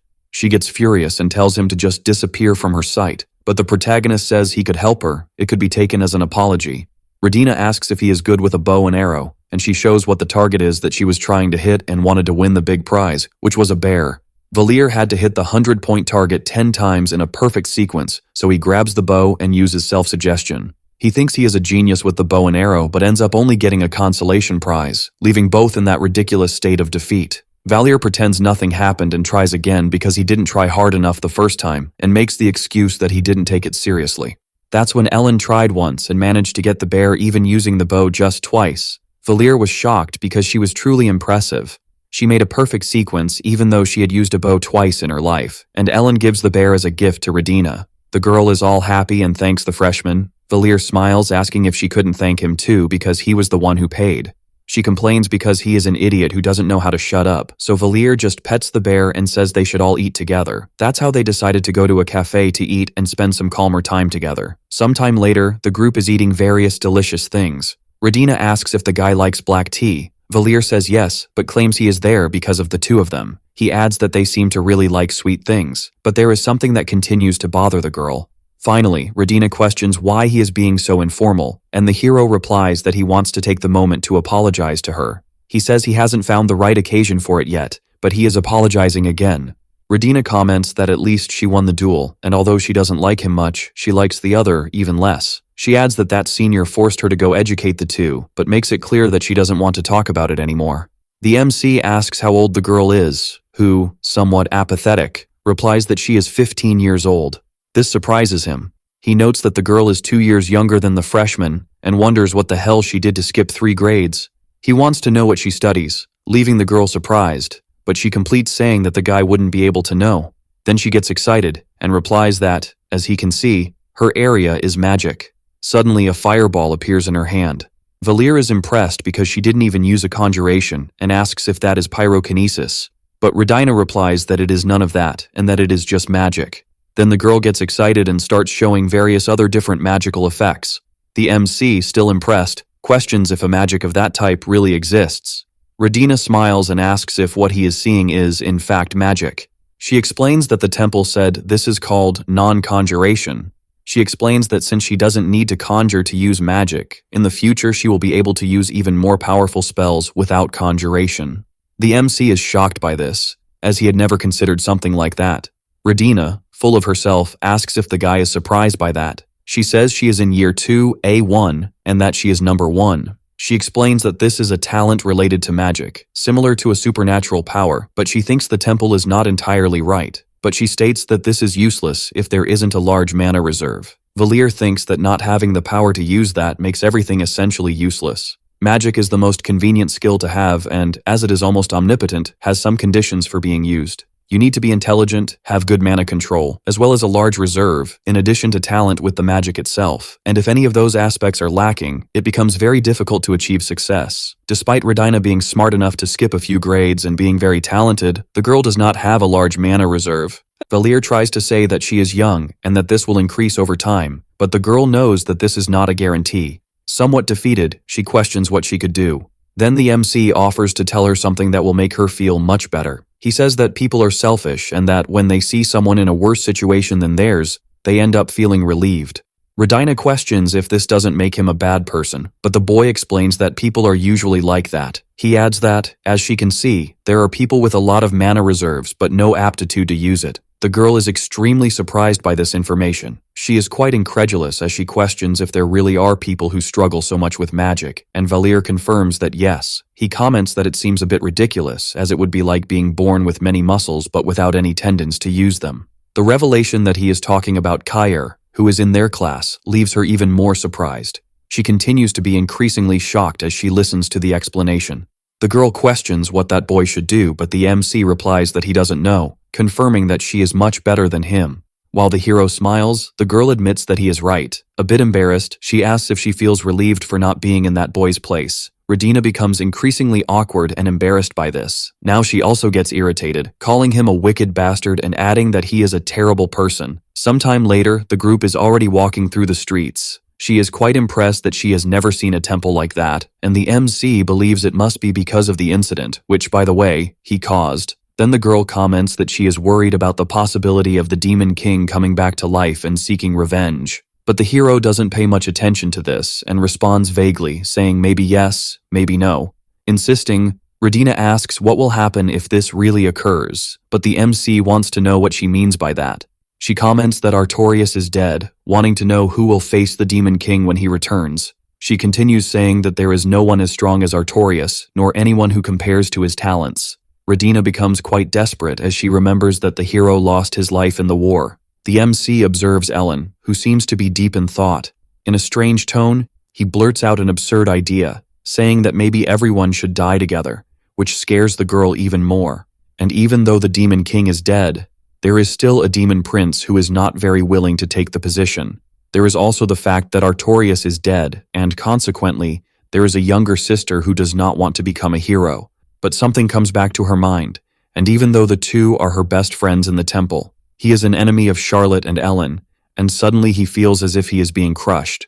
Radina says goodbye with a little wave, smiling and saying she will take care of the teddy bear, and the MC finally says for them to head to their dorms as well. He comments that that day felt so short, but suddenly he stops when Ellen calls out to him. The girl is quite thoughtful and questions what if the Demon King really resurrects. To his surprise, she adds asking if he thinks she could fight.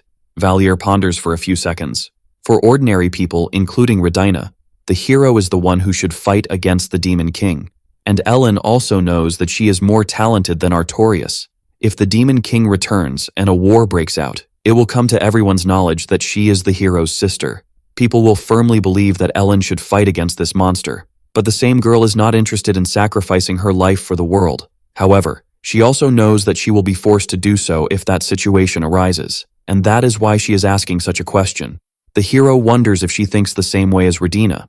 Then he replies that he wouldn't want her to do that, leaving her confused and questioning why. Trying to lighten the mood, he says that if she left, he would have to eat everything alone. But the girl responds that she is serious. With a stern look, the boy says that he is serious too. He sits down while explaining that he is not planning to eat with her for the rest of his life, but he also doesn't want to spend the rest of his life without the possibility of sharing that with the girl. Then, leaving her truly surprised, he says that he doesn't want her to die. Ellen asks if he doesn't want her to sacrifice herself for him. Valier responds that many people need others to die for them, then questions whether the opposite could exist, while the girl smiles. In a joking tone, he comments that the poor demon king wouldn't stand a chance against her, and the girl replies that he is overestimating her. And that's how their vacation came to an end, with the days passing without major issues, or at least that was what was expected.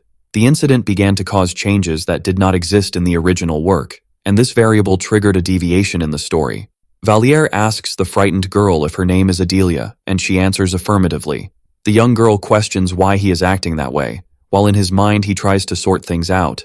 A man explains that his listeners should be aware of recent events. He tells them that the temple's security is good and that as long as the students do not leave irresponsibly, they will be safe. But there is still parental concern due to the incident. Finally, he says that anyone who believes the place is too dangerous can ask to leave or be absent, which surprises the MC. A girl questions what would happen if she left. The teacher replies that she would have to repeat the semester, as students need to complete the first semester's subjects before proceeding. Leaving the MC surprised by this, the future begins to entangle right before him. For now, this is just part of the story's daily life, but in the future, everyone will have important roles, and that is concerning. Valier panics a bit as this is quite problematic, and wonders if this would be a butterfly effect caused by the rescue of the prisoners. Even regarding the incident from days ago, originally Ludwig helped Scarlet because of her problems with colored hair, but Charlotte ended up taking on that role. She reprimanded Bertus for the incident, saying it was necessary to contain people for the honor of the Empire. In truth, this conflict between them is quite different from what the hero had written. With the main character evaporated, his plans may end up becoming a mess. Finally, the teacher asks if the student really wants to leave, but the girl replies that her parents said it is dangerous. Another student says she would also like to receive some advice. Then the man asks both to accompany him after class, while the MC thinks he needs to sort this out. Sometime later, the hero enters the room determined. He catches a girl by surprise inside the classroom. Then the girl asks what the boy is doing there. Valier asks if that is number A7, named Adelia. Stammering, the girl replies that yes. To her horror, Valier asks where that idiot went. He adds that since they are friends, he wants to know where the girl is, and that's how he found himself in this situation. Cornering her, he insists on knowing where she went, as he can't find her. Desperate, the girl thinks she is too scared to answer, but if she does, she will admit that Harriet is an idiot. Finally, she reveals that she had to go to the communications room because she needed to talk to someone.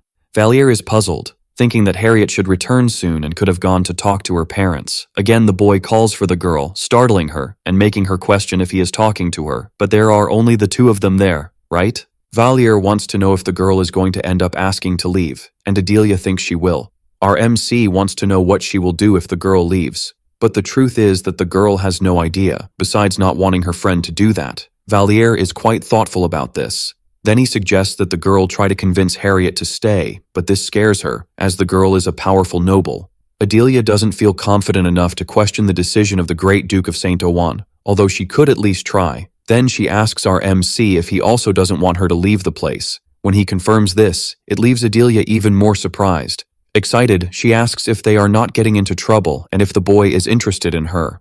The girl is incredulous that this is the reason the boy has been hitting on Harriet all this time. She thinks she has never met someone whose mind she could read just by looking into their eyes. When she was just starting to come to terms with it, Harriet returns to the location. Feigning surprise, he asks, "Oh, you are here." He explains that he is there to talk to her, then asks for a minute, leaving the girl a bit confused. It seems that the place is quite messy, with clothes scattered everywhere, and this makes Harriet a little embarrassed. Even from outside the academy, her scream can be heard telling the boy to leave, but Valier says it's not like she rented that place. However, Harriet interrupts him again and very awkwardly keeps repeating for him to leave soon. Our MC tells her not to pull on his clothes because they are very expensive, but the girl continues to shout for him to get out. The guy doesn't understand why the girl is behaving this way and questions her about it, but it seems she is getting redder and more out of control. And again, a shout telling him to shut up echoes throughout the place. Valier says they could talk in the room, but the girl replies that she would rather die than do that. Then he asks if she is going to leave, but Harriet responds by questioning why he cares. Mockingly, She adds that it will be great because she won't have to see his face for the whole year, but the guy says that won't be the case. The girl gets confused and our hero finishes by telling her not to leave. Harriet looks a bit confused at first but then seems to think of something and becomes super shy. Then she gets all tangled up in her words while wondering if he shouldn't be happy about this situation. She asks herself why she should listen to him. Valier says he doesn't really know what Harriet is thinking, but wants to know if she has any idea that she will only be able to come back next year if she leaves. Moreover, she would become his junior, and he asks if she is okay with that. That girl thinks for a little while, and excitedly shouts that this cannot happen because a year is just a year.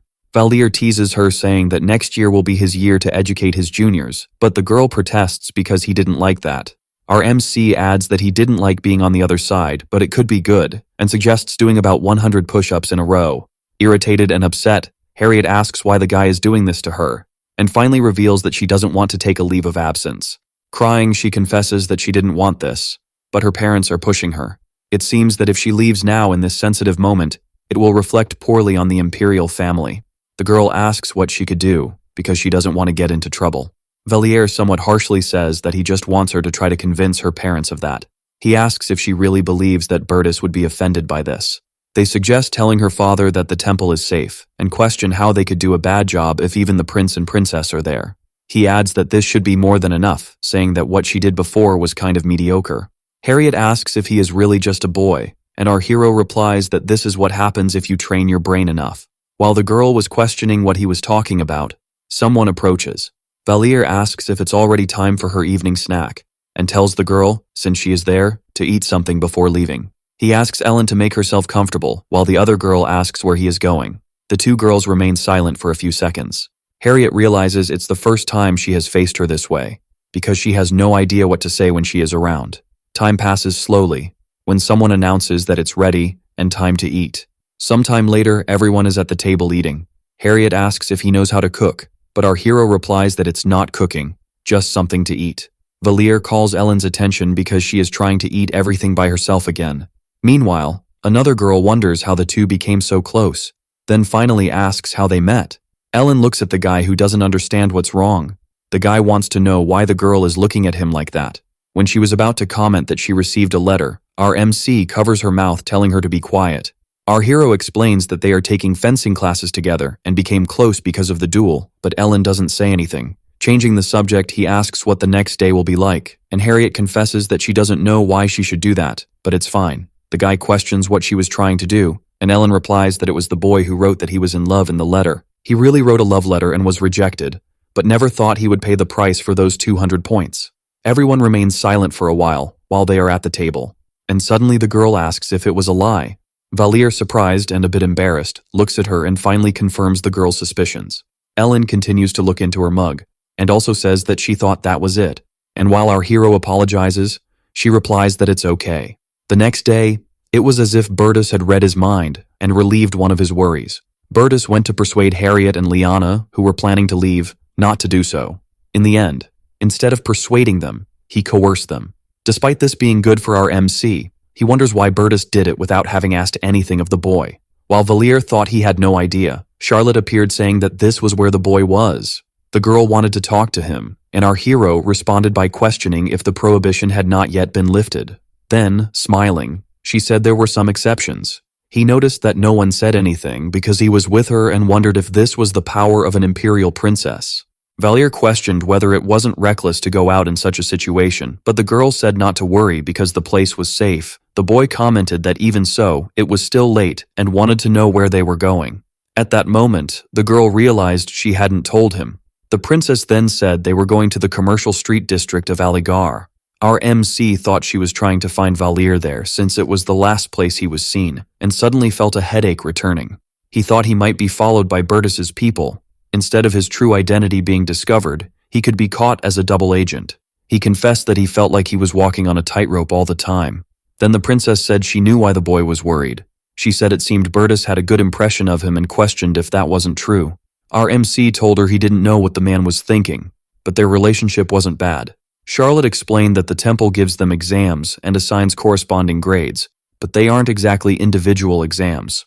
Then she said there were group exams and asked if he knew that all of these impacted their evaluations. She then explained that it harms his colleagues, and this influences things more directly, and she asked if that wouldn't put him at a disadvantage if he dealt with friends this way, but Valir wanted to know why she was explaining all this. The girl said our MC mentioned that the relationship with him wasn't bad because if it wasn't anything serious, she would leave him alone. Our hero questioned whether those grades were really that important, as he thought Bertus wasn't the type of person who cared about that. But Charlotte replied that even if it hadn't been important in the past, now it was quite a lot, because in the end, they were now competing against each other. The princess said he knew that if something happened to either of them, the other would be deprived of the throne, and our MC said he remembered. The emperor had issued an imperial edict on their first day of admission, and although Charlotte and Bertus received it, the message was for everyone. The message warned them and their followers against doing anything foolish. Charlotte said the emperor must know that Bertus tried to kill her, and at the time he didn't pay much attention. Certainly he wanted to prevent further bloodshed among siblings. She said that was why they were trying to keep everyone safe, and it would be a big problem if personal issues interfered. The princess asked if a third person could become emperor if something happened to the two of them, and our MC said yes. Considering that, she wanted to know if their evaluations mattered now or not to the temple. Valir said that it wasn't absolute, but he could understand how it could affect things. The girl added that she frequently received grades for group activities, so losing one person could be disastrous. Thus, our hero said he understood Bertus persuading the others to leave the place. Finally, the girl said that was it, and there was the place where the boy she was looking for was last seen, so she suggested they take a good look around. The group continued following, questioning some people, but apparently there was no concrete information. A bit disappointed, the princess took a drink. She said she knew it wouldn't be easy, but there were several people who didn't even want to talk to her. And our MC agreed. They would probably want to rip out their tongues if they were rude to the princess. The girl said what she heard today wasn't much different from what she already knew. Feigning ignorance, Valir asked her what the deal was with the fake scroll she mentioned earlier. Charlotte replied that it was hard to go into details, but that boy had separated from her. That was the best choice he could make if he wanted to continue living. But what could a boy without memory or knowledge do? He would just run away, and his path would be dark. She believes that the young man still has the scrolls despite having tried to make money with them, but he must have encountered some problem. Human and demonic scrolls are quite different, and any merchant without deeper knowledge would think it's a joke. They probably thought he was trying to pull a scam. She heard that he stole a fireball scroll, but that no one must have bought it. However, that's where her leads end. The last place he was seen was a shop called Earis, and she wonders if they gave a false testimony. The princess stands up and says they should check that place in person. She then says to go to the location where the fireball was sold. The shop attendant asks what they are talking about. Charlotte insists, saying it's important and that she is looking for someone, then asks once more what happened. The guy says he heard he would make a lot of money because a fireball scroll is quite expensive. Then the shop owner gets a bit excited and starts telling a whole story about the incident. Our MC wonders if he is writing a novel or something similar, but thinks it's total nonsense. He thinks that the guy gave that thing to him voluntarily. Meanwhile, the man adds that he doesn't know who the person is or where he went. He questions if this gives any clues in some way. Satisfied, the princess says it definitely helped. But the man is surprised because he thinks he didn't say anything important, so Charlotte says she just discovered something. She places a scroll on the table and says she could sell it to him for a quarter of the price, leaving the man surprised. She tells him to check because it's all genuine, and the man is quite shocked to find out it's a genuine lightning scroll. The princess adds that it's up to him whether he will buy it or not, but the man has no reason to refuse, giving her 25 silver, since the original price is 1 gold. He is quite excited to have gotten this lucky so suddenly. Then the girl tells him to say when she had the opportunity to steal his scrolls during this process. Charlotte says he checked if it was a scroll without leaving the counter, but only said he kicked the boy out when he looked at him. She wants to know how he managed to steal the scroll from the cabinet back there, as he would need to go there and come back without the man seeing. The princess says the guy is definitely hiding something because that wouldn't be possible. The man gets irritated and starts shouting, saying that if he said it happened that way, it's because it happened that way, and curses the princess. But our hero slams his hand on the table, interrupting him at that moment. Valir tells him to control what he's saying if he doesn't want something worse to happen to him and to stop talking nonsense. He demands that he explain how the man stole it, and if he doesn't, it's because he's hiding something. He explains that this is a serious case, and if he doesn't tell, he will also be accused of obstructing information. He then questions the man about what it will be, whether he will tell the truth or not. Our hero threatens him, asking if he prefers to talk after being beaten in a dark alley. The princess is outraged, questioning what is wrong with people since that man lied shamelessly. She asks if she looks like a fool or someone who would believe such nonsense. It seems the princess is quite irritated, but there's no way she won't be disappointed by this. Charlotte continues speaking while our MC wonders why the girl is so upset. He suggests that the empire needs to implement public education as soon as possible because this is certainly a lack of it. And this way, people can stop being idiots and stupid. She confesses that she simply cannot stand hearing these idiots lie like this in front of the empire, and finally asks if our hero agrees. While she holds his arm tightly, Valir responds that yes, and he asks the girl to calm down a bit. Seeming really a bit more relaxed, she apologizes. Valir thanks her for the meal that the young lady bought for the two of them, but questions why she eats street food since she is a princess. Before she was picky, but when she was in the demon prison, her hunger was so great that she tried to eat a leather shoe. Charlotte explains that she shouldn't feel the same sensation as before when she ate the cookie. The boy asks if that wouldn't be too pessimistic, which leaves the girl silent. He then questions if the other knows what scared her more than the demons. People became so hungry that they were capable of absurd things, left in shock by their actions, and the girl felt terrified. This drove them to madness and death. Finally, Charlotte asks if she is doing well compared to the other prisoners. The Mac finds it strange and questions if the young woman would then say that he has heard too much and must die, and she indeed ends up saying just that. But she laughs while explaining that it was a joke. The girl shares that being there in person helps her discover many new things, and Valir asks what those things might be. She starts explaining that she can see more things, for example the stores that took testimonies are arranged. She also mentions that reaching new conclusions is natural, and that she discovered what the boy's path would be. He entered every scroll shop he saw at least once, and all the shops that had an eyewitness are from that area. That shop they just left was the last one that had something like that, so they don't need to go to all of them to know that his movement suddenly ended there. It is noted that the boy did not steal the scroll, so they can deduce that he had no reason to flee. The idea is to understand his next step after failing several times to sell the demonic scroll, and our hero tries to follow the girl's reasoning. In the end, Charlotte reached a conclusion. There is still one more shop that deals with this kind of thing, and they are right in front of it. The Messie is shocked by how intelligent the girl is for having thought all that through. Probably the princess isn't just amazing because of that situation, but now it's time to enter the last shop. Valir asks if that doesn't mean the owner did something wrong, but they can't jump to conclusions. The witnesses didn't bring any information from other areas, so there must be something in that shop, or it means someone lied. Anxious, the Mac finds it hard to argue with the girl because everything she said makes a lot of sense. Our hero wonders if Earis is home since she mentioned she should be on Adina Island to help Aerie and her group settle in. Even if it's not enough for Charlotte to discover Valir's identity, it would be problematic if the girl suspected Earis and soon found out she is a vampire. In desperation, the young man decides to use his review power. Even more desperate, he realizes he can't use it because he needs 10,000 points. It seems the princess is so determined to find the MC that it's practically impossible for her to ignore this. Now that they are standing in front of the shop, the situation is quite bad. As she puts her hand on the doorknob, the girl notices it is locked, and it seems the shop didn't open that day. Our hero suggests they look elsewhere, since that shop will open at some future time.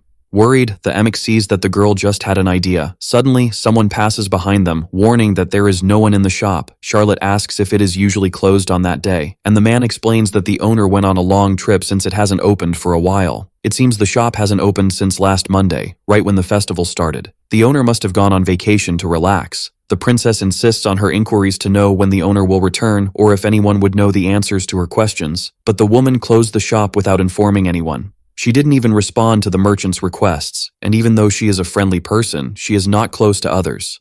People say that the owner of this shop has a kind heart, but she has never even gone out to eat with anyone. Her business sense is terrible, and that doesn't match the personality of a merchant. Finally, the man concludes by saying that the duo should try to find her again another time. It seems there is nothing left for the two to do, and they should return for now. However, Charlotte believes they should force their way into the shop, leaving the boy speechless.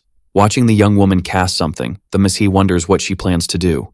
The intensity of what she did caught everyone's attention. The princess did something crazy. She simply blew the shop door into 1,000 pieces. "Let's look for that darn fireball scroll," says the girl. Valier is surprised and quite apprehensive about his companion's obsession. Upon entering the shop, the young woman suggests they split up to increase their chances of success. Suddenly, someone emerges from inside the place and approaches, asking what the hell is going on. Then she asks who that duo is, and Charlotte naturally replies that this is where the owner has been all along. The woman tries to understand the reason for them breaking down the door and barging in. The young girl introduces herself as Charlotte, the Imperial Princess. Without allowing the other to introduce herself in return, she adds that she has some questions for the owner. With strong determination in her gaze, she also states that they need to talk. The princess explains that several people are after a boy. The shopkeeper says she is aware of the situation. Charlotte asks if the woman is sure she hasn't seen the fugitive, and the other responds affirmatively. Continuing her investigation, the young girl notes from the ID that the shopkeeper came from the Pergia region and inquires if the count is a decent lord. Slightly anxious, the shop owner reveals that the leader of the region is Bishop Rendry and that there is no one known as Count Pergia. This leaves the princess suspicious. Valier realizes that this was a trap since the girl asked something the person wouldn't know if she were truly from that place. Charlotte is someone who knows the details about the regions of the Empire, and Earis has prepared for those questions. Neither plans to reveal any weakness. The girl asks if the other is a mage, and hears that she is not. After all, there are things in the shop that are used with magical power. At first, there is no fireball scroll in sight. It doesn't seem uncommon for a scroll shop not to have those used for attack since they must be in high demand. Attack spells can easily be used for crimes, and the shopkeeper wanted to avoid selling those types of scrolls.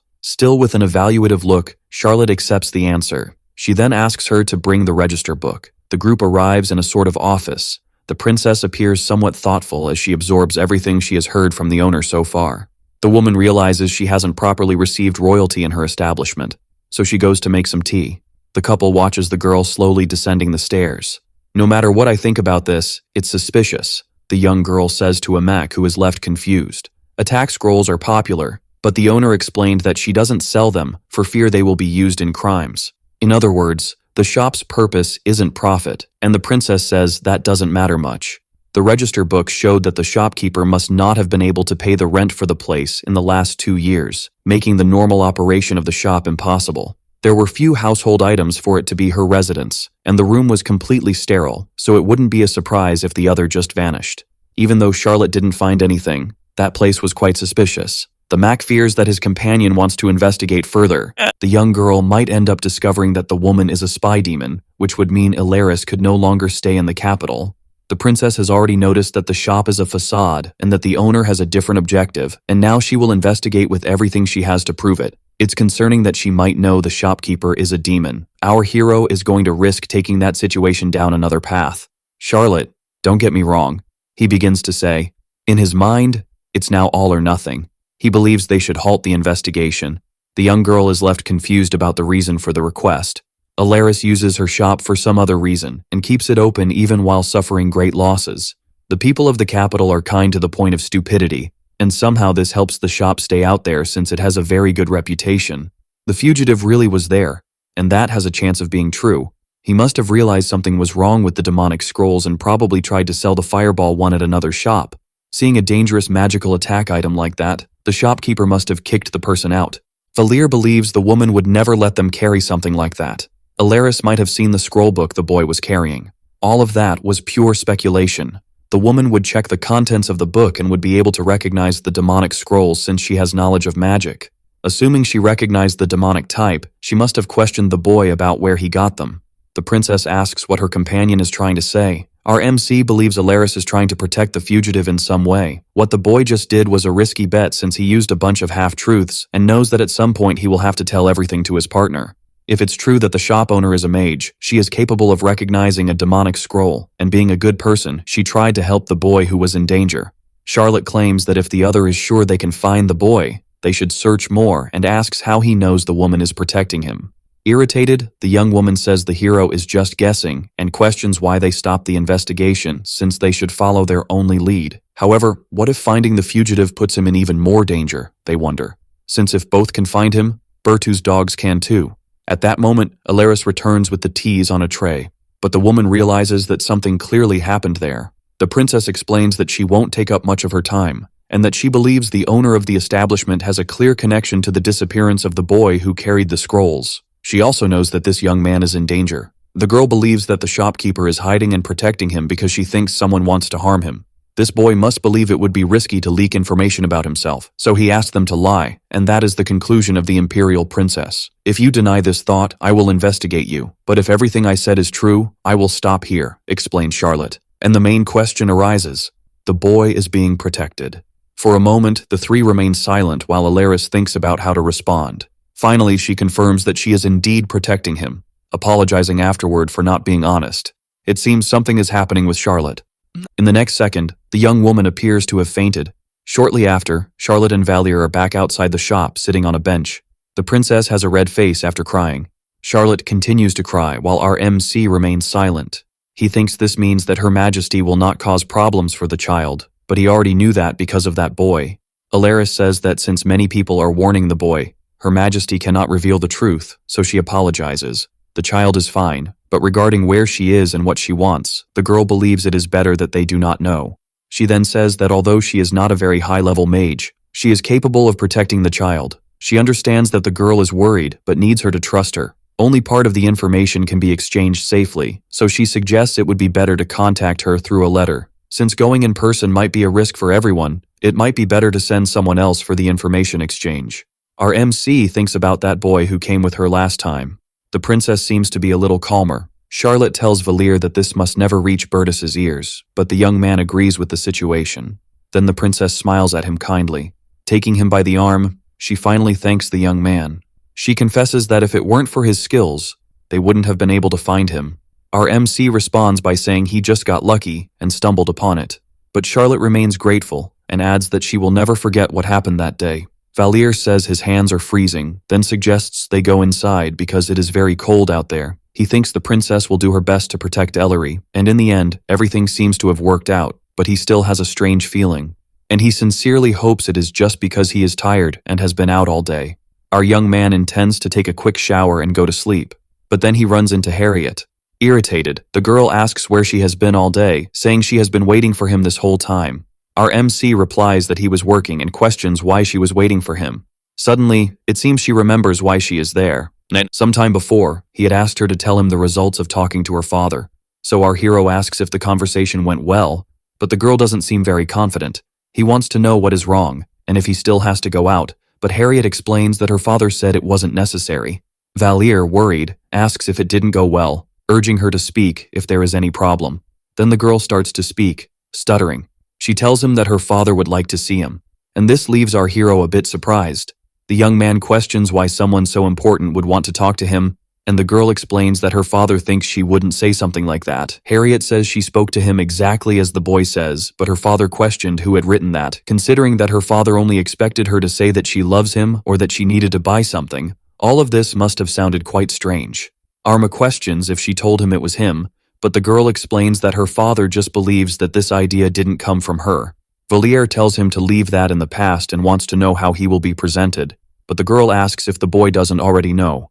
The boy asks if he didn't tell his father that he was a problematic person who attacked everyone. The girl doesn't respond, becoming a bit tense, and soon he realizes that this must be exactly what was said. Then he approaches, saying they should resolve things today, but she apologizes, saying she made a mistake. Valier says it will just be a punch in the face, and the girl screams that he really did that.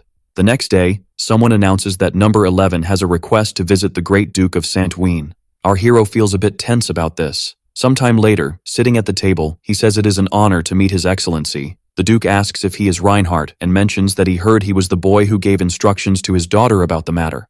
After confirming this, our amic asks the reason. Then he explains that the girl didn't want to go, so he just made a suggestion. The Duke questions if she personally asked him to do this, and a bit tense, our hero replies that yes. While drinking his tea, the man confesses that whether they go or not, he assumes there wouldn't be additional problems and thinks it wouldn't be a bad idea for her to continue. But to the boy's surprise, he adds that it is impossible. He says that Harriet said she couldn't ask anything of a common plebeian like him, and Valier questions this hypocrisy all of a sudden. Putting the tea on the table, the Duke says that his intention was not to offend her by saying this. He explains that until now she had tried not to speak with anyone below her level of nobility. In other words, considering her background, she should never have spoken to the boy. But the girl not only listened to his advice, but accepted it. He takes another sip of tea while our Mac remains thoughtful. Then the man asks if there is a possibility that she likes him, but our hero says he doesn't know, and that he absolutely doesn't like her. This leaves the Duke a bit surprised. He becomes agitated, asking if the boy has some vision problem for not liking her, and how he can say something like that about his lovely daughter. Suddenly, the girl bursts through the door violently, shouting for her father and questioning what the boy is talking about. She screams, ordering our hero to leave first. Our hero says he is leaving, but the Duke would like to talk a bit while his daughter yells for him to be quiet. Harriet questions him for saying such things and making her feel embarrassed, while Valir thinks that even the strongest mage gets shy around his daughter. Embarrassed, she screams for her father to go away now because she told him not to come there. Defending himself on the matter, the Duke says he is her father and needs to decide who deserves her love. This leaves the girl in a boiling state. She stutters a bit, trying to argue with her father, and she screams, crying that she really hates him. The Duke reacts very shocked by this. As the girl leaves the place, he is on the floor calling her name. Realizing the whole mess, our MC thinks he should get out of there. Sometime later, back at the academy, someone knocks on his door. Harriet is there, a bit shy, and Valir asks if she managed to finish her conversation well. Irritated, she questions if he really doesn't know, as her father did everything wrong, but our MC confesses he didn't know. The boy stares at the girl for a bit, then he finally asks if she doesn't like him. All shy, the girl turns red again and screams for him not to say nonsense. Closing the door, Valir says that if it weren't for that, why would she be so irritated by the teasing? And the girl is in shock, realizing she was caught. Screaming, she tells him to open the door because there is no teasing, but our MC just ignores her. She pounds her fists on the door, now very irritated, and crying, she begs him to open the door, while our hero thinks that as expected, she is indeed interested. After a while, already at the academy, our MAC thinks he can now take the superpower control class. Although his self-suggestion power is low, there is no one in the class who can match his activation speed, but he knows there is a guy who has a faster activation speed than his.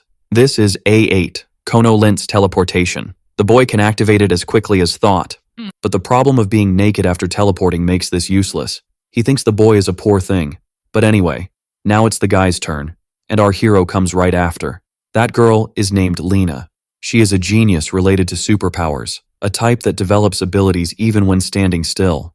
Valir thinks about envy in various ways, even though he can also develop quickly. He could be fine if everything remained calm, but recently something has disturbed him. A girl says that everyone has worked hard and will complete today's measurements with that. She tells everyone to gather strength and prepare for the mid-year exams that are not far off. For most students, this is an unavoidable event, and many may find their end there. And it means that the mid-semester tests are about to begin. Valir calls Ellen, who is nearby. He questions whether she isn't studying for the exam, as she is just swinging that sword all the time, and the girl agrees. He realizes that she is not at all interested in studying and just wants to develop her martial arts. Even Bertus and Charlotte are always involved with other problems and are focused on studying. Our MC wonders if she is the type of person who doesn't study but ends up doing better than everyone else in school. And once he understood this, it is in a way 100% accurate. Speaking of intelligence B2, called Lewis, he is the one in front, but he is a bit careless in combat. So considering all the elements, Ellen is always in first place. However, he wonders if it's right to train with someone now, as if he continues like this, he will end up hopeless with the grades. You ask if he should study for the exams now, especially since his grades are low and he is not confident. Looking somewhat desperate, he thinks studying is kind of boring. Ellen approaches him, asking if he isn't going to study. Valir questions what she just said. What the boy understands is that she means he is not that smart and needs to study, but he replies that he intends to let things unfold naturally and will not study since she isn't either. Ellen asks what that has to do with her, and our hero responds that he doesn't know but just doesn't want to study. He just saw on his terminal that he received an achievement. As much as he thinks it's just that, he can't ignore such a sweet bait that was thrown to him. Recently, he used 2,000 points to develop his sensitive magical talent and needs another 4,000 to activate the next talent. Considering this, he cannot ignore these achievements in any way. He believes he can be smarter than the others, but being in 10th place among over 1,000 students can be complicated, so he looks for other achievements. He sees that cheating on the test makes him lose points, but getting the worst grade will give him more points. He says that since everyone looks down on him, he will show how it works. Determined. Let the top 10 come. It seems he finally decided to study a bit. Ellen comments that the boy had said he wasn't going to study, but Valir explains that people try different things. She just continues watching him while eating in silence. Finally, she says she believes he will do well in his studies, but our hero finds this comment very unexpected. But the girl adds that she thinks he is quite smart. This also catches our MC by surprise, and he thanks her somewhat shyly. But he suddenly realizes something, and he thinks it's a defeat to be praised by a student without having earned it. He still bets that this girl is much smarter than he is, so he asks the girl if she wants to study together with him. But without showing any emotion, she replies, no. A bit disappointed, the boy says, okay. Then he walks around the place for a while, questioning how this exam was in the original story. Soon he remembers it was a separate chapter where Ludwig delivered a solid performance like a rock. He is that typical old-fashioned protagonist, full of fighting spirit and justice, but a bit stubborn. However, he always had problems with grades until it reached a point where he would fail. So he went to study with one of his friends and started to improve his grades. That friend was named Louis, but he was also one of the smartest in the class. But of course, he was a selfish and cunning person. So our hero approaches him unexpectedly and says he would like to ask something. The guy gets a bit tense and questions what he wants. But Valier jokes, asking if he is hitting him and why he is resisting like that. Louis wonders why this problematic guy is acting like this. Our hero just smiled in a rather self-serving way. Then, without hesitation, he asks her to please help him with his studies. The girl seems a bit surprised that our hero is in the Class B dormitory. Then he explains that he is studying, making the girl even more surprised that he is studying with Louis. He explains that the boy is smarter, but the boy doesn't seem very pleased to be with a troublemaker. She said she understands, and that in that case, she would like to join the two of them. In the original story, Louis snubs the girl, but here it seems completely different. Then another person appears questioning why our hero is in their dormitory. Valier seems to recognize that voice and turns to see who it is. Ludwig laughs, saying it's great to see him in a place like this. The girl invites that guy to study with them too, but our hero is not very pleased about that. But the excited boy says it sounds like a great idea. Valier is not very happy, mentally calling him a bastard and an idiot. That boy just chooses not to study, but since he is diligent in everything, he puts effort into studying too. However, the grades are getting worse and worse. Our MC thinks the original idea was to receive exclusive help from Louis, but it's not a problem that Charlotte joins since she is smart. She questions the boy if, given the context, the speaker is denying his own guilt. The boy doesn't quite understand what she means, since in the text it seems the person knows their mistakes. Charlotte explains that the individual tries to occupy others. Valier is just a little irritated while Ludwig continues arguing about the subject. Suddenly, he explodes, calling him hard-headed and saying even a child would understand after so much explanation. Shouting, he asks how he thinks he will learn with such a chaotic mind. But the boy just laughs, apologizing, saying that even though he is focusing, he can't manage it. Charlotte asks our MC not to be so harsh, but our hero thinks it's his fault that the protagonist is an idiot. The girl keeps insisting with questions, but the boy seems a bit slow anyway. Valier remains irritated because Ludwig can't answer anything correctly. It seems he is not the only one like that, and Louis shouts the correct answer, calling that boy a bastard. Those two are quite surprised by the boy's reaction, who says even a 10-year-old would know the answer. He questions if that boy is human and mentions it's such an easy question that it would never appear on an exam. Louis stands up, irritated, shaking all over. Charlotte seems a little upset with the situation. She asks Ludwig if he hit his head as a child or something like that, and our MC thinks the kindest person is asking such a mean question. But that boy doesn't know how to answer this question. The girl insists on the question with a face that clearly shows she doesn't believe a normal person could be like that. Then she comments to our hero that the Empire should start the public education system soon. Determined, Charlotte says that the boy is not to blame, but the Empire for not providing adequate education. Smiling, she says he has no problem. While our hero wonders if she doesn't hate Ludwig, the girl continues talking and explains that in the future, the intelligence level of citizens will increase. She says this kind of situation won't happen anymore. Ludwig is grateful for that, but our hero wonders what the hell is going on. Returning his attention to studies, Valier asks his partner what kind of questions he thinks will come up on the exams. Sometime later, our MC has a snack while someone questions if he wasn't supposed to eat in Class A. But the boy asks if there are no rules against that. Then Louis replies that he is right since there's nothing to prevent it. Someone nearby plays a guitar. The boy approaches, calling everyone, saying he will play a song for everyone during lunch. People get excited around, but our hero doesn't seem to show much reaction. Meanwhile, Charlotte looks at him all cute. She doesn't even ask if it's not nice since the atmosphere is quite different from Class A. With an extremely bored face, he says it's fine. He realizes that in Class B, people manage to take some time to enjoy a bit, but in Class A, everyone is too focused on improving. For a while, he forgot that it's not about surviving, but about enjoying life. But from now on, aside from the training mornings, he invests all his time in studies. Study companions were impressed by his dedication, and thanks to that, he worked even harder. Because he has aged, his mind is worse than that of those children. But he definitely doesn't want everyone to notice that. His goal is to get good grades in the common subjects. Since there must be more than 100 people who scored the maximum, he cannot make any mistakes. Anyway, in the end, he ended up getting one question wrong on the midterm exam, and that was a total failure. So shortly after, the individual rankings were posted on the bulletin board. His name was in first place on that top 5 ranking. It seems that no one was believing it, not even him. His ranking was 734 in the academy exam, but in the actual class, he was in first place, for a very simple reason. In summary, he scored better on all his reinforcement tests.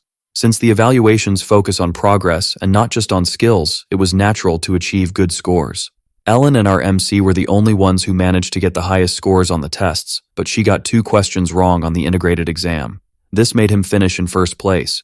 He didn't come in first place on the partial exam, but he did in a completely different subject. And with this incident, the academy had a stir for a while. So finally, it was May, the time when flowers bloom, but there are several other things happening during this time. Harriet avoids talking about the incident with her father, and whenever he argues, she gets all tangled up and shy, wanting to disappear. Bertus, on the other hand, surprised everyone with his good talents in martial arts and literature. Moreover, his magical sensitivity was detected in an exam, which drew a lot of attention from others. And after the restrictions were lifted, he visited the Ellery store to exchange information. Now that the pursuit of the princess was over, he took on the role of messenger, and it seems that the Ellerys decided to maintain the current situation. He heard that Earis settled in the city of Rizak. She adapted and is living quite comfortably with the help of the Ellerys. And when our MC returned to the academy, Charlotte was eagerly waiting for the letter from that child. Finally, she received that envelope. The child apologizes for disappearing without saying anything and says she was safe and hoped Charlotte was too. Then the girl was very grateful that he went to do this as soon as her restriction ended, and she made a point of repeating that thanks several times. But the feeling he has when he sees that smile is like a pin pricking his heart. Sometime later, our hero is on the ground saying that his whole body hurts. He realizes that he wasn't able to attack even once, wondering if he lost his practice because he had to study a lot. He mentions that it seems he was defeated more easily than before, but Ellen responds that he wasn't. She explains that she increased her level a bit, which explains a lot. Valier thinks he was easily defeated because she used more strength and wonders if it was because her skills improved. Then he admits that he is happy, but now a little curious. He asks the girl if she is not paying too much attention to him. Then she turns, thoughtful, without answering. Raising her sword, the girl responds that this is her, and firmly planting her weapon in the ground, she adds that this is him. Our hero questions whether she pointed to the ceiling or the sky, and Ellen asks if he would suffer a lot if she used her superpowers. The girl says they have been training together for so long that he doesn't even realize how skilled he is, and the MC comments that he is also impressed with her. He questions Ellen if she knows that speaking this way is a bit embarrassing, but the girl replies that it's because it's the truth. It is true that both are evolving in power, but the difference is the speed at which each one does it. And for our MC, that girl is a wall he will never be able to surpass. Valier noticed that during the swordsman evaluation, he was a bit slow and clumsy compared to the others. He thinks about how his ability has evolved since he awakened, and realizes that at least it has doubled, besides the fact that training with Ellen day after day made it much easier to defeat other people. Then he asks the girl if, should he take swordsman lessons more seriously, he could further improve his skills, but all Ellen responds is for him to get up because it's already time to continue training. As he stands up, he comments that it's time to get beaten by her again. It seems that is exactly what happens. His scream is heard throughout the academy. An excited girl says she met her junior again, and the boy told her that our MC came in first place. Valier says it's a bit sad when he sees people reacting this way, and the girl confesses that he definitely doesn't have the profile of someone smart. Then she suggests they do the first group mission since the exams are over, and our hero thinks it's a good idea. He mentions that the first one is like a survival mission. It seems that the topics of the missions are somewhat fixed. Sometime later, in another location, someone asks Harriet if she can use her magic to cut the trees, and she seems a bit confused, but she replies that she can do that, so the boy asked her to be careful and not get hurt. After a while, he is explaining that Ellen and Cliffman are helping with the construction of the camp as requested. When Effenhauser determined the theme of the group mission for the week, additional explanation was provided. Our hero seems a bit disappointed about something. As they walk along a beautiful beach, he thinks about the mission location, and to the surprise of some, it's a tropical deserted island. Suddenly, a boy shouts that it's very hot, but he gets scolded by the girl for making too much noise and a mess. Our MC walks while questioning why he has to write this part. As he melts in that heat, he curses the situation. The island is just one of the deserted islands of the Empire, and is 3 times larger than the Academy. The instructor says they must be there by Friday and survive for 5 days, regardless of the path they choose. The only thing they need to do is survive with the supplies from the location, and it seems one of the students isn't very satisfied. A scared girl questions whether it's not dangerous, and an instructor confirms that it's irresponsible to survive without a plan. The guy adds that those can give up at any moment and will receive a low grade, but it's different for the real class. Since it's a privileged class, they will need to prove they are better than the common students, and this is part of the process. He tells them to use that artifact if things get really bad, and if eliminated, they will be moved to a safe location. Moreover, if they meet specific conditions, the mission can end early. They will also receive an extra point if that happens. He concludes that he has explained all the rules and wishes everyone good luck. Harriet is inconsolable, wanting to know why they need to do this, and if it will really help with anything. She adds that she wants to go home. Our hero bends down, looking for something in that bag. He realizes they prepared more tools than he had thought. He questions whether Ellen isn't going to give up, and the girl replies that she won't. Then he asks the same thing to Ludwig, and the boy doesn't respond immediately. With a knife in hand, he says he will go with Ellen and asks the boy to take care of the others while they are away. He approaches the girl and tells them to go together. The worried boy questions if they are leaving, but the duo really needs to find essential survival items, and our hero completes by asking if he wants to die there. The boy says he understands and will take care of things around there. Our MC wonders if he wanted to go along. Class A consists of several nobles who managed to stay on the first day, but in the end, many couldn't and gave up. So, with the exception of Ellen, everyone decided to voluntarily give up. On the other hand, Class B, under Ludwig's leadership, will complete the mission. This is the original story before enrolling Charlotte. But now that the original story has changed, he can't predict what will happen, and he won't follow the storyline either.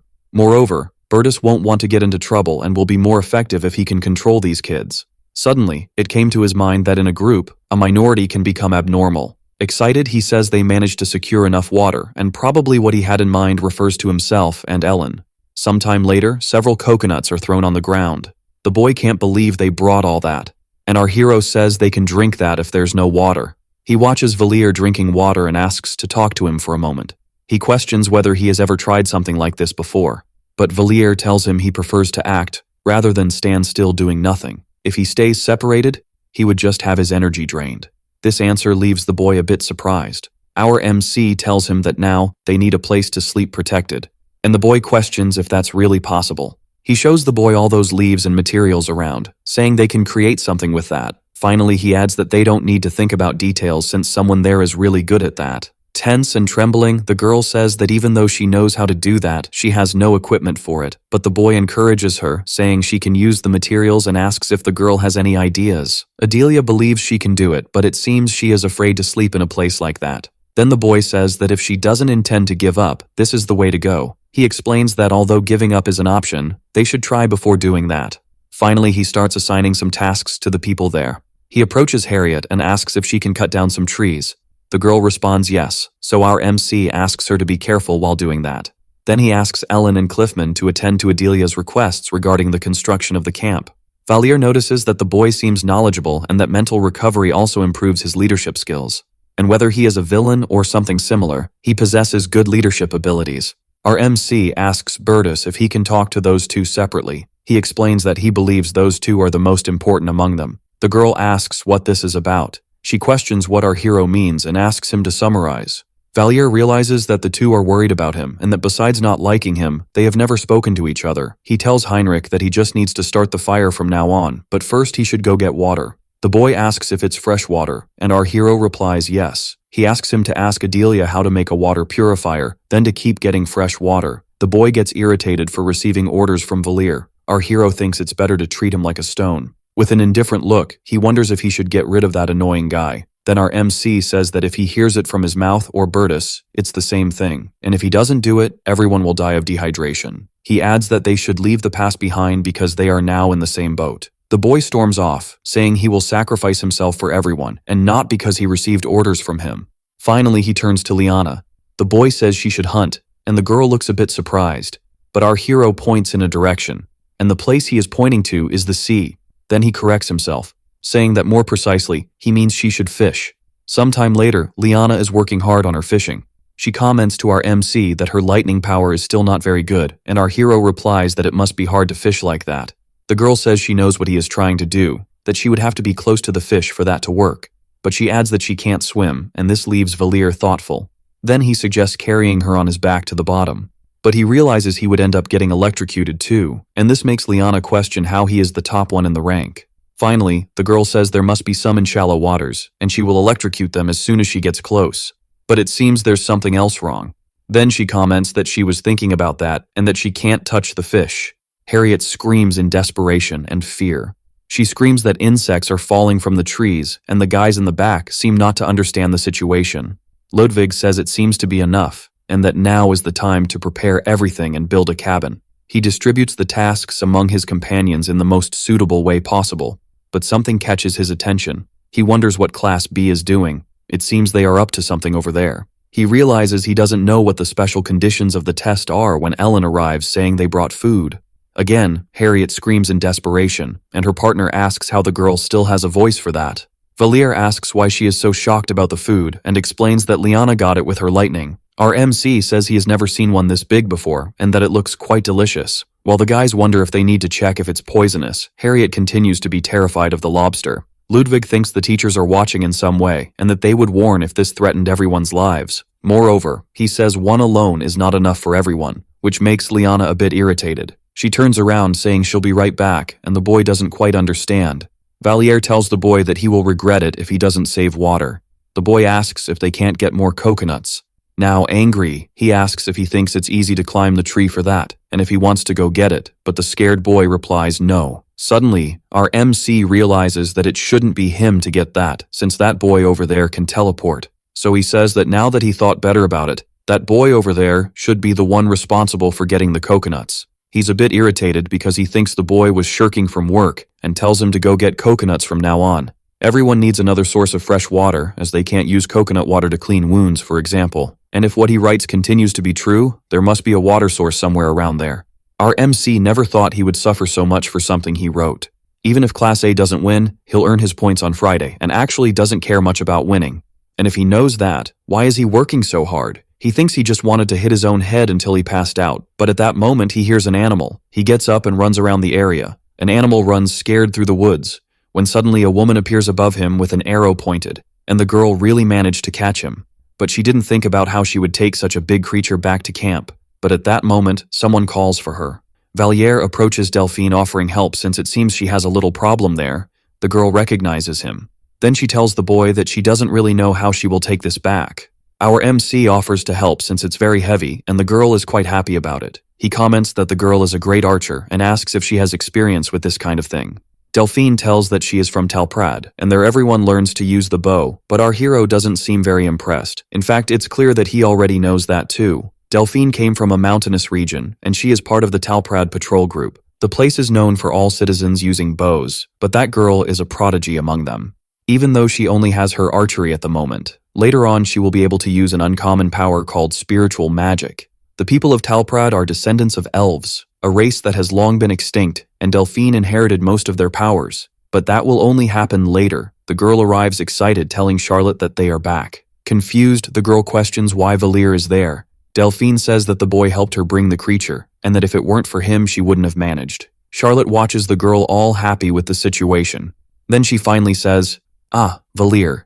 She explains that this is still a competition, so she asks why he would be helping his opponents. But our MC questions if she's really sending him away without giving anything, and finishes by saying that a leg is already good. The girl laughs, saying that then the boy must have his own reasons. So since it was Delphine who caught him, the decision is up to her. And without hesitation, the girl happily says that the boy can take that leg over there. Suddenly someone emerges from the water. A boy appears with a big fish speared on a spear. He stands there posing with the fish on his head, and excited, the boy calls everyone's attention saying he got another one. Delphine says that idiot will get food for a week in just one day. The girl adds that this will take a little time, so she will give it to him when the sun sets, and our MC agrees. The boy asks, since Valir is there, if he doesn't want some fish too. Because to be honest, he thinks he has too much already, and can give a bit away. Our hero accepts the help, and that boy tells him to let him know if he needs more. Charlotte smiles, saying it seems everyone forgot that this is a competition. Waving goodbye, all excited, Delphine asks him to come back later. Returning to camp, the boy is questioned about how he got those fish, and then explains the situation. Bertus is curious about how he got there, and Valir explains that he helped Delphine carry a very heavy wild boar. That boy seems a bit scared at the idea of having wild boars there. He is terrified of being attacked by wild animals at night, but our MC doesn't think wild boars are dangerous. Bertus, however, says it's better for them to stay alert. But before anything, he thanks our MC, as having more food is always good. It seems the cabin is practically ready, and Valir confesses that he was surprised at how easy it was to do this. Adelia comments that the rain must be leaking through the roof, and our hero says they can make a floor so they won't be on the wet ground, although that is quite laborious. After that, everyone continued to work, somewhat dazed. It was as if they were completely absorbed in their work. Time flies when we are focused on something. Sometime later there are several fish roasting on the fire, but the people around seem a bit downcast. Harriet comments that they don't have forks, and our MC suggests using leaves as plates. A strange sound comes from the forest, and the girl wonders what they are doing and what could be so fun. Meanwhile, in this camp, the atmosphere remains somber. Bertus suddenly says he knows everyone has had tough times, and that it's also bad to sleep in an unfamiliar place. But he reminds them that it's the first cooperative mission and questions if it wouldn't be good not to fail right on the first mission. While a boy calls for Bertus, he grabs one of the fish and eats. He continues to voraciously eat that fish. He mentions that it's actually very good, and everyone must be starving, suggesting they eat. They eat, commenting that it's good, but it would be even better with sauce or salt. Harriet comments that it's her first time eating lobster and feels a bit bad for finding it delicious. Our hero observes her for a moment and calls her. He then offers her something, telling her to eat. The girl questions why he is giving it to her, but our boy asks her not to question and just eat. Harriet stares at it for a while, and the two continue in silence in front of the fire. Then she finally eats that thing. Suddenly, Ellen runs towards the sea and Valir shouts her name. Another girl questions what she is doing, but no one knows. She just jumped into the water with a spear. A short time later, she emerges back to everyone's surprise. Then they wonder what is speared on her spear, and the girl brought a bunch of lobsters. A boy looks at her in shock. Ellen approaches the fire and tells them to roast those too. Bertus thanks everyone and warns that the forest is dangerous, then organizes the night watch. Then the boy says he owes a lot to Valir for today, but our MC has no idea what he did. Bertus explains that if it weren't for him and Ellen going into the jungle at that time, everyone would have already given up.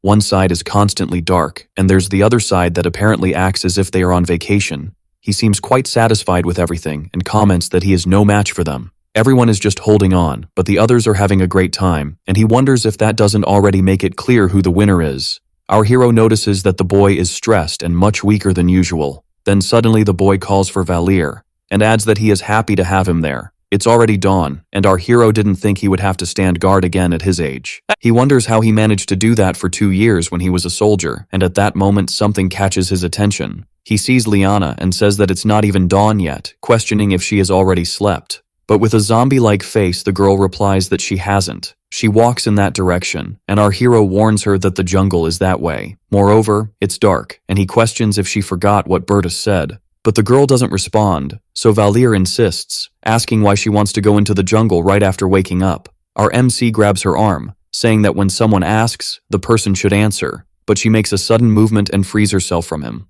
The girl seems quite irritated, and our hero wonders what he could have done wrong. Then she finally replies that she needs to go number 2, asking if they are done over there. Now our hero understands the drama of the situation. While the fire burns, the boy wonders what he should do. It's been 20 minutes since she entered the forest and she still hasn't returned. He worries that something might have happened to the girl. But if something happened, he needs to rescue her. However, he could embarrass her and cause trauma to her youth. Suddenly the boy seems to think of something. He approaches the forest and shouts that if she is okay, she should use her spark once. If not, she should do it twice, adding that if she doesn't do anything, then he will go in. Then it seems the girl did it twice, making our MC believe she is in trouble. Somewhat embarrassed, he tells her to do it again if she needs something to clean herself. Now irritated, he tells her to use some leaves and asks what she expects him to get over there. But suddenly several sparks appear at the same time in front of him. A bit incredulous, he asks if she wants him to get some seawater. He stays silent for a while, waiting, and suddenly a spark appears. After some time, our hero is back at his campfire, and the girl walks over with a pot in hand, looking somewhat defeated. She walks right past him, going to the sea where she crouches down. Then the girl returns with the pot full of water, and with no expression at all, she says she is giving up. Our hero thinks, who could tell her, especially after everything she has been through? He could ask her not to give up, but she was a girl raised like a princess with her family all her life. Valier tries to argue that it would be a waste for her to leave, as she has fought hard to be there until now. With a face of total defeat, she replies, "Really?" Our MC confirms, saying it would be a waste for her to ask to leave after suffering as she has. But Liana comments that she believes she has to do something terrible, leaving the boy quite confused. Then she crouches down and starts crawling into the hut, until she disappears behind the leaves. Suddenly a noise comes from there, and Valier wonders who it could be now. Harriet appears calling for our hero, and with tears in her eyes asks what she should do. The boy realizes that she is really upset, and it seems the girl truly believes he can do something for her. He thinks this is quite sweet, but it's really hard to see her in this situation. Standing up, he hands the pot of water to the girl. She looks a bit confused by this. Then our MC tells Harriet to take that water. After that, they focused on finishing the camp. Harriet had more free time after finishing looking for materials, and she was able to help them get more food using her aquatic breathing on them. Human greed knows no bounds.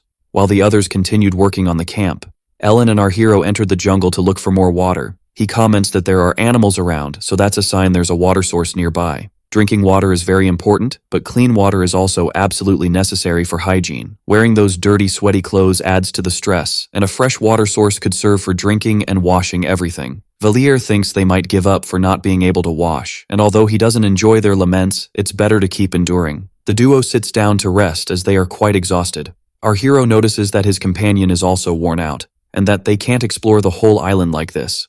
In that case, he closes his eyes and concentrates.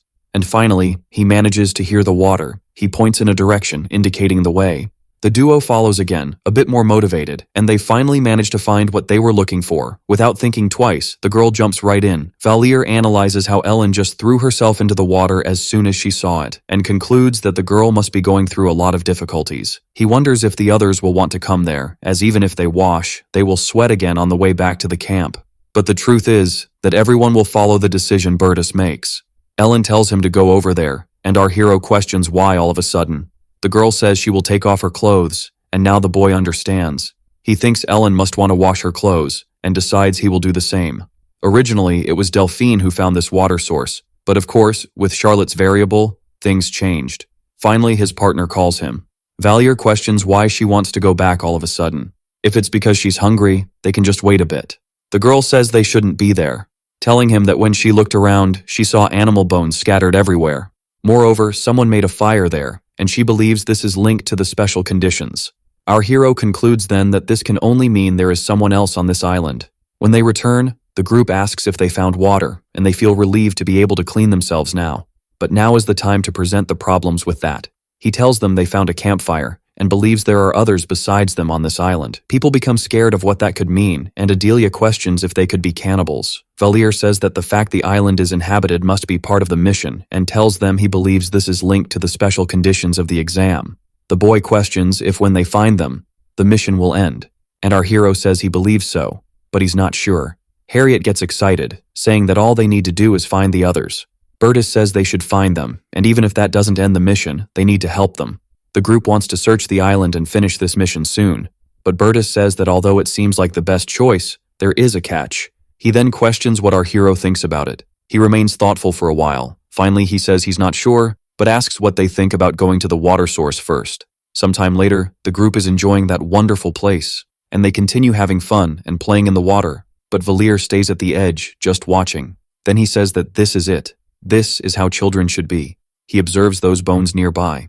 Bertus questions if it would be risky to move the camp there, and our MC says he can help find the people, but there are wild animals. Moreover, they would have to leave the camp that is already set up, and in that, Bertus suggests talking to everyone later. Sometime later, now that everyone is feeling better, he talks about the possibility of creating a new camp nearby, or returning to their old camp. Harriet is excited and is in favor, but Liana seems not too thrilled about it. And she points out that she saw a snake around there earlier, and just then Ellen arrives with the snake speared on a spear. The girls are a bit surprised by this scene. Then Bertus says they will retreat after all. Sometime later, they gathered several buckets of water. It seems they still have a bit of meat and most of the cabin reinforcements have already been completed. Valier asks if they shouldn't finish the reinforcements before resting, but the group isn't too happy with that idea. But in the end, they agree, even though they thought they would rest, as our hero thinks, prepare to bow to me tomorrow. According to the original story, the next day, there will be heavy rain and wind, but the people don't know that. And soon after everyone finished, a heavy rain fell upon them. The rain is really strong, and Bertus orders everyone to stay inside the cabin. Valier adds that if any collapses, they should move to the other. Harriet looks frightened as part of her cabin gives way, and soon after, it collapses. Our hero hears that girl screaming and asks if she is okay. She screams that she can't see anything and feels like she will be taken by the wind. Our MC shouts for her to quickly go to the other cabin, but the girl can't because it's too dark. Harriet is very scared and wishes someone could help her. Suddenly someone reaches for her hand. Our hero went to the girl and rescued her from that cabin. Harriet is very shaken by the situation. The girl is crying and can't realize who saved her. Then our hero calls her an idiot and asks if she is hurt. At that moment, she realizes who saved her. Valier shouts that he is with Harriet, and Bertus responds saying it was a good job. Our MC tries to calm her down saying that it's just rain, and adds that it will stop raining by morning. He tells her to use a spell to keep warm, and she will realize that this is nothing. When Harriet uses her magic, our hero encourages her. She continues to concentrate, making it grow bigger, and several others start appearing around the cabin. Her companions also receive those warm spheres. Valier questions if she did this for everyone, and the girl seems not to understand, asking if she shouldn't have done it. He smiles while thinking that the Harriet from the book only cared about herself and maybe Bertus. Then he tells the girl that it was a great job and she should keep going. Meanwhile, the rain continues to pour heavily over the island. Bertus is surprised to see our hero there, but he explains that he thinks they need more food and will take advantage of the fact that it has decreased a bit. That boy says food is important, but there is a problem. Valier says if he needs to go to the bathroom, he should do it quickly. The guy says he was wandering around checking his numbers. Then he noticed something. He reports that Kyer is gone. Our MC thinks that in the original story, everyone from Class A had already left by this point, leaving only Ellen. What Class B experienced in the novel is now also happening to Class A. People are starting to disappear. Eric says he was woken up by Kyer, and that he only went to sleep after the guy took his post. Since he disappeared at night while on guard, he should have at least been able to shout if there was any danger. Valier says this could be part of the mission, and that he might have just run into the forest and gotten lost. And considering the circumstances, he believes the latter is more plausible. Bertus says he believes there are about 3 scenarios that are the most likely. The first, Kyer went into the woods for some reason. The second was kidnapped by someone else on the island. And finally, the third idea is that Class B kidnapped the boy. Valier questions why he thinks it would have been Class B. Bertus explains that the mission is to survive until Sunday, but doesn't explain the way, so winning early could make all opponents give up. And if that happens, they could easily win by holding out until Friday. Our MC finds the guy extraordinary and got some clear explanations that even he, as a writer, hadn't thought of. The boy asks for a favor, wants Valier to go to Class B, and since he has done that a few times, he won't be suspicious, and the rest the boy will have to improvise. Our hero continues through the woods under that rain. He notices that everything there is destroyed and wonders if the Class B people evacuated the area. He starts shouting for Delphine, Ludwig, and Charlotte, asking where they are and if they are okay. Suddenly, someone appears calling for our MC. Valier questions if the boy is okay. After a while, they reach a tree they are using as shelter. Charlotte asks what the boy is doing there and wants to know if he is there as a spy. Our hero sits down, saying he is guilty and that the situation is kind of bad. The girl tells him that things are also bad around there. The girl asks about Class A, and he tells her about the damage, but not as severe as what happened around there. Valier notices that their group is also smaller, and he asks about Louis. At this moment, Charlotte questions if they also lost someone. It seems that people have disappeared from both sides, so the possibility of kidnapping by Class B is out of the question. Our MC says he can't say much, but they lost someone too, and the girl understands. Valier gives the girl a tip about the waterfall, saying there is clean, fresh water there. She just watches him for a while. Finally, our MC says he is leaving, and Charlotte worries, asking him to be careful. Then the two friends say goodbye. After he returned and told Bertus everything, he decided they should look for the island's natives. And even if this is the special condition the instructor mentioned, they first need to get food, so the people capable of fighting were separated into groups to look for food and the inhabitants. Our hero continues his path with Liana, but it seems the girl is falling behind. Valier wonders if she is weak for being a superpower user and not needing to move much, plus the cold is draining her vigor. Our MC says she is feeling a bit unwell, so he asks if they should go back, but the girl replies that they should continue. He continues to observe her in silence. Finally, he says they can't go on like this, suggesting they rest a bit. They lean against a tree and the girl is really tired. Suddenly, she asks him to give her the weapon, and our hero complies with her request. Liana starts using her power on that weapon. Finally, she says she feels good and really wants to set that whole place on fire. Our hero wonders if she used electricity to heat the weapon and is impressed by that. The girl says the boy should try, and she starts energizing the weapon again. Taking it, he wonders if she is kind or not. The girl wonders how they could find an animal to hunt in this rain, but Valier seems to notice something. The two come face to face with an animal. The duo keeps their distance and notices they are about 15 meters away. Our MC knows it is too fast for Liana's abilities. He knows he has a spear, but he isn't very good with it, and if he misses, that animal will run far away. Suddenly, he has a good idea. He asks if Liana can imbue it with electricity, as if it were an enchantment, and the girl replies that she could try. Then she starts concentrating her power, and it seems our hero got really focused for a moment. Holding that jolt, he says, "That's it." Clearly, both the boy and Liana forgot about what would happen when passing electricity through a completely wet spear. It would certainly electrocute the person holding it, in this case, himself. The deer runs away with the shout the boy gave. Valier says he asked for that, but she is the one who is the electricity user, so he asks if she didn't think that could happen. The girl debates, questioning how the boy can be rank 1 with a head like that, and Valier gets irritated for being called hard-headed. She continues, saying that since his head is empty, it conducts electricity better, while the boy wants to know who is being an idiot now.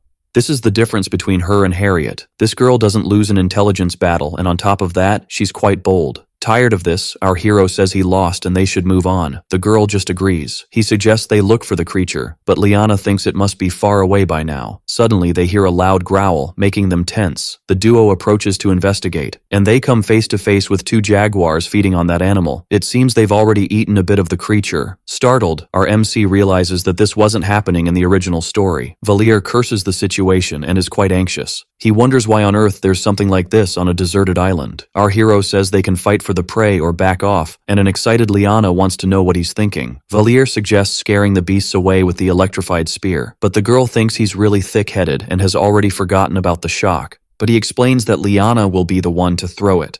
The girl is afraid of missing and being attacked by the jaguars, but our guy responds that if that's the case, they need to think of something. She was more interested in giving up, but our hero tells her to at least give it a try. Half-heartedly, Liana picks up the spear. As she energizes and throws the spear, she says she doesn't even know anymore. The jaguar stares at her as the attack advances. Our MC looks at her with a desperate gaze, as the spear hasn't even reached the creature. Then the jaguar lets out a loud growl and charges at our duo. Quickly, our hero asks the girl to use electricity on him again. The girl hesitates, but he insists she do it quickly, and then she finally agrees. As that energy flows through his body, the guy thinks that his body is an insulator. He knows he won't be able to take down the creature with a normal hit and needs to strike a vital point, so he shouts for the jaguar to attack, and it seems the creature understands. The rain continues in that forest, and shortly after, the creature is on the ground defeated. Liana runs to the guy, worried, asking if he's okay. Jokingly, he says that sometimes you just need a shock to feel fine, and the girl questions what the hell he's talking about. Back at the camp, his companions are impressed that he caught this prey from a jaguar. Harriet approaches, asking if he's hurt, and the boy replies that he took a few shocks but is fine. Not understanding how it happened, she asks how the boy got electrocuted, and Liana seems a bit incredulous about it, but in the next moment, the girl realizes how it occurred. Bertus approaches, excited that he managed to catch an animal. The boy arrives with 2 birds in hand, and our MC asks how the hell he managed to catch those. Bertus explains that it's a hobby among nobles, and that there isn't much edible around here. The guy questions if Ellen hasn't returned yet, and notices that Erich isn't around either. One of the people says that Erich went into the woods after Kair, and explains that the boy just went, and he couldn't stop him. He finally apologizes to Bertus. While they are by the campfire, the boy says they should wait for the two to return. Valier is worried about the boys since a lot of time has passed, but he doesn't worry about Ellen because he knows she's strong. Bertus gathers the people who are still available to search for the boys. Our MC thinks that one person decided to act alone, and now 3 others have to suffer. This is the low-rank trio of the 3 arrogant brothers, Kair, Eric, and Kono. Fools who believe in their talents and don't put in effort because of their pride, and he thinks that Eric ultimately lived up to his role. In fact, our MC wants Class B to win. While walking in the woods, he hears someone in trouble. The guy shouts at the red-haired girl saying she's grown and is challenging him, then asks if he didn't tell her to get out of the way. He tells her not to be dramatic and to leave while he's being a nice guy. Our hero wonders if the guy is trying to steal Scarlet's prey, but in reality, that guy should be looking for his friend. Valir continues to look on in disbelief. Irritated beyond measure, Scarlet decides to deal with the guy. It seems the guy didn't expect to be attacked this way. The girl steps on his head, saying that the princess said she would protect her so she can do whatever she wants with the boy, and she mentions that the only reason she won't go further is that she doesn't want to become someone like him. The boy kneels, calling her crazy, and Scarlet tells him to be careful because she doesn't know what she'll do if she loses control. Irritated, the boy orders our Ankh to stop right there. Then he realizes it's Valir and recounts how that idiot hit him, adding that those cursed eyes are showing who he is. But our hero reacts by kicking him in the groin and telling him to shut up. Looks like we'll have omelet tonight. Our Mac questions if he is proud of his actions, also because he can't just stop crossing the line. Valir says he should worry more about Bertus's reaction for not following his orders, and the boy becomes concerned. Bertus says there's no problem in being useless, and that it happens. In groups like this, there are always a few, but he believes there's a clear difference between a useless person and an unnecessary one. He adds that the boy isn't strong enough and doesn't even know how to use superpowers, putting them at unnecessary risk. Then Bertus asks if he wants to be marked as unnecessary. The boy gets scared and apologizes to his leader. He says that since he made a serious mistake, he will stand guard for the rest of the night. Suddenly, to our MC's surprise, Ellen arrives carrying one of those creatures. He asks where she was and if this is the other jaguar. The girl responds as normally as possible that she picked it up on the way. They comment that she worked hard to bring that here, but the meat of this beast is tough, perhaps because it's a predator. Bertus thinks that maybe the hide could be worth a high price. He says that Liana and Valir caught this and Ellen brought it here, then suggests splitting the value among the three. But the girl signals that she isn't interested. Our hero questions if he could skin it properly. Bertus realizes he can't, and that it's a shame, as it would be worth 20 coins, but even if it's in bad condition, he might still get half the value. He is a bit surprised because 10 coins equal 10 million won. Now more interested, our Emic says he'll figure something out. He'll ask Delphine to do it in exchange for something, but Ellen says she got important information. She tells them she found another camp in the middle of the forest, and there were human bones scattered everywhere, seeming like traces left by the island's inhabitants. The boys are surprised by this, commenting that it's a horrible environment. As time passed, they managed to reach a conclusion based on the clues they found. The first is that they attacked the camp at night, the second is that the inhabitants have their own camp, and the third is that they can attack and kill people. It's unclear if it's one group or two, but everyone knows this is the special condition of the exam. Thus, they decided to search as soon as the sun rises and everyone went to sleep to prepare. Sometime later, during the night, a loud noise is heard in the camp. Bertus gets up shouting and asking what's happening. From the forest, someone screams asking to be saved. Harriet is scared and questions what they should do, and the boy says that Eric and Adelia have been captured. A boy says that capturing the two should slow them down, and it's a good idea to go after them now. But there's a possibility they could be ambushed in the dark. Suddenly someone catches attention back there, and Harriet says she can do light magic. So the group moves forward. They finally find some clues.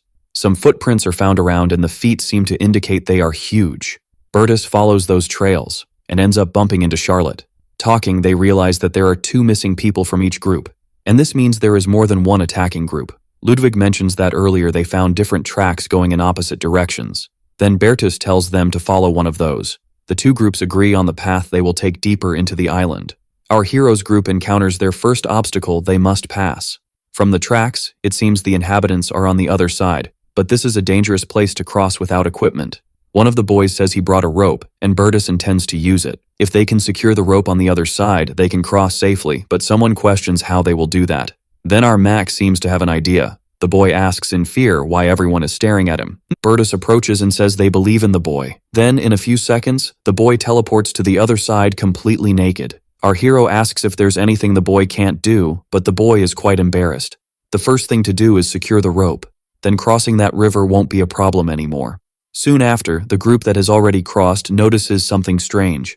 Bertus asks why they suddenly started acting strangely, and Harriet comments that they seem to want something. The way they talk makes it seem like something really urgent. Bertus continues talking to his friend, trying to understand what is happening. Suddenly, from the other side, our MC shouts for the idiots to run. The boy looks back, questioning why that is. He finally understands the reason for all that concern. A huge orc is staring at them. The group is a bit startled that it is not a person, but an orc. The creature growls threateningly. Then it strikes, almost hitting the group. But the rope snaps, and the person who was crossing starts to fall into the river. The group screams for the boy who is falling. Fearfully, Bertus tells them all to run and to only worry about their own survival. The group on the other side is a bit worried about their friends. Our MC sees the orc walking away and thinks it is a creature that appears in fantasy stories. Of course, he included it in his novel, but seeing it in person gave him chills. The truth is that an orc is not a normal mob, as that thing is much stronger than a human. He used to follow a lot of historical accuracy, and based on that, they are now in trouble. Our MC says that the teachers probably saved that boy. That artifact they received to use if they wanted to give up can also be used in an emergency like a recall spell. He believes that since the boy was in danger, the teachers must have summoned him, as it is not the exam's objective to risk anyone's life. Ellen questions if killing this thing would end the mission tonight, and the other boy asks if they could kill that monster, but the girl replies that she is not sure. She finally adds that they will only know after trying. Then she says that first they depend on the boy. He must cross the river and reconnect the rope. Shortly after, the boy is already completely naked again. The group continues fleeing from that orc. Bertus asks if Harriet can use attack spells. The girl can, but probably not in this situation. That boy thinks there is no way to survive coexisting with these animals. Thinking about what happened when they found the footprints, he could have realized something was wrong. He thinks Harriet can use attack magic, but it is hard to concentrate in this situation. Liana can use her lightning spells, but they are not strong enough to kill the orc, and in the end, he is the one with the best chances against the monster.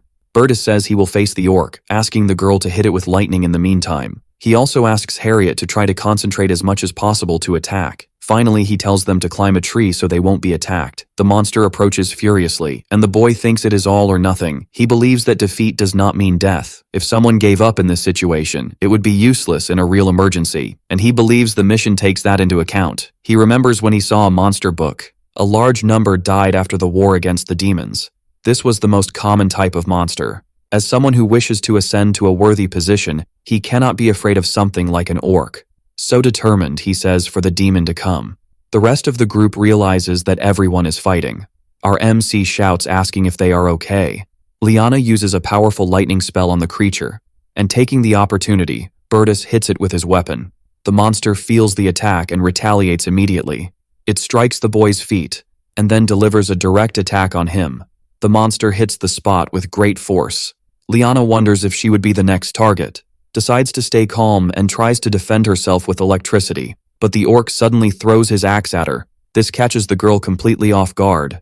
An axe goes through and hits the tree directly.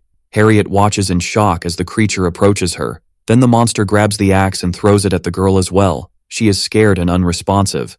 A huge impact occurs in that place. But at that moment, Ellen appears holding her weapon, and the girl delivers a precise attack against that monster. Our MC thinks there were two things he tried to show during the deserted island arc. First, that the students have difficulty working because they are spoiled, and he tried to show that Class B is better than Class A. The enraged monster charges at Ellen. In the novel, she was the only one in Group A who did not give up. Valier tried to show how her strength is unmatched by her classmates.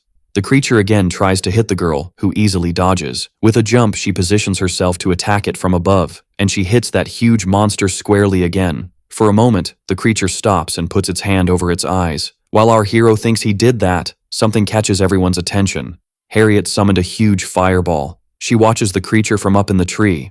The monster also looks at her, not expecting all of this. Finally, she throws the fireball while shouting for everyone to get away. The orc tries to protect itself from the attack, but starts to suffer damage. In the next moment, a huge explosion occurs at the site. The group tries to shield themselves from that massive explosion. Even Harriet is surprised by the force of the attack and loses her balance. Our hero is too far to help her, but realizes she will be eliminated if she falls. He shouts for the teleporting boy to save the girl, but that guy hesitates. Shouting louder, he says the girl is going to fall, so he must use teleportation and calls him an idiot. Harriet begins to fall from the tree. Then suddenly, two arms appear to catch her.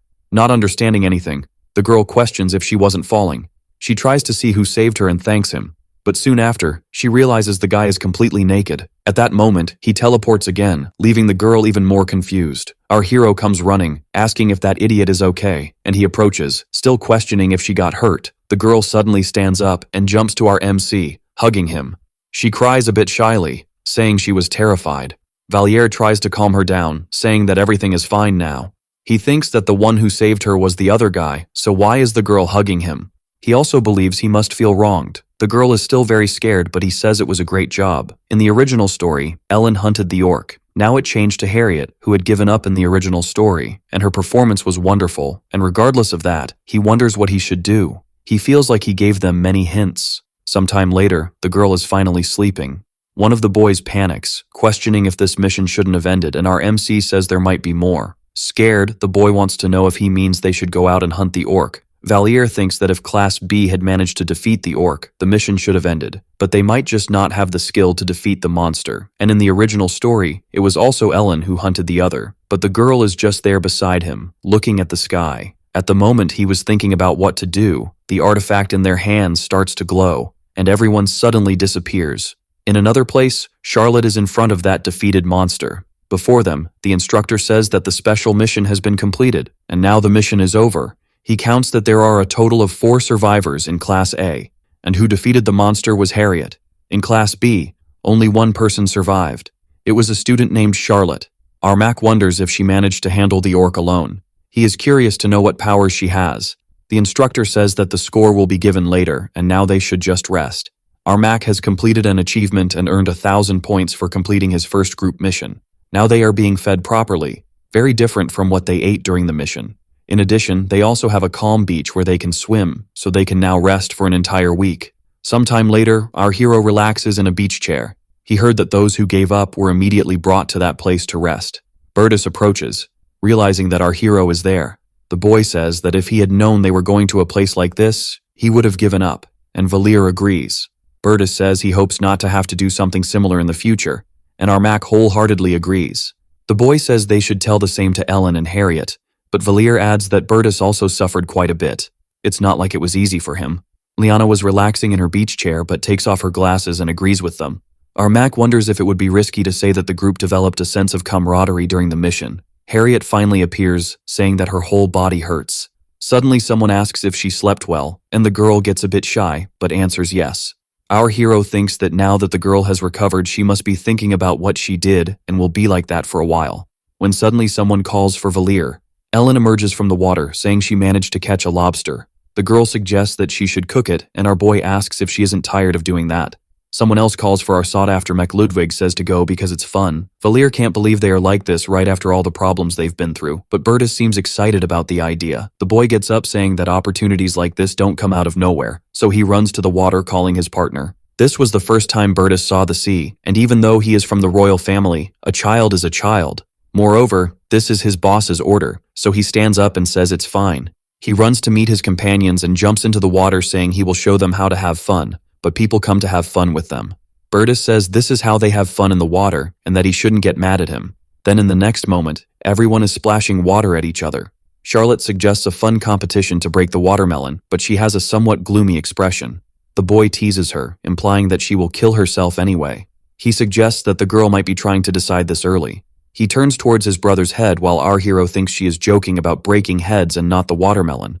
The girl questions what he means, and asks if he wants to take revenge for her innocent joke too early. But the boy says it's to give advice and then asks if she has talked to Valier. He adds that he doesn't want to know what it's about, but the person precious to his sister is also precious to him. And since he doesn't know which side Valier will take, he asks her not to make judgments with personal feelings, as he doesn't want to have to kill him. An instructor says that both classes have completed the special condition. There is only 1 survivor from Class B and 4 from Class A, and several other factors were considered for this result. This mission ends with Class A's victory. Our MC thinks this happened because he influenced the story. He adds that the students from the winning class will earn extra points, and each student receives points through personal evaluations. And those who were very important in the mission or performed a significant act receive a special merit. And now they will select the MVP from each class. He asks them to write and put in that box who they think should be the MVP of each group. After a while, they will announce the results, and one of the MVPs is Charlotte. On the other side, it's Harriet, which leaves the girl quite surprised. The girl gets shy and asks why her, while receiving congratulations. A bit embarrassed, she sees her friends clapping.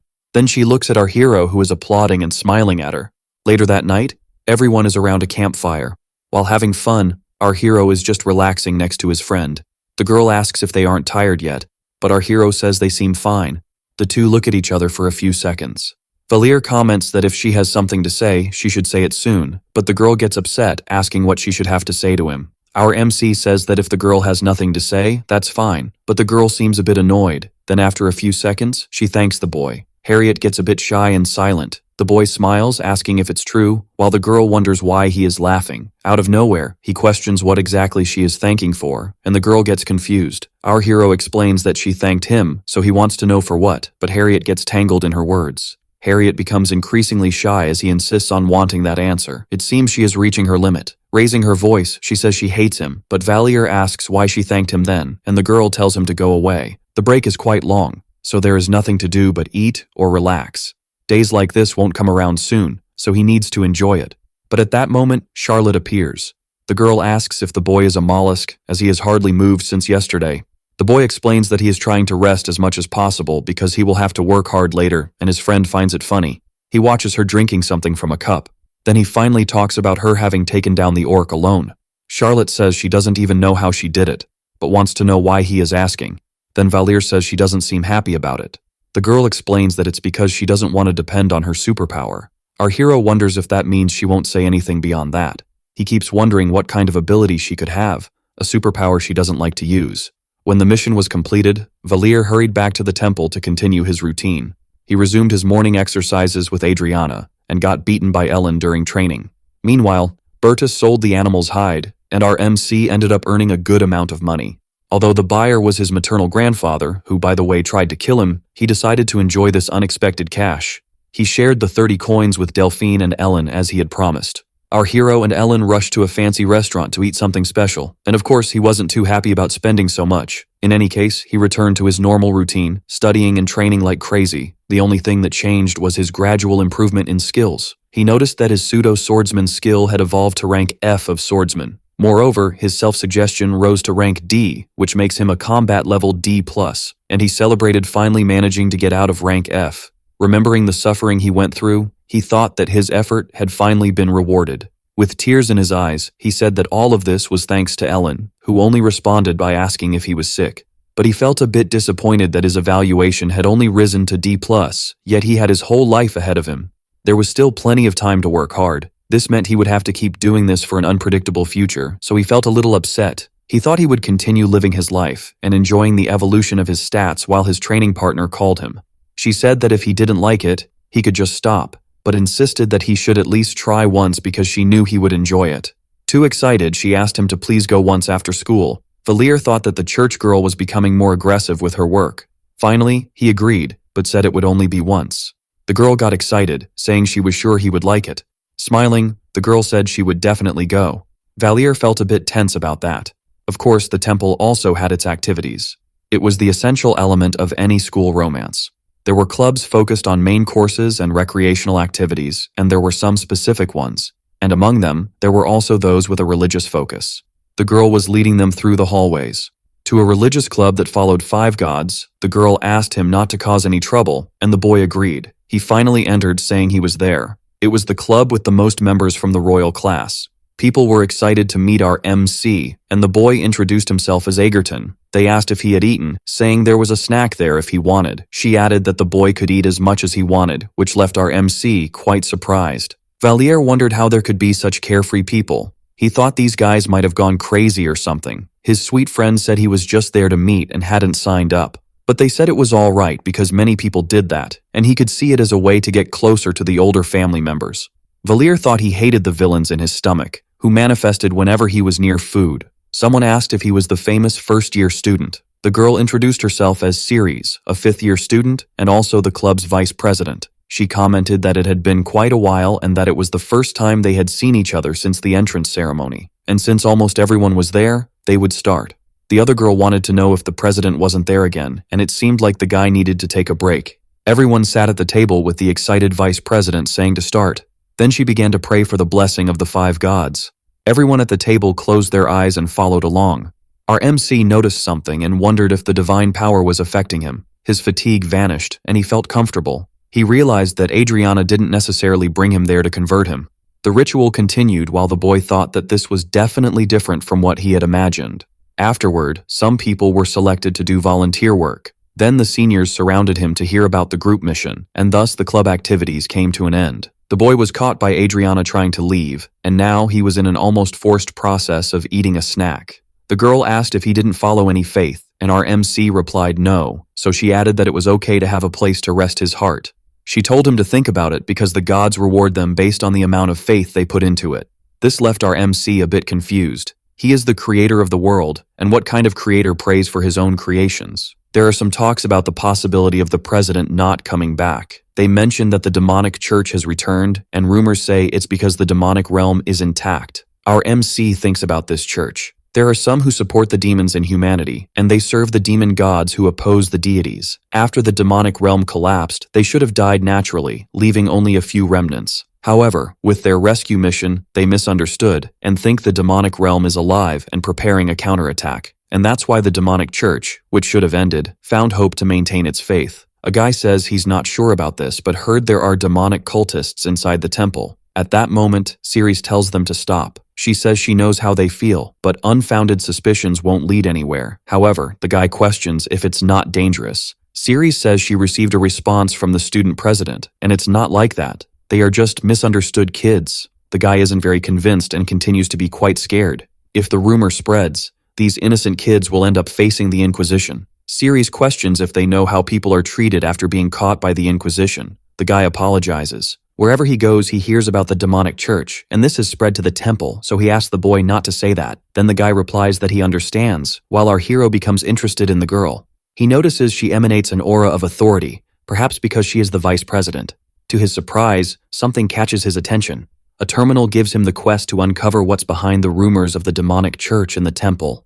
Adriana tells our guy that he doesn't need to sign up and can show up when he's bored. If he has any problems, he can share them too, and the group can help decide about his career and studies. In the end, the boy realizes she wanted to introduce him to cool seniors instead of imposing her beliefs on him. These people are always willing to help, even if the person doesn't share the same faith. So finally, he says he will spend some time there, and the girl is quite happy about it. But Valier says he has a question. He asks what they meant by having cultists of the demon god inside the temple. Adriana changes her expression and just watches him. The girl thinks the student council must know something, but that it shouldn't be anything serious, and they are worrying for nothing. Valier notes that she probably doesn't know anything at all, so he asks if there's any problem with the club president. Because many people are whispering about it, Adriana just replies, "Oh, that," and she becomes thoughtful and a little tense right after.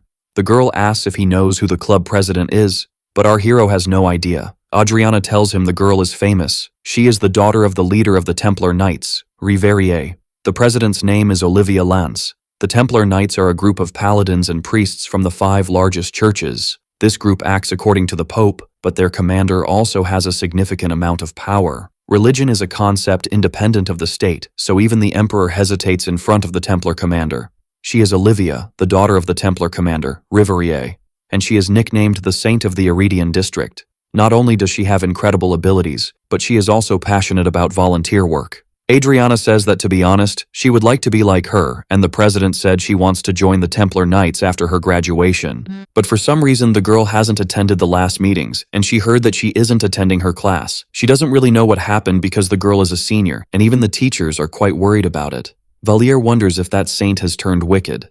Adriana says she is actually frustrated for not knowing what's going on and is also worried. Our hero questions if she can't just go and ask her, but the girl feels a bit embarrassed about that. Our MC says that the girl doesn't go to classes but is still at the temple. Her friend agrees but says that Olivia is a very tall senior. Our hero questions if she's just going to wait until she explodes from stress and that it would be better to go there in person. A bit unsure, her friend says she will then go. At sunset, our hero hears that the president said she would like to leave. Valier wants to know if she wants to leave the club, but Adriana replies that it's not the club, but the temple. And that's not all. The girl also abandoned her faith. Our MC questions why this is happening, but even though the girl asked a lot, Olivia didn't want to tell. This isn't just a bit strange. The popular saint set aside her faith and also her studies at the temple. Adriana asks if our MC thinks it would be rude if she tried to find out what happened to the president. But Valier replies that it would indeed be rude. While the girl says she thinks so, our MC interrupts her, saying to let him handle it instead. His friend is surprised, but the guy tells her that he is an expert at being rude. He thinks he won't gain any points with Olivia for these things, but also that his connection with Adriana isn't very strong. Regardless of his rude or inappropriate behavior, she has always taken care of our MC. That girl is like a version of the Earis temple. In the end, she introduced our MC to the club solely for his benefit, and Valier feels he needs to give something in return. Although the sad Adriana was still cute, our hero preferred the version with more attitude and joy. Someone questions why Valier took the initiative and asked for a meeting. Then the guy asks if he knows a senior named Olivia. Bertus tells him that although he has seen the Templars a few times, he has never seen her before since the girl doesn't hold an official position. He mentions that they nicknamed her the Saint of the Iridian district, but he is curious about why our MC is asking about her. Valier explains that the girl is abandoning her faith and the temple, so he wonders why that is. Bertus confirms this information, and our hero replies that he heard the same thing. He adds that it's strange, and although he doesn't know her well, the girl is a celebrity in her own way, which makes Valier curious. Bertus explains that since the girl is a student, she cannot participate in the demon war, but he heard she is good enough for it. Then the girl requested a medical leave for a year and used her divine powers to save many people, thus earning her nickname. Valier comments that the girl is a wonderful person. Bertus explains that she could become the new pope or commander of the Templars, but despite that, she decides to abandon her faith and everything else, which is concerning. Valier asks him what this problem could be, but the guy says it's nothing. He just wished she would be the next commander of the Templars, and our MC questions that too. Bertus explains that having someone like her in that position would help people even more. But Valier, who isn't foolish, knows there's something behind this that he isn't saying. The Templar Knights are a threat to the Empire, so it's better to have someone chill in the leadership position. These Templars are also demon hunters, and it was natural for Bertus not to see them in a positive light. The guy says he thinks there are only two options for why she took this path. The first is that she was disappointed to see that the Templar Knights aren't quite what she might have thought. And the second is that the girl found a man. Bertus says this while laughing. But anyway, those who cause the most problems are just idiots. And he thinks about going to meet Olivia. Later, when Bertus returned, he told our MC that Olivia was an idiot as he thought, and he couldn't even talk to her properly. The girl said she was giving everything up because she discovered a secret about the Templar Knights. But since our hero doesn't want to cause any more problems for his friend Adriana, he personally went to meet Olivia this time. Valier feels a bit nervous since it's the first time he meets her, so he speaks to the door, introducing himself. Opening the door and entering slowly, he says he is coming in. But when he enters, something surprises him a bit. The woman with closed eyes welcomes him and says that he is Valier. She mentions that many people have been looking for her lately. Then she asks what the matter is, and our hero wonders if she is a goddess. Just looking at the girl was enough for him to understand that her nickname must partly be because her appearance resembles that of a goddess. He wonders how someone like that can exist. Then the girl pulls him from his thoughts by saying that Bertus was there earlier. The girl approaches, saying that even though she doesn't know him, the guy is worried about her, so she thanks him and asks what they will talk about. Valier feels shy and says he knows about the conversation with Bertus. Not everything, but he has an idea of it. The girl asks if they know each other from somewhere and admits she was a bit surprised when she learned that the guy was worried about her. Valier says it was for Adriana that the girl is worried but thought it would be rude to ask, so he offered to do it. Olivia says she understands, and that it seems like she is worrying many people.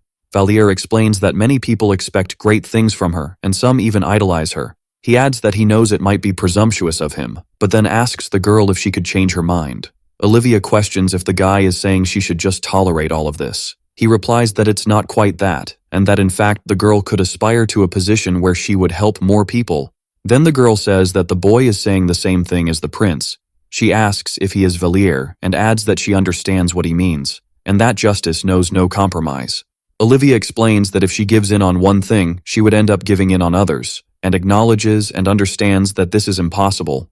And if the commitments increased, the girl would have to give up her ideals, then she would end up resembling the things she wants to change. Olivia says he might think she is a fundamentalist, but after careful thought, she realized that this is the only commitment she wants to have. If the girl gave up and tried to change these things at their roots, two things could happen. One possibility would be becoming what she would like to change, and the other would be sacrificing people in the name of change. Valier realizes that Olivia is not making an impulsive decision, but has evaluated everything deeply and clearly. The boy apologizes for speaking out of turn and adds that he believes he was mistaken, but the girl jumps up and hugs him, saying she appreciates him for caring about her even without knowing her. Quite surprised, our MC notices all this happiness, and that his calm words sound like a final goodbye. Sometime later, he thinks that since the conversation bore no fruit, breakfast has come again as always. Adriana and our hero remained silent while breathing in the morning air deeply until they finally finished those morning exercises, and they went to meet Olivia. Adriana asks if her senior is leaving. The girl looks and realizes who the two are that are there. The girl says that unfortunately it ended this way, but our MC notices that the mark on her cheek indicates that someone hit her. A man asks if these are her acquaintances, and the girl replies that yes, with her head down. The captain of the Templar Knights, named Reverier, tells them to end the conversation there, train, and study hard, saying for the two to take care. Father and daughter leave. The girl is really leaving, but the friends can see her crying. If the knights forced their way into the temple because of Olivia, the temple could refuse, but they cannot stop the parents. Adriana asks our MC what is going on. He tells her he spoke with Olivia the day before, and will explain everything to her, which leaves the girl quite surprised. She thinks she cannot hide this from Adriana. Then sometime later, our hero updates his friend. She becomes a bit confused, not knowing what she should do. It seems clear that the knight forcibly took his daughter to the point of hitting her, all to hide his dirty secret. Valier ponders about her being the captain's daughter. He says he heard that Olivia serves Toan, the priests there cannot marry, so he asks how she could be the captain's daughter. Adriana replies that the girl is the captain's adopted daughter, which leaves our MC quite surprised. Our MC thinks the girl was adopted because she has a lot of divine power. He wanted to support the next captain of the Templars, or Pope. The girl he raised for this suddenly decides to give up everything to harm the church and the Templars, inciting the captain's fury. Valier thinks deeply about the matter, then he suggests following the two, and Adriana is somewhat horrified by the idea. The girl is afraid of being caught, but Valier says that if they are caught, they will say they care too much about her and will be sad that she is leaving. If the guy wants to punish them, he will have to face the consequences with the temple. He can take his daughter but cannot do anything against them. The girl gets excited and says that this will work out somehow. The train continues on its way, and inside, father and daughter talk. Our duo of pursuers watches them closely. Focusing, Valier enhances his hearing. The captain asks if the girl really wants to take the hard path, and says that she will give in sooner or later. Olivia asks if he can't just send her away, and she will forget everything she heard and saw, but the captain says that won't happen, and that she must change her mindset. But it cannot change what it was born to be. Says that the girl was born with everything, and that's why she is his daughter. The guy says that no group is completely innocent, tells her she was destined to be one and not an ordinary person. The girl says she can't do this, that she is just a horrible person intoxicated by her good looks.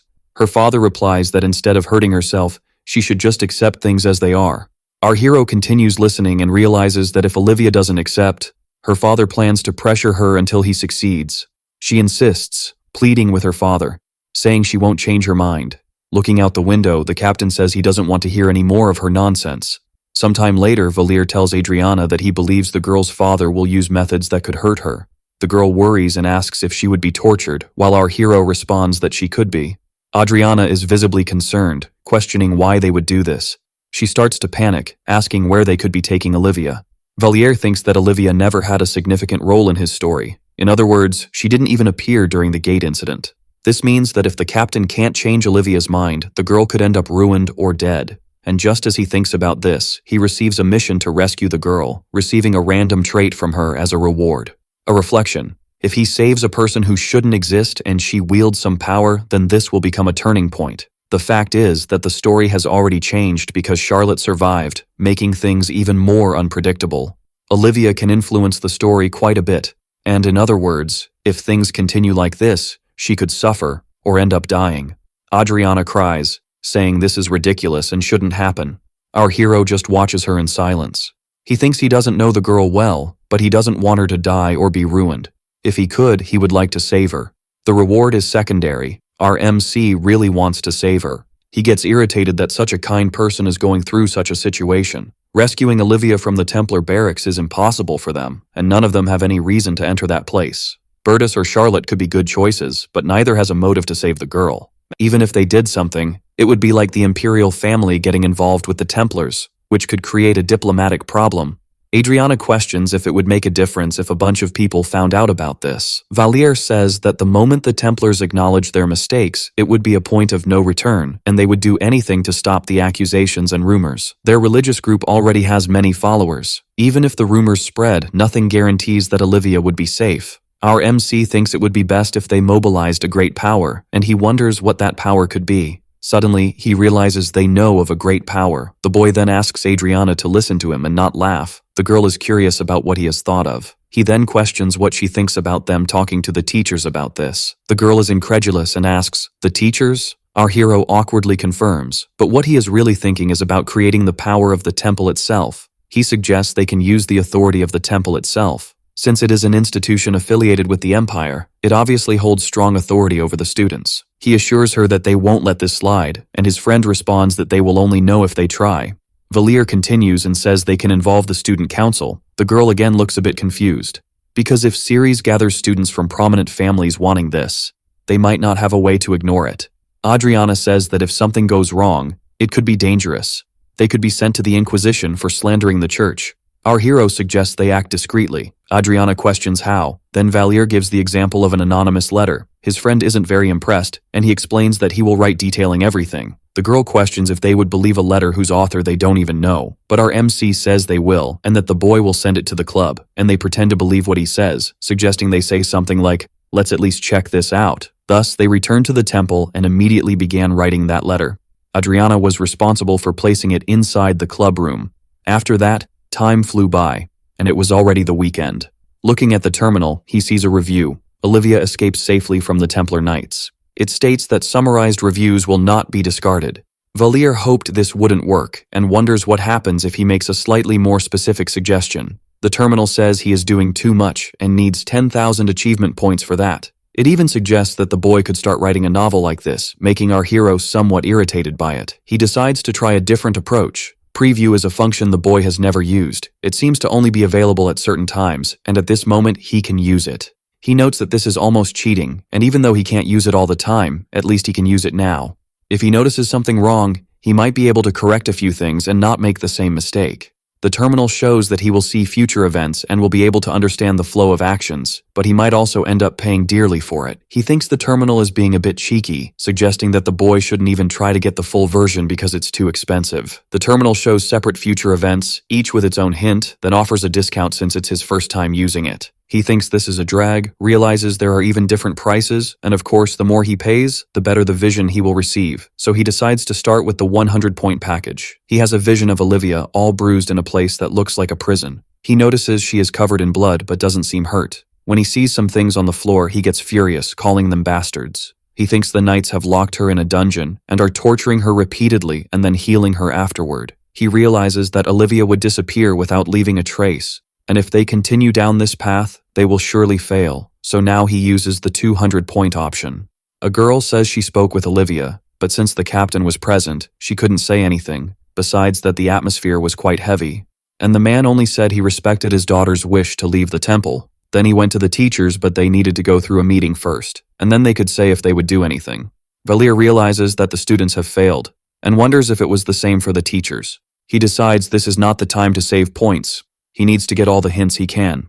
During the teachers' meeting, one of them questions if it isn't obvious that something is wrong since Olivia refused their visit. She adds that she heard Olivia was very unwell and there would be no reason to reject them if nothing strange was happening. The other person says that the temple's decision has already been made and there is nothing more that can be done. Now this is under the jurisdiction of the investigation agency, and it is unclear if the captain can be investigated since there is no evidence. The teacher cries, saying it was just for one day, that she should have paid more attention to the girl. But unfortunately, Olivia is no longer a student of the temple, and now there is nothing more they can do. Our hero realizes that the pieces of the puzzle are coming together. Since the girl had already left the temple, they had no reason to get involved in this situation. He knows he can't waste these 800 points, and he has clearly discovered the problem. Ceres manages to access Olivia, but is afraid to say anything because of the captain. Perhaps some magic has left the girl unable to speak. After that, she asked for help from the temple, but since there is no evidence, there is no reason to investigate the Templar Knights.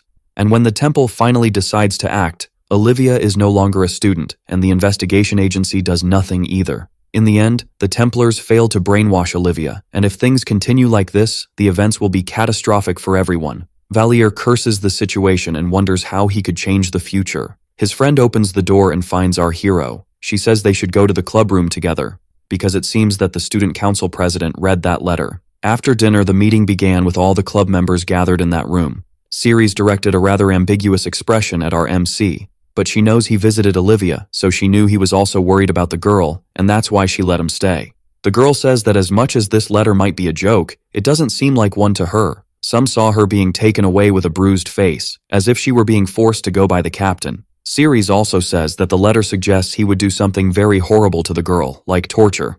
The group is somewhat surprised by this, questioning whether this wouldn't be a terrible joke. The girl considers that it might be an insult to the Templars, but also that they need to ensure the president's safety. She mentions that she will meet her the next day and will tell everyone, but for now, they must keep this quiet. Disheartened, our MC realizes that this is the order of events he saw in his vision of the future. Neither he nor Adriana would have said anything so far in the timeline, but the boy is sure they will fail this way. He knows it will be very difficult after this, and in other words, this is their only chance. With that, Valier begins to speak and says he thinks they should consider one thing. He shares that he heard the president is afraid of the captain, so if she visits her like this, he believes Olivia won't be able to speak normally. He doesn't think she will be very willing to talk in front of her father. Ceres says she can try to talk to the girl alone to get information, but Valier knows the captain won't allow it. So he says it's not right, and he thinks it's better to make some preparations. The vice president questions what he is talking about. He suggests it would be better for the girl to take someone with her, and the girl asks if our hero would like to go along. But he replies no, because there is someone more qualified. There is a student named Ibia from Class B, and this girl has telepathic powers. He adds that he is sure she will be very useful during the meeting. Sometime later, Ceres tries to calm Ibia, who is super nervous about the situation. The girl thinks she might not be able to do it, so the vice president says it's just for precaution, and they won't have any problems. She explains that if Ibia feels the answers aren't helping, she can use her power discreetly. Then suddenly something catches her attention. Olivia and her father finally arrive at the location, and the girl looks quite sad. Ceres says it is an honor to meet the captain. She introduces herself and says she is a student president of the royal class. The man says it is a pleasure and introduces himself as the captain of the Templar Knights. He continues speaking and says he heard Ceres is worried because her daughter disappeared from the temple. The girl confirms and says it was very sudden. She is happy for the meeting because she thought something bad had happened. Then the captain says that as far as he knows, students are allowed to leave whenever they want on weekends and asks if that is not correct. Ceres confirms that the man is right, but that it was still very different. That group continues talking, and time goes by. She continues the conversation and thinks the Templars wouldn't allow her to meet the president alone. Ceres asked Ibia that if it seems like the president is being tortured, to try to telepathically find out what happened, so that's what she does, realizing that now is her moment. Finally, she closes her eyes and concentrates. The president gets startled while Ibia explains that she is a telepath and that no one can hear, so she doesn't need to be afraid. She asks if she can't speak freely, and if that is true, to wrap her hair around her fingers. Then at that moment, the president wraps her hair.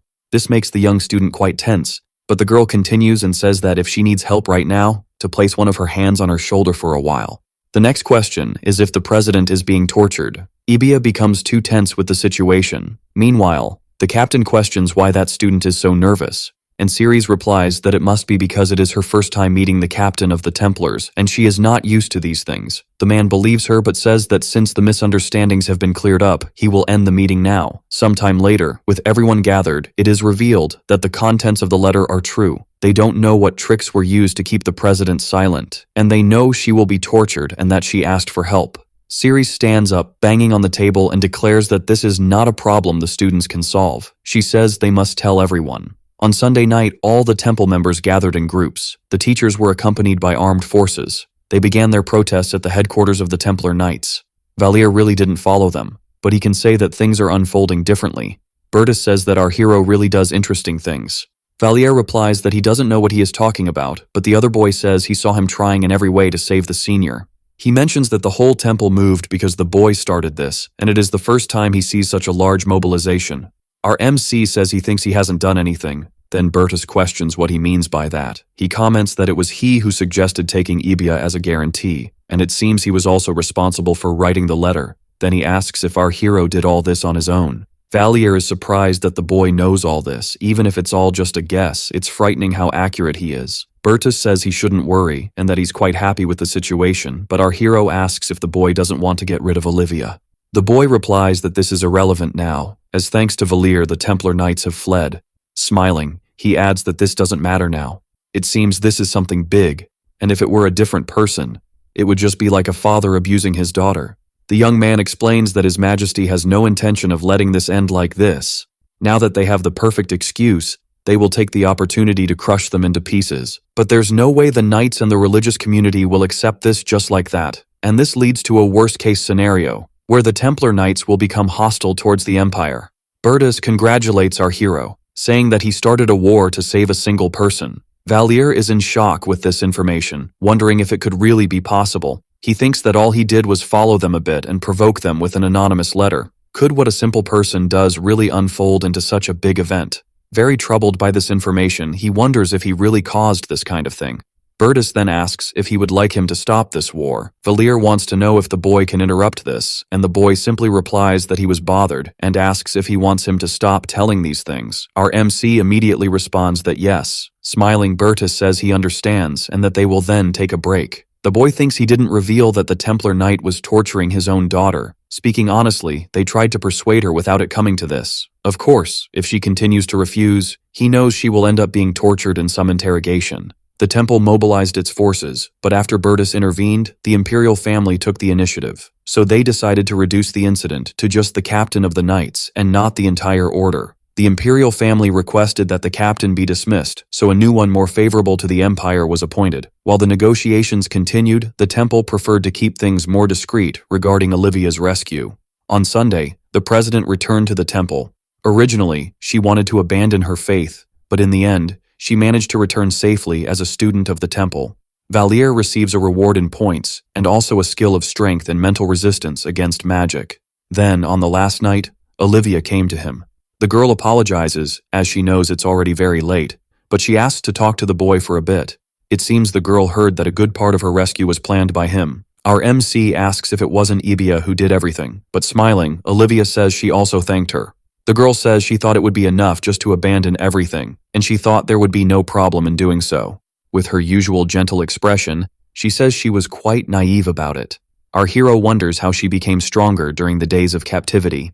Just after a few days, Olivia, who was kind and friendly, somehow exuded a lonely atmosphere. Valier asks what the girl will do now at the temple, but the girl replies that it's dangerous to go out now, as she knows things she shouldn't. Then she asks if they can sit for a bit. Our MC questions if the girl is going to abandon her faith, and the girl confirms this. Then the boy asks if she can continue with her faith without necessarily being part of a group, and Olivia replies that she knows what he is trying to say. She adds asking if she would like to show something to our boy. Then a bright energy appears in her hand. She explains that this is the power of Toan, the god of purity, and she asks how corrupt and impure people can use this kind of power. There are priests and paladins who have betrayed the doctrine and committed horrible crimes. These are the Templar Knights, and yet none of them received a judgment or divine punishment, and their divine power remained strong. Olivia asks how she can still have this power after deciding not to serve the god anymore. She says that divine power is not proportional to faith, and anyone can continue using it even if they do not follow the doctrine. The gods grant power and don't care much about how it is used, and that's why the Templars who should have disappeared still exist. What's the point of all these prayers and hymns if the gods don't care to listen? Olivia says, who knows, maybe they are just those gods. Valier doesn't quite understand and questions, but the girl replies that it's nothing. The girl wants to know why our MC wants to help her, and that she knows it was him and Adriana who wrote the letter. And then she asks if he did it because Adriana asked. Our MC becomes quite shy and feels as if his heart is about to explode.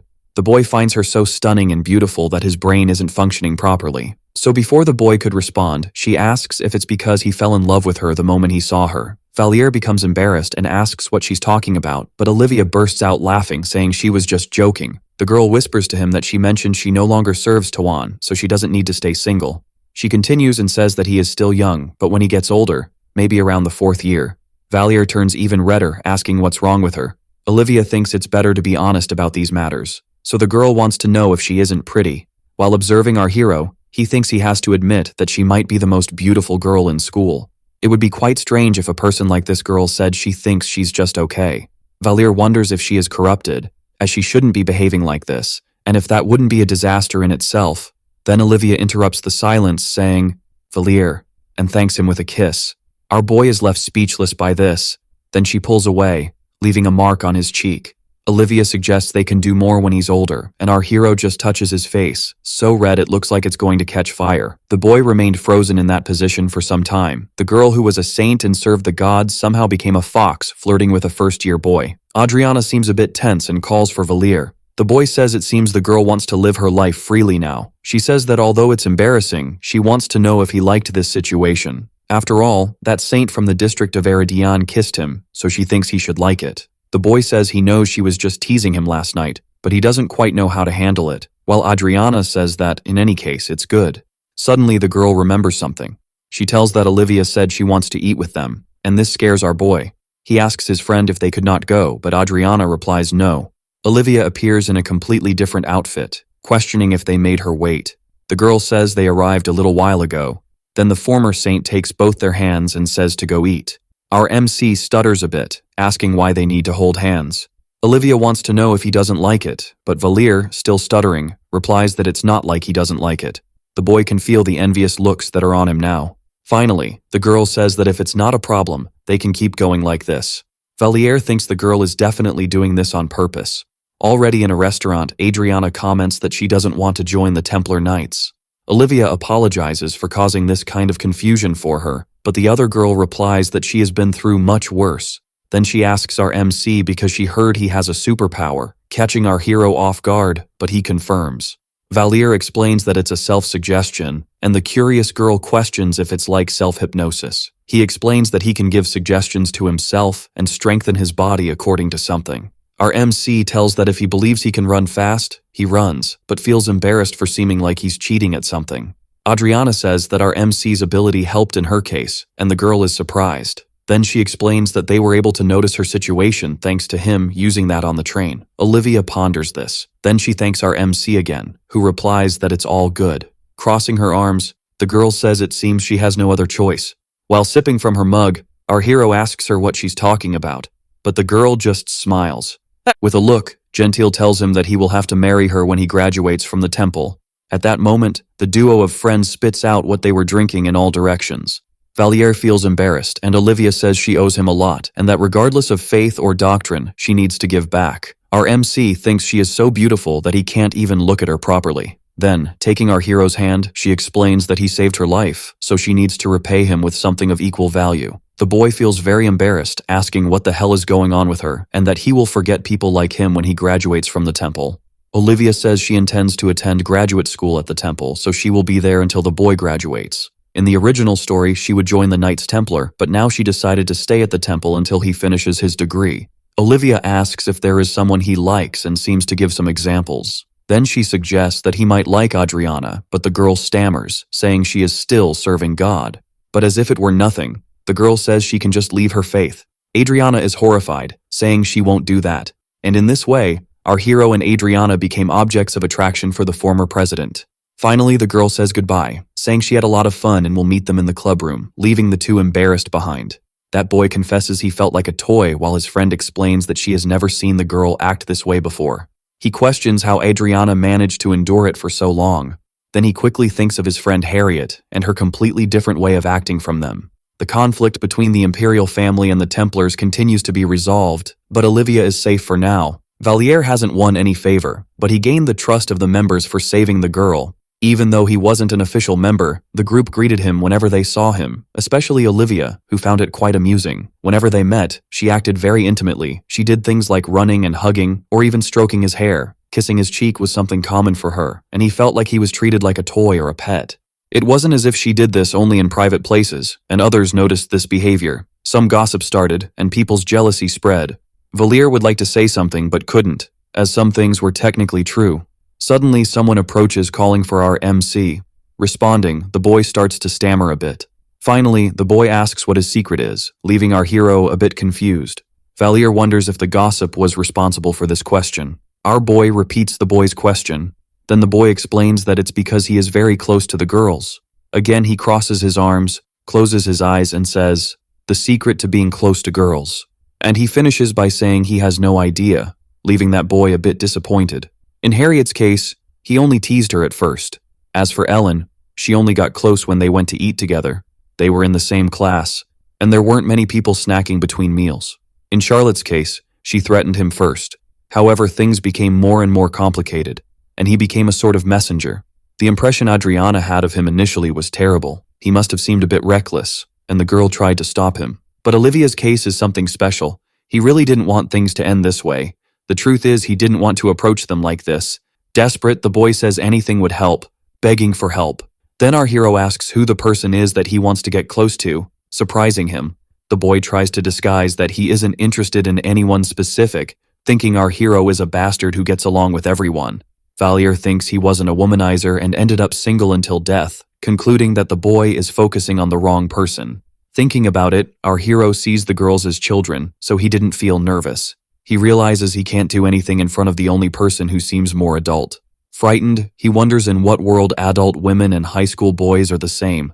Then he suggests to the boy to treat them more comfortably, which surprises him. He tells him not to seem like a weirdo when approaching the girls and just to clear his mind and talk to them. He explains that he shouldn't act like an idiot and just invite them to eat, for example. He should do it as if it were no big deal. The boy is quite happy with the tip and thanks our hero, saying he will try, leaving our MC behind, thinking that maybe he said something he shouldn't have. Sometime later, someone calls for Liana. The boy asks if she would like to eat after class because there is a great place on the main street. Valier observes, wondering if it doesn't seem like he is openly flirting with her. The girl responds by asking why she should go. Then she explains that they will have physical education afterwards and she will be too tired to move after that. Thus, the boy said it was true, and that he hadn't thought of that, but they can just eat together later. Finally, he turns around and sits at his desk like a statue. Our MC feels even more embarrassed than the boy. After a while, the boy tries hard and achieves the feat of being rejected by all the girls in the class. The boy wonders if this is really the best method, while our hero thinks he might get depressed if this continues. Suddenly he asks Valier if he could demonstrate how to do it, making him a bit uncomfortable. The boy pleads, asking him to just show him. He thinks of the other boys who might think this kid has become a traitor, especially since our MC doesn't have that skill.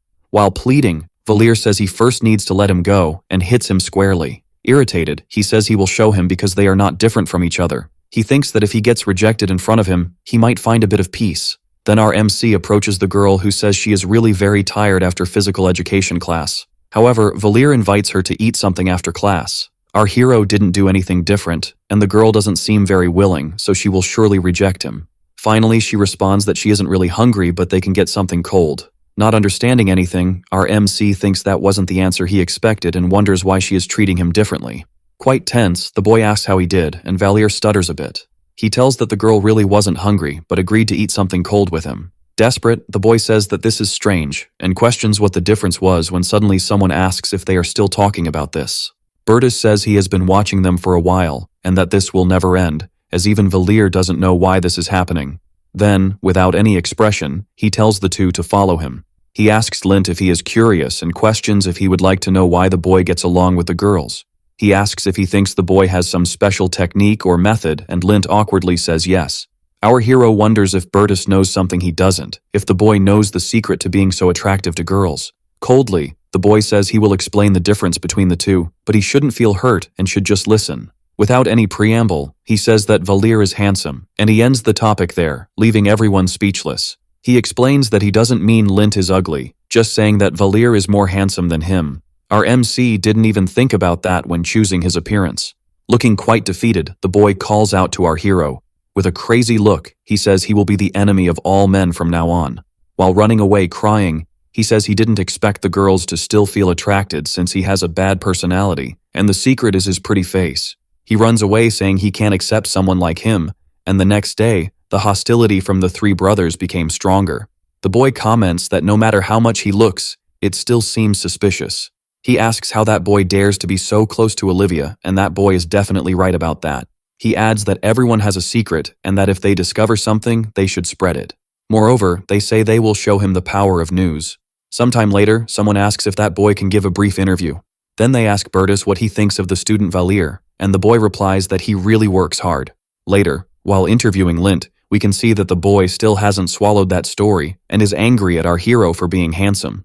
Ellen, in the most disconnected way possible, says she doesn't even know if the boy is handsome. Then the interviewer insists, questioning what kind of boy she thinks he is, but she replies that she doesn't know. Harriet seems a bit irritated with our MC, saying he is a pretty bad guy and is always annoying her. The interviewer asks what exactly bothers her, and the girl turns a bit red. Then she changes her attitude, asking why the interviewer is asking this. The boy says he will make a separate segment for that boy, and Harriet wants to know if he will include everything she says. Then he asks again if Valir is a bad guy, and the girl ponders. A bit awkwardly, she replies that it's not quite like that, and that she received a lot of help from that boy. So finally the question to her is whether she thinks that boy is handsome, and this catches the girl by surprise. Harriet turns quite red and says that the guy is not handsome. The next one to be interviewed is Liana, who responds that she believes the guy is indeed handsome, plus he has had a huge influence on the group mission. She says his personality is strange, but there's no way to dislike someone who works so hard, although in the end, she's not that close to him. Another guy says he is brave, but Ludwig starts to speak ill of our hero, asking if it would be published in some way. That other student says he thought he was a bully. The girl feels jealous because he is good at everything she is not, while that other younger student responds that he is smart and uses his skills well. Sometime later, the siblings are gathered and say they cannot tell if his reputation is good or bad. He explains that even the princess spoke well of the boy, in addition to all the help the boy has already given to others. It seems that the only thing everyone agrees on is that he has a bit of a bad temper. Irritated, he determines that that bastard is a villain and that other people are just afraid of him. He explains that he is not a common bully, but the other brother says it seems there are more people who like him than dislike him. But in reality, that doesn't matter because they are journalists. And even if the boy is not that kind of person, what everyone will remember are their statements. He explains that the pen is mightier than the sword. Sometime later, our hero questions about the newspaper. Ellen tells that they were interviewing her about her personality, but she doesn't know why. Valir thinks those seniors are planning something bad about his personality and the newspaper. Finally, he asks what the girl said, but she replies that she cannot answer. Valir is surprised that Ellen didn't respond even though they have so much contact with each other. Finally, the girl wants to know what kind of person he is, catching him by surprise. Then the girl approaches and repeats the question because she wants to know what his personality is like. Our MC gets a bit tense and confesses that now that he thinks about it, he doesn't know how to answer. He looks at his image in the mirror, thinking that he doesn't know how to describe himself. He believes that his friend thinks the same way and that he hasn't reached a conclusion. Valir says to continue while thinking that if he gets involved with those guys, it could become a bit annoying, and so some time has passed. Now it's already the first weekend of June. The newspaper talks about a student named Valir who has been much discussed by the royal class. It explains that he is a beggar and no one knows where he comes from. But he joined the royal class for having many skills. Plus, many are afraid of him. There was an anonymous informant who even referred to our hero as a bandit. But he thinks that in a way, many of his actions could be considered that way.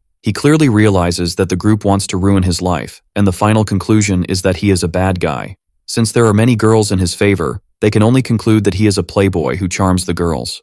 Valir believes they don't know how close he is to Olivia because if they did, they wouldn't make such a comment.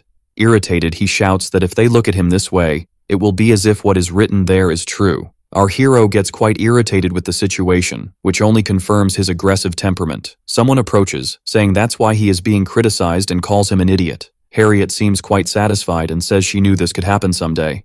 Our MC asks if it was her who said the boy was bad, but the girl gets worked up, responding that she wasn't the one who did that. Harriet completely changes her expression, while our hero replies that it definitely wasn't the girl. She screams, calling him an idiot and saying she didn't do that. While stammering, she says she tried to help him. She adds that our hero knows nothing. Then the girl storms off, stomping her feet. Our MC thinks he really needs to apologize to her.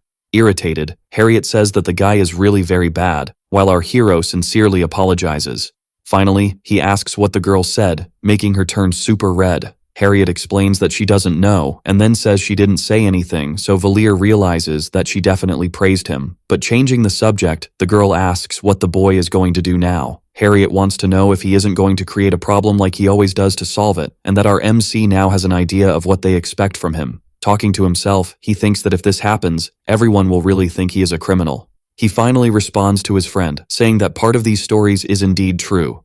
Protecting himself, Harriet questions whether he really only thinks about doing strange things with girls, but Valir shouts embarrassed, explaining that it's not that part. The girl believes him, as he has quite a few female friends, and only Bertus talks to him among the boys. Our hero tries to explain that it was never his intention for this to happen.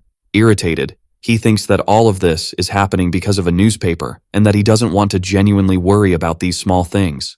Thinking it over, he doesn't know how to resolve this situation that is already unfolding. He believes that Prince Valir of the demonic kingdom is capable of handling a situation like this with patience. Then he starts laughing, saying he will take care of them, while concluding that he, the criminal, cannot endure this. Kicking the door completely out of control, he says they need to talk. He shouts, wanting to know who wrote that damn article about him.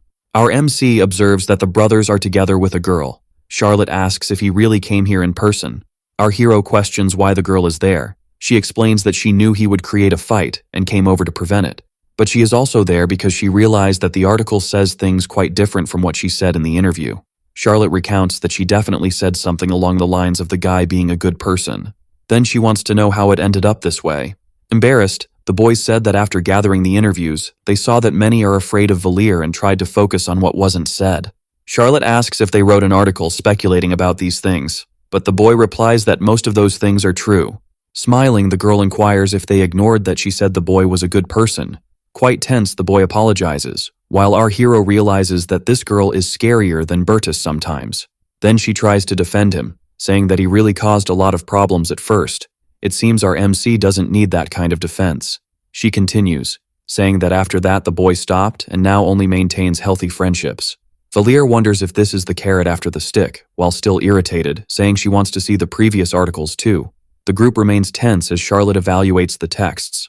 Finally, she says that as far as she knows, that newspaper only circulates in the royal class and wants to know how so many people read it. The boy says they read the other newspaper more, then she seems satisfied because most of the things there are nonsense. She comments that if they believed those statements, it could create quite a problem. She gets scared seeing many articles with mere speculations and absurd things. She realizes that these people will create a lot of trouble. Irritated, she bangs on the table, saying it's a relief that no one reads this, and asks the group if those articles are acceptable. She adds that this is an insult to the royal family and the Templar Knights, and they should thank God that no one puts faith in their articles. Valir thinks that the articles may be speculative, but came quite close to the reality they want to hide.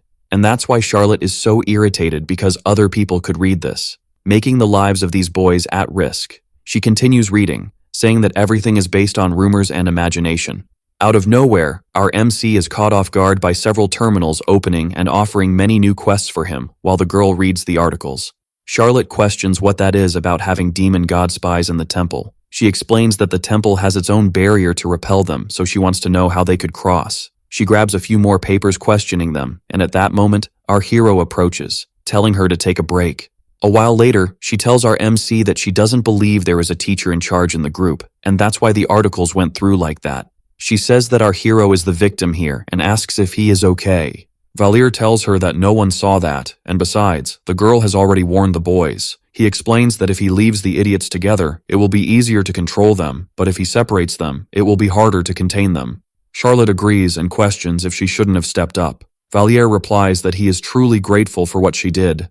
Otherwise, things could have ended badly, and the girl thinks it won't be too late to decide after seeing the next edition. Charlotte says that some rumors are worth investigating, and comments on the Church of the Demon God and the revolutionary forces. She explains that after the incident, there were rumors about the Church of the Demon God around, and it wouldn't be a surprise if there are some worshippers out there. And about the revolutionary forces, she explains that when people's minds expand, they tend to have thoughts, and the temple is a place that fosters that. Valir wonders if it would be stranger for these revolutionary forces not to be in the temple. Charlotte doesn't understand what he's saying. Then she wants to know if he would like to investigate this with her. He becomes tense as the girl explains that she heard he likes the Empire a lot and adds that these two forces are enemies of the Empire.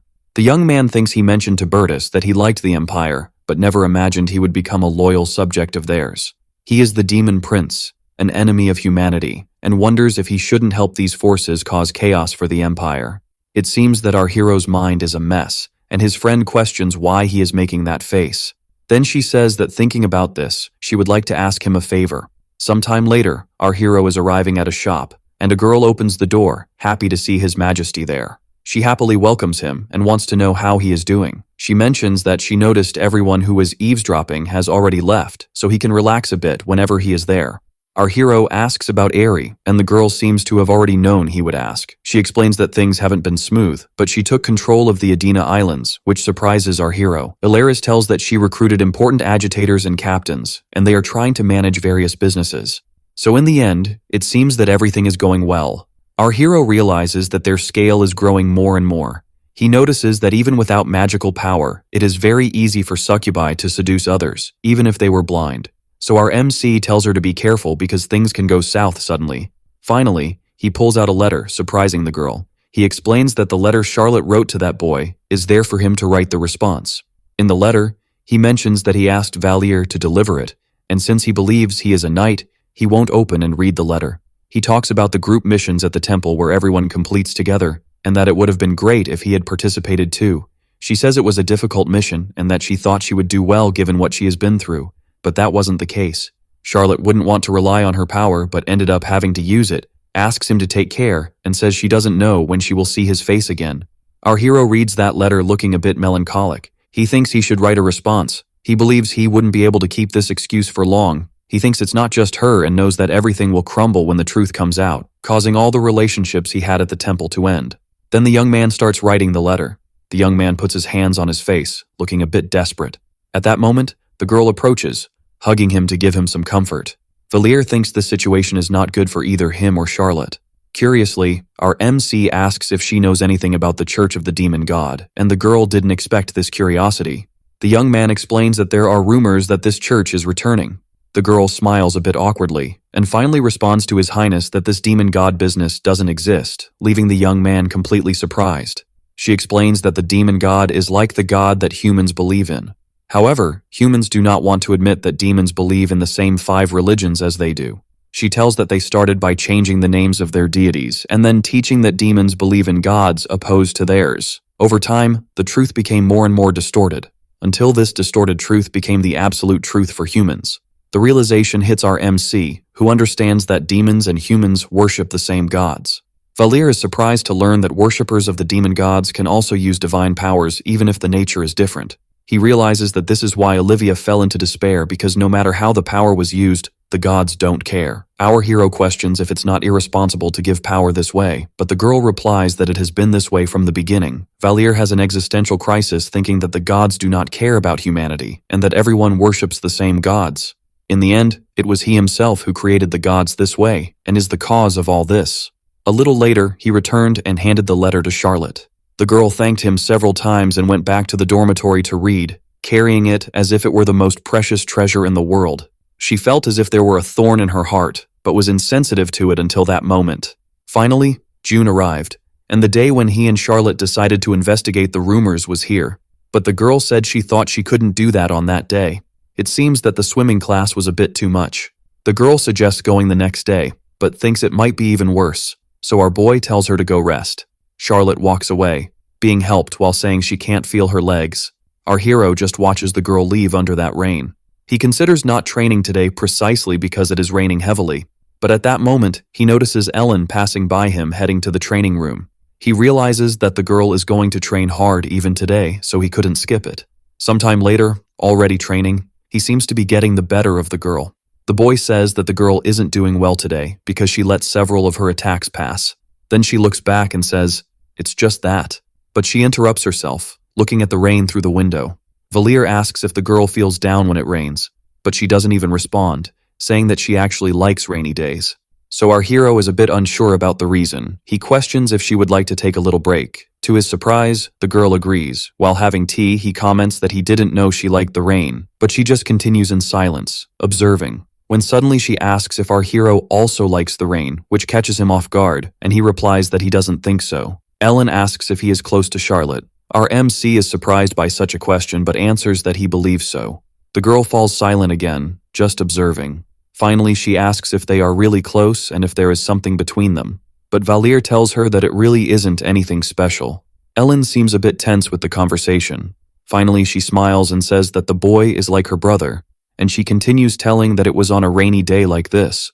Her brother had just returned from a long trip and was already saying goodbye to her to go on another. but he said he would be away for a while, and when he returned, he would meet her again. But why would he have given the sword to Ellen if he believed he would return soon? She recounts that her brother knew everything about her, but the girl knew nothing about him. She didn't know what he thought or what he intended to do. She knew he cared about her, and that was important, but in any case, the boy never told her anything significant. Ellen feels the same way about our MC because she knows nothing about the boy. Valier remembers that the girl couldn't say what he is like, and this isn't because she is disconnected but rather because she is too close to him. He thinks that the girl is quite close, but close enough to feel that she doesn't know how the boy truly is. It's not as if she doesn't think about him, but in fact, she thinks more than all the other people, and she spoke about it because she wants to know more. Ellen wasn't distracted because of the rain, but rather because of him, so she tells the girl that she never asked about it. She questions if the boy will answer if she asks the questions. Then she asks why he looks at Charlotte the way her brother looked at her, why he trains as if someone were chasing him, among other things. Finally, she asks if he will answer. Our hero thinks he is the successor of an organization of beggars, but even that is a lie. He is not truly a member of this gang but the son of the Demon King, attending the temple to prepare for the gates to open. But that is also a lie. He created the world and is there as punishment. Our MC is burdened by all the tragedy that has happened and will happen. And this is the greatest truth. He lowers his head nervously while the girl demands an answer, thinking she knows what Ellen wants to ask. His relationship with Charlotte wasn't built solely on good things.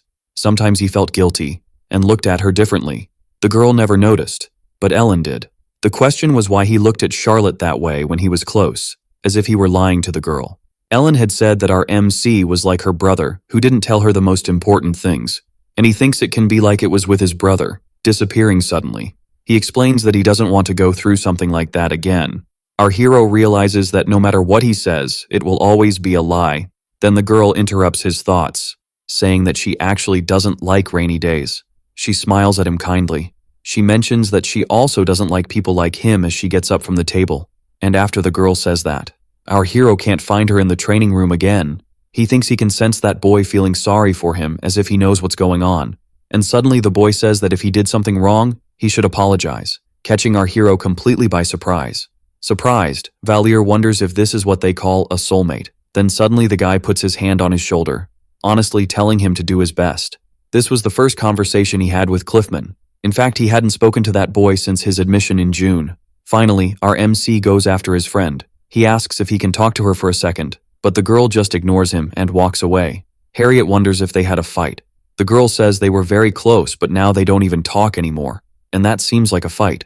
Harriet suggests that the girl got tired of hanging out with someone strange like him, and our MC wonders why the girl seems happy about it. She explains that he seems pathetic, but at least she can listen to him. Valier thinks the girl seems motivated to help him after seeing him in trouble. In the end, what the girl really wants is to help. Our MC says it's fine, and that it's not that. Then Harriet responds that she wants to do her best to help. Our hero thanks her for caring, but the girl turns red and responds excitedly that she doesn't care about him. She comments that it's been raining a lot these days, and if it keeps up like this, the river might overflow. Harriet planned to go to the river this weekend, but the flooding ruined her plans. Valier worries about his gang that used to stay under the Bronze Gate Bridge. The boy suddenly runs off saying he needs to go. Sometime later, our MC is in the rain with his umbrella. He notices that it is completely flooded, even in the area where his gang lived, and he worries about that. Then he asks a soldier about the homeless people who lived there. The soldier says they must have left because they wouldn't stay there with everything flooding, so Valier asks if he has any idea where they went. He assumes they went to the market since there's no other place they could find shelter. Going to the location, he thinks it's a place where security is poor and not recommended to go. He continues walking around and realizes there's nothing, just trash. It certainly seems like a good place to hide from the rain, and also that no one would notice if someone died there. Suddenly, someone says this isn't a place you can just walk into and leave. He suggests that he should leave before he sees something bad because this isn't a place for kids. Luckily, that guy is quite polite for a gangster, and our MC doesn't intend to stay there for long. He realizes he needs to leave soon, so he thanks the man. But that guy catches his attention again. He asks if that's not the temple's symbol printed on his umbrella. Then Valier confirms it. The guy suggests that since he studies at the temple, he must have plenty of money,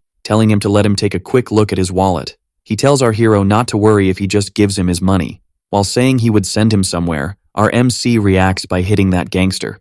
The guy seems to have really gotten hurt, while Valier questions who he thinks he is to tell him what to do. He adds that he does what he wants and wants to know what he was talking about before. He asks if that hit made him understand what's going on, but the man on the ground tells him to finish him off. This catches our hero by surprise, but at that moment, another guy is already behind him preparing to attack. Valier realizes this too late and only has time to look and curse, while he realizes that the man wasn't alone. Someone says he is brave for acting this way and has a good punch, but this is the result of his actions. Our MC thinks the man is right because he was reckless. He hit the guy to avoid being robbed, but didn't consider that he wasn't alone. The problem is that they took his belongings. They didn't take the invisibility ring, but took the Tuesday flame. If he tries to recover it in any way, it will become even more suspicious. One of the gangsters looks at the card reading that he is from the first year of the royal class of the temple and seeing his name. He wonders if he is the boy that the beggar gang sent to the temple. Our MC is surprised that the man knows this. The gangster asks if he is surprised that the guy knows. Holding him by the hair, he says that there's no way a gang of thieves wouldn't know what the beggars do. The two gangs have a symbolic agreement, as without the help of the thief gang, they couldn't survive. The relationship is actually quite hierarchical, and Loyar did everything he could to stay in line. They managed to become self-sufficient to a certain point, so they intended to leave the agreement behind. In other words, there will be a conflict soon between the two gangs, and this is the worst time for something like that to happen. The guy says that as long as Loyar's dog is out of the picture, the gang will disappear and mentions that it has recently become a bit out of control. He explains that he will be the bait to lure that wild dog. Back at the temple, the rain continues. Effenhauser says he heard that number 11 didn't return from the weekend and is missing. He questions if something might have happened to him. He wants to know if anyone knows anything, leaving Ellen quite worried. As she walked, she thought she had made another mistake. She remembered pushing someone, telling them not to lie. Her brother tried to argue, but the girl said he didn't love her because he didn't say so. The boy questions what she was saying and replies that he loves her very much. Then Ellen asks why he is leaving her there and going far away again, asking him to tell her what he is doing. The girl wants to know how many years it will be this time since he never says anything, and also what the point is of wielding that stupid sword. Her brother apologizes, but the girl is agitated, saying that this is more important than her and her family. She says that the things he can't tell are more important than his family, adding that her brother doesn't love them. Then crying, she screams that she hates him, but an older man suddenly slaps her. This leaves her completely surprised. That man tells her brother to go while the boy apologizes. She cries, repeating that she hates him. Without stopping crying, she screams that she hates him very much. She didn't believe his empty promise that he would return, but she still waited for him to come back even if that didn't happen. As always, she believed he would just show up at her door after a few years. Sometime later, she was at a grave, and before her brother's tomb, she finally realized that the boy was prepared to sacrifice himself and went to say goodbye to his family. All the girl did was curse him. The last time Ellen spoke to her brother was to say how much she hated him. She decided to never hurt anyone again, thus deciding to lock her heart, and with that, she made another mistake. Valier is missing and may even be dead. She thinks of the last memory the boy would have of her. It is precisely when she gets up from the table saying that she hates him. She thought she could be fine even without him, but felt as if she needed to push him away before he became too precious. And that's what the girl did, realizing later that it wasn't okay to be without the boy. She wonders if this is her punishment for saying such things. She was careful and swore to herself not to make the same mistake again. As she walks in the rain, she wonders if this would be karma and finds Harriet crying on a bench. Ellen approaches her friend and covers her with the umbrella. Harriet can barely contain her tears, falling into tears again. In the most direct way possible, she says they should go. Harriet seems not to understand what she means, and determined, she says they must find him. Sometime later, they arrive at the location. Harriet explains that it's the place he mentioned. Ellen says there's no way anyone is under the bridge. She confirms with the girl the fact that he ran away quickly after hearing about the river flooding. She believes he might have been mistaken about people living there and is looking for them, so they need to find where those people are first, but Harriet suggests they might not know where their friend is. Ellen says that if they don't know where he is, she can at least tell the group that the boy is missing, then asks where they should go. The girl suggests asking the guard, so they approach the man. Sometime later, they are walking through those alleys. Harriet explains, and her brother told her that that place is dangerous and has many criminals. Normally, they don't hurt a student, but there are organizations that don't care about that, and she warned to stay away, especially from that alley. Ellen says she has an idea of what might have happened. She explains that the boy must have gone there to look for something, and that he was confronted in some way. Harriet says that thinking about this and Valier's temperament, something strange probably happened in that confrontation. The other girl says they should go to the alley for information. Realizing that her friend is scared, she mentions that it is patrolled by soldiers at night. So the girls continue on their way, questioning some homeless people. She thinks that both the temple and the guards know that their friend has disappeared, and Harriet then asks why no one has found him. Ellen thinks that many must have asked about Valir, and they also didn't get much information. If the boy were dead, they would have already found his body, so this means he is still missing. Harriet comments that there is something strange about this, and her friend questions what it could be. The guards didn't just ask the homeless, but also ordinary citizens. And all of them seem to have no idea where our MC is. If the homeless at the Bronze Gate were around, it would be impossible not to know about Valir, and Ellen concludes that the group wasn't even there. Harriet says they should find someone who knows something about their friend, and Ellen agrees with that. They then agree to go back to the beginning and look for the homeless at the Bronze Bridge. The guards are surprised that the homeless haven't gone to the market, as they wouldn't have any other place to go. Another guard says they don't stay at the market anymore but at the Mana train, as they can sell things on rainy days too. He mentions that he heard their income is quite good. Sometime later, already at the train, the girls ask for permission from apparently one of the staff members. The boy asks if they are interested in this top and says it is really cheap. When they ask if he knows Valir, the boy seems startled. Ellen explains that this boy has disappeared and that's why they are looking for someone who might have an idea of where he could be. The guy says it's the first time he's heard something like this and will tell the big sister soon. Then he asks who the girls are, and they explain that they are classmates of Valir. The boy says the place is dangerous and they should leave, committing to inform them about everything, but the girls don't intend to do that. Ellen insists that they will go together. Then the guy tells her not to regret it later. He explains that they are just starting to settle properly. He thinks the rain was a good opportunity to move their base there, and they are gradually relocating. The boy says he brought her there because the girl said she would follow him, but he really should be careful with what he says, which leaves Ellen confused. He continues talking about the big sister's personality. He explains that the sister doesn't care much if the girls are from the temple or not. The people around are curious about the girls being from the temple, finding them pretty and wondering why they are there. Someone approaches asking what is going on and why they are being so loud. The girl asks who they are and where they came from. She looks on and analyzes the situation. She says they are classmates of Valir. Then the sister asks why they are there. Ellen tells her that her friend has disappeared. She explains that the boy was mistaken about them and went to the bridge, disappearing after looking for them at the market. She explains that the guards and the temple are searching but haven't found anything. The sister gets irritated that this is happening right during their move. She says she will take over from there and that the girls should go back to the temple. But Ellen replies that she wants to search for him with her, which surprises the sister. Harriet stutters in fear, calling for her friend. The woman says she understands, but that they are very young and could get into real trouble, so they should go back. When she goes to touch Ellen, she just dodges her hand. Loyar is a bit surprised by the attitude. The woman tries to touch her again but is dodged once more. Ellen explains to Loyar that they can also be useful. The woman tries once more and is frustrated again. Ellen says she doesn't want to fight. The woman asks if she means that if she fights seriously, she could get hurt. Loyar explains that she is doing this because she is worried and knows how things will go wrong. Considering that Valir is fine, they should go. Complete that will ensure Valir returns to the temple safely, but Ellen insists she wants to go along, and finally the woman says, "All right." Loyar jumps over the girl who realizes how fast she is.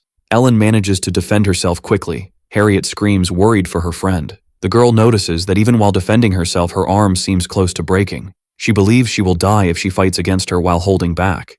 Then the woman attacks again, but Ellen manages to dodge and prepares to counterattack. It seems she manages to hit her opponent squarely, but at that moment the woman says, "Hey brat," questioning if she dares to go easy on her, looking quite irritated.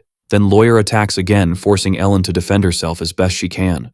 The girl flies away from the force of that blow. This time she runs without intending to give time to recover. But again, Ellen manages to defend just in time. The people around are scared, and if they try to stop the big sister, many of them will end up hurt. The rain continues to fall heavily, and Ellen on the ground shows signs of being badly hurt. Loyar realizes they are training well at the temple, knows the power level is different, but the girl defended all her vital points. She thinks that if she keeps getting stronger, she will become a problem for the reconstruction of the Demon Kingdom, wonders how Valir became her friend. This girl is a student of the temple, and killing her could become an inconvenience for Her Majesty. But if she lets her live, undoubtedly, she will become an obstacle to the reconstruction of the Demon Kingdom. She then concludes that she definitely cannot let her live. She thinks she can kill her after all. They can always make new plans. Apologizing to Her Majesty, she attacks Ellen, thinking she is committing an unforgivable sin. The girl realizes there is a tremendous intent to kill, and everything indicates she is really trying to kill her. The two opponents stare at each other. In response, Ellen draws her sword, and it seems she will strike Lawyer in the neck. Shortly after, the girl is dragging herself on the ground while the big sister has her weapon. Lawyer observes that weapon in her hand. Ellen watches her in disbelief at what happened. It seems the woman blocked the attack of her sword with empty hands and still found space for a counterattack. Impressed, Lawyer wonders how the girl can do something like that. She is sure she was holding the sword just a moment ago, but suddenly, it disappeared and somehow returned to her. She wonders if the sword has a spiritual bond with its owner. Lawyer realizes the girl has something very rare in this world and wonders if it could be a trump card for Her Majesty. Looking at the big picture, she is struggling to find Valir, and there is no way they can be friends if he didn't have a plan in mind. Moreover, she failed to kill her. The woman says that now the difference between the two is clear, so she must go back as she will only be a hindrance, and Ellen is left speechless, all hurt. Under that rain, the two friends start to return. They proceed in silence while Harriet seems to want to say something. Ellen thinks she invoked lament, but still, that woman blocked her. A normal person could never block a divine sword. She knows she is not the strongest in the world, but wonders how a leader of beggars could block the weapon like that. And she also didn't expect to lose in that way. She wonders if it could just be arrogance on her part to think she could help, and also about what kind of woman this is. In the end, she really knows nothing about her. Harriet tells her friend that they should return to the dormitory, but the girl replies that she will stay there a bit and rest, but that she should go in first. Her friend tries to motivate her, saying that woman was really strong and that there was nothing they could do about it. Finally, she takes her hand, saying they should go in, explaining that she could catch a cold if she stays there. Ellen is surprised by her friend's attitude and says it's not because of that. She explains that she just wants to stay there for a moment. Harriet understands but tells her not to stay there too long. Elsewhere, Earis is surprised that our MC has been kidnapped. Lawyer explains that the two girls told her this. As the gang has grown, the complaints about them have also increased. She recounts that they moved because of the rain, but Her Majesty didn't know and looked for them on the bridge. Then it seems there were problems at the market. The woman believes he was kidnapped, wanted to tell her right away as there is no way to warn the temple now. She believes the ones responsible for this were the Thieves' Guild, who consider them a problem. As they couldn't do anything to her directly, they took the boy since they have a lot of information. Earis asks to show where the gang's base is, but Lawyer tells her to calm down because something is strange about it. The temple and the soldiers have already searched for them, and if they aren't idiots, they should know that the gang is the suspect, so this is quite strange. The girl stands up and says they will find out what's going on if they pay them a visit. Irritated, she demands to show where the gang's base is soon.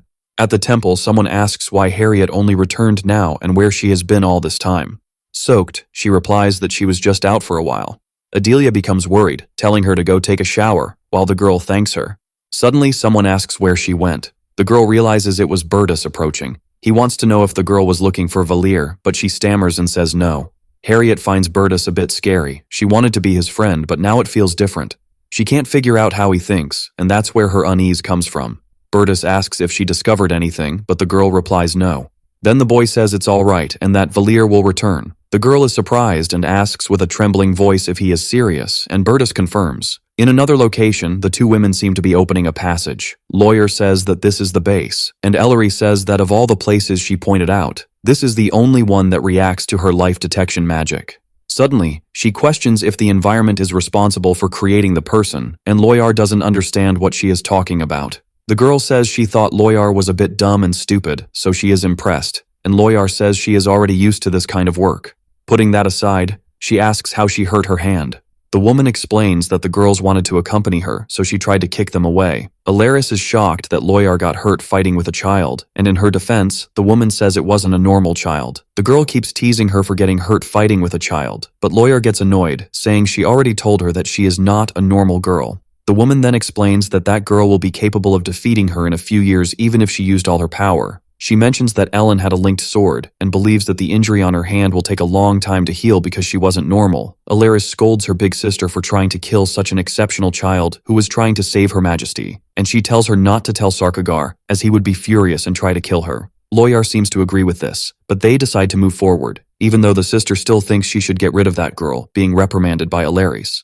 Someone asks if their teacher could please explain something, but the person says no, questioning why he is their teacher. While the boy gets a bit tense. He asks if the boy doesn't know how to call him after already saying his name and tells him to keep pressing him if he wants to lose everything there.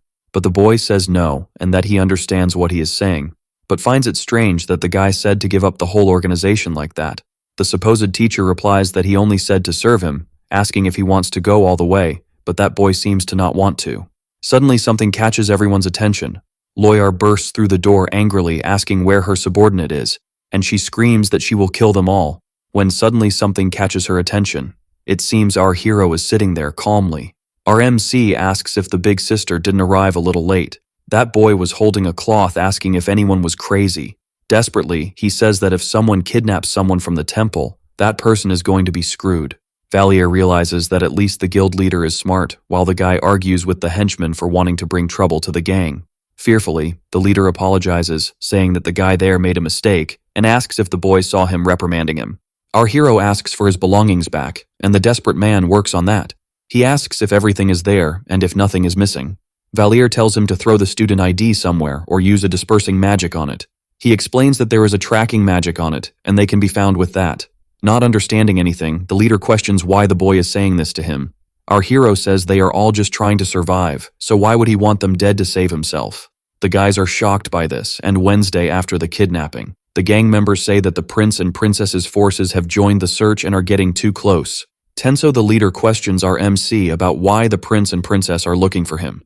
Smiling, Valier explains that it's because they are both his friends. Now also scared, the leader says, so that's all. And on Thursday night, the Solarian Knights found him frighteningly quickly. The commander asks if he wasn't kidnapped, then our hero starts to explain that he actually was. That soldier says these people are the scum of society and asks if they should really let them live.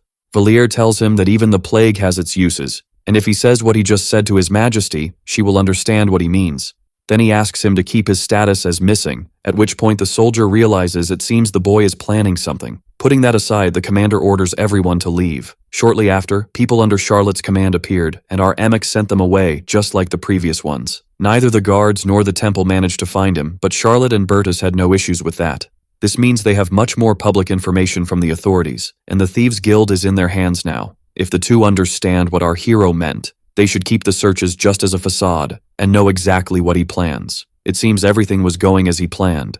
Now the entire existence of the guild depends on his will. Lawyer is surprised he isn't scared, but the boy replies that somehow he knew it would be like this. And now that they are there, he will tell the essentials. Our Mac will just pretend this has nothing to do with the Thieves' Guild, asking what the woman thinks about making her the next leader of the guild. This leaves Loyar completely surprised. Desperate, she replies that she can't do that, but Valier doesn't understand why. Our hero asks the reason, already irritated, but the woman responds that she would rather die than be the leader of this gang. The boy realizes that after resolving everything, he faces opposition from the wrong side.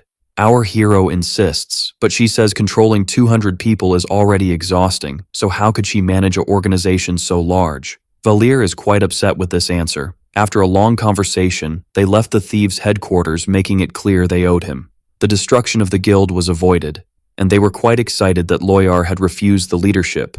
So in the end, everything turned out more or less well. In the end, the two women talked a lot, and he ended up lucky to be kidnapped by the Thieves' Guild, as there are much worse factions. And our hero sincerely apologized to those people who found him and cared.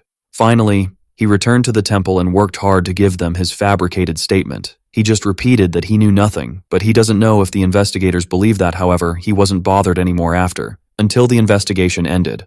Of course, some dangerous things came up, but they were properly handled. But changing the subject, Valier wonders when this rain will stop, and he notices ahead Ellen sitting in the rain looking thoughtful. He approaches calling out to the girl. She looks quite surprised when she sees our hero. She stutters a bit calling the boy's name.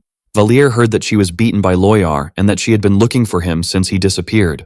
Our Max sincerely apologizes to his friend for his disappearance. He starts telling her something about his secrets. But at that moment, Ellen approaches and hugs him saying, "No." Happily, she adds that she doesn't want to know. She says the boy doesn't need to tell her his secrets, and if the boy is safe, that is enough and all that matters. He feels Ellen's warm touch on his neck, and also her sincere concern for him. He can't help but freeze in that scene. Adriana was worried and asks if he is okay. Olivia is also relieved he is fine and says she was worried something bad would happen. Charlotte thinks Valier is the biggest idiot she has ever met, while Bertus wants to talk more about it after he rests. Our Mac thought his school life was a tragedy, but he realized there were many people worried about him. Anyway, now everyone he knows has already come to see him, so he should take the opportunity to rest. But he realizes something. It seems someone is missing. so he knocks on that person's door. Valier stays silent, waiting. From inside, the person asks to talk tomorrow, giving an excuse. He notices that by the voice she must have been crying, but he wants to thank her since she was also worried looking for him. So our hero says he will return tomorrow. He turns and leaves, but at that moment, Harriet opens the door and holds him back. The girl asks him to wait, tears in her eyes, and our hero looks at her somewhat suspiciously. Valier mentions that he heard Harriet was looking for him, so he thanks the girl for that. She tells him she was so worried, afraid he might not come back. Valier wonders if this caused her so much anguish. Cursing, he realizes he should have returned sooner as he hugs her. As he walks through the temple, he thinks that Ellen must be going through a tough time. Harriet says she just followed him, but it was the girl who went through so much, even fighting against his boss.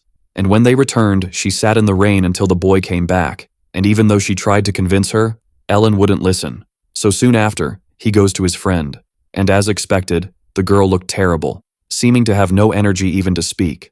Valier tells her to look for a priest if she's sick, but Ellen replies that she's fine. Our MC already expected this answer and, thinking the girl wasn't eating, ordered them to make her some porridge. Then, banging on the bench, he tells her to sit with him already. Our MC starts feeding his friend. He heard that Ellen was lucky to survive and says she should have sought medical attention, also asking why she sat in the rain. Then the girl replies that she thought it was all her fault. After saying all that, the boy disappeared, so she believed it was because of her. The girl wanted to do something, but there was nothing she could do. She felt so frustrated and pathetic, and couldn't bear doing nothing. There was something she thought while the boy was away, that she didn't hate the fact that he had secrets, she just hated the idea of losing someone precious to her again. She also hated not being able to do anything and being so useless, which left our MC thoughtful. The boy touches her hand, apologizing, but the girl says he doesn't need to, and holding his hand, she replies that she's very sorry. That's how the incident of her kidnapping came to an end. In the temple corridor, someone called for Ellen, now recovered. Harriet calls her to go eat something outside since the rain finally stopped. Valier thinks that with the kidnapping incident, there were some changes with Class A. First, Harriet and Ellen became quite close, probably because they went to look for him together. Starting with Adelia and followed by Liana, all four of these girls formed a naturally strong bond. Harriet became the pillar of this group, and our hero began to wonder if they would all change too. As for another situation, after the incident, Ellen started avoiding eye contact with Valier. It seems she was trying to pretend she didn't know him before, but now it looks like she's trying not to even look at him. He believes it's because the girl said our MC was precious to her, or maybe she's embarrassed for having cried. Our hero feels guilty and also has trouble getting close to her, feeling a bit strange since they seem to be quite close. And finally a boy says it was a good job. He was talking to Cliffman, and since Ellen was distant, they were the only two who could train together. The boy asks about her, and our MC replies that it seemed they were fine, but they weren't. Valier notices that the boy seems worried, like a girl who gets anxious about her crush.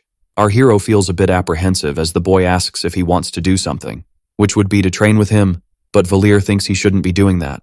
But he ends up accepting, mentally asking for Ellen to come back. Some people wonder if that was the girl from before, and what she was doing around. The big sister wants to know why the girl is there, and discovers that Ellen wants her to become her tutor. Our video ends here. If you liked it, leave your like. See you next time. Bye-bye.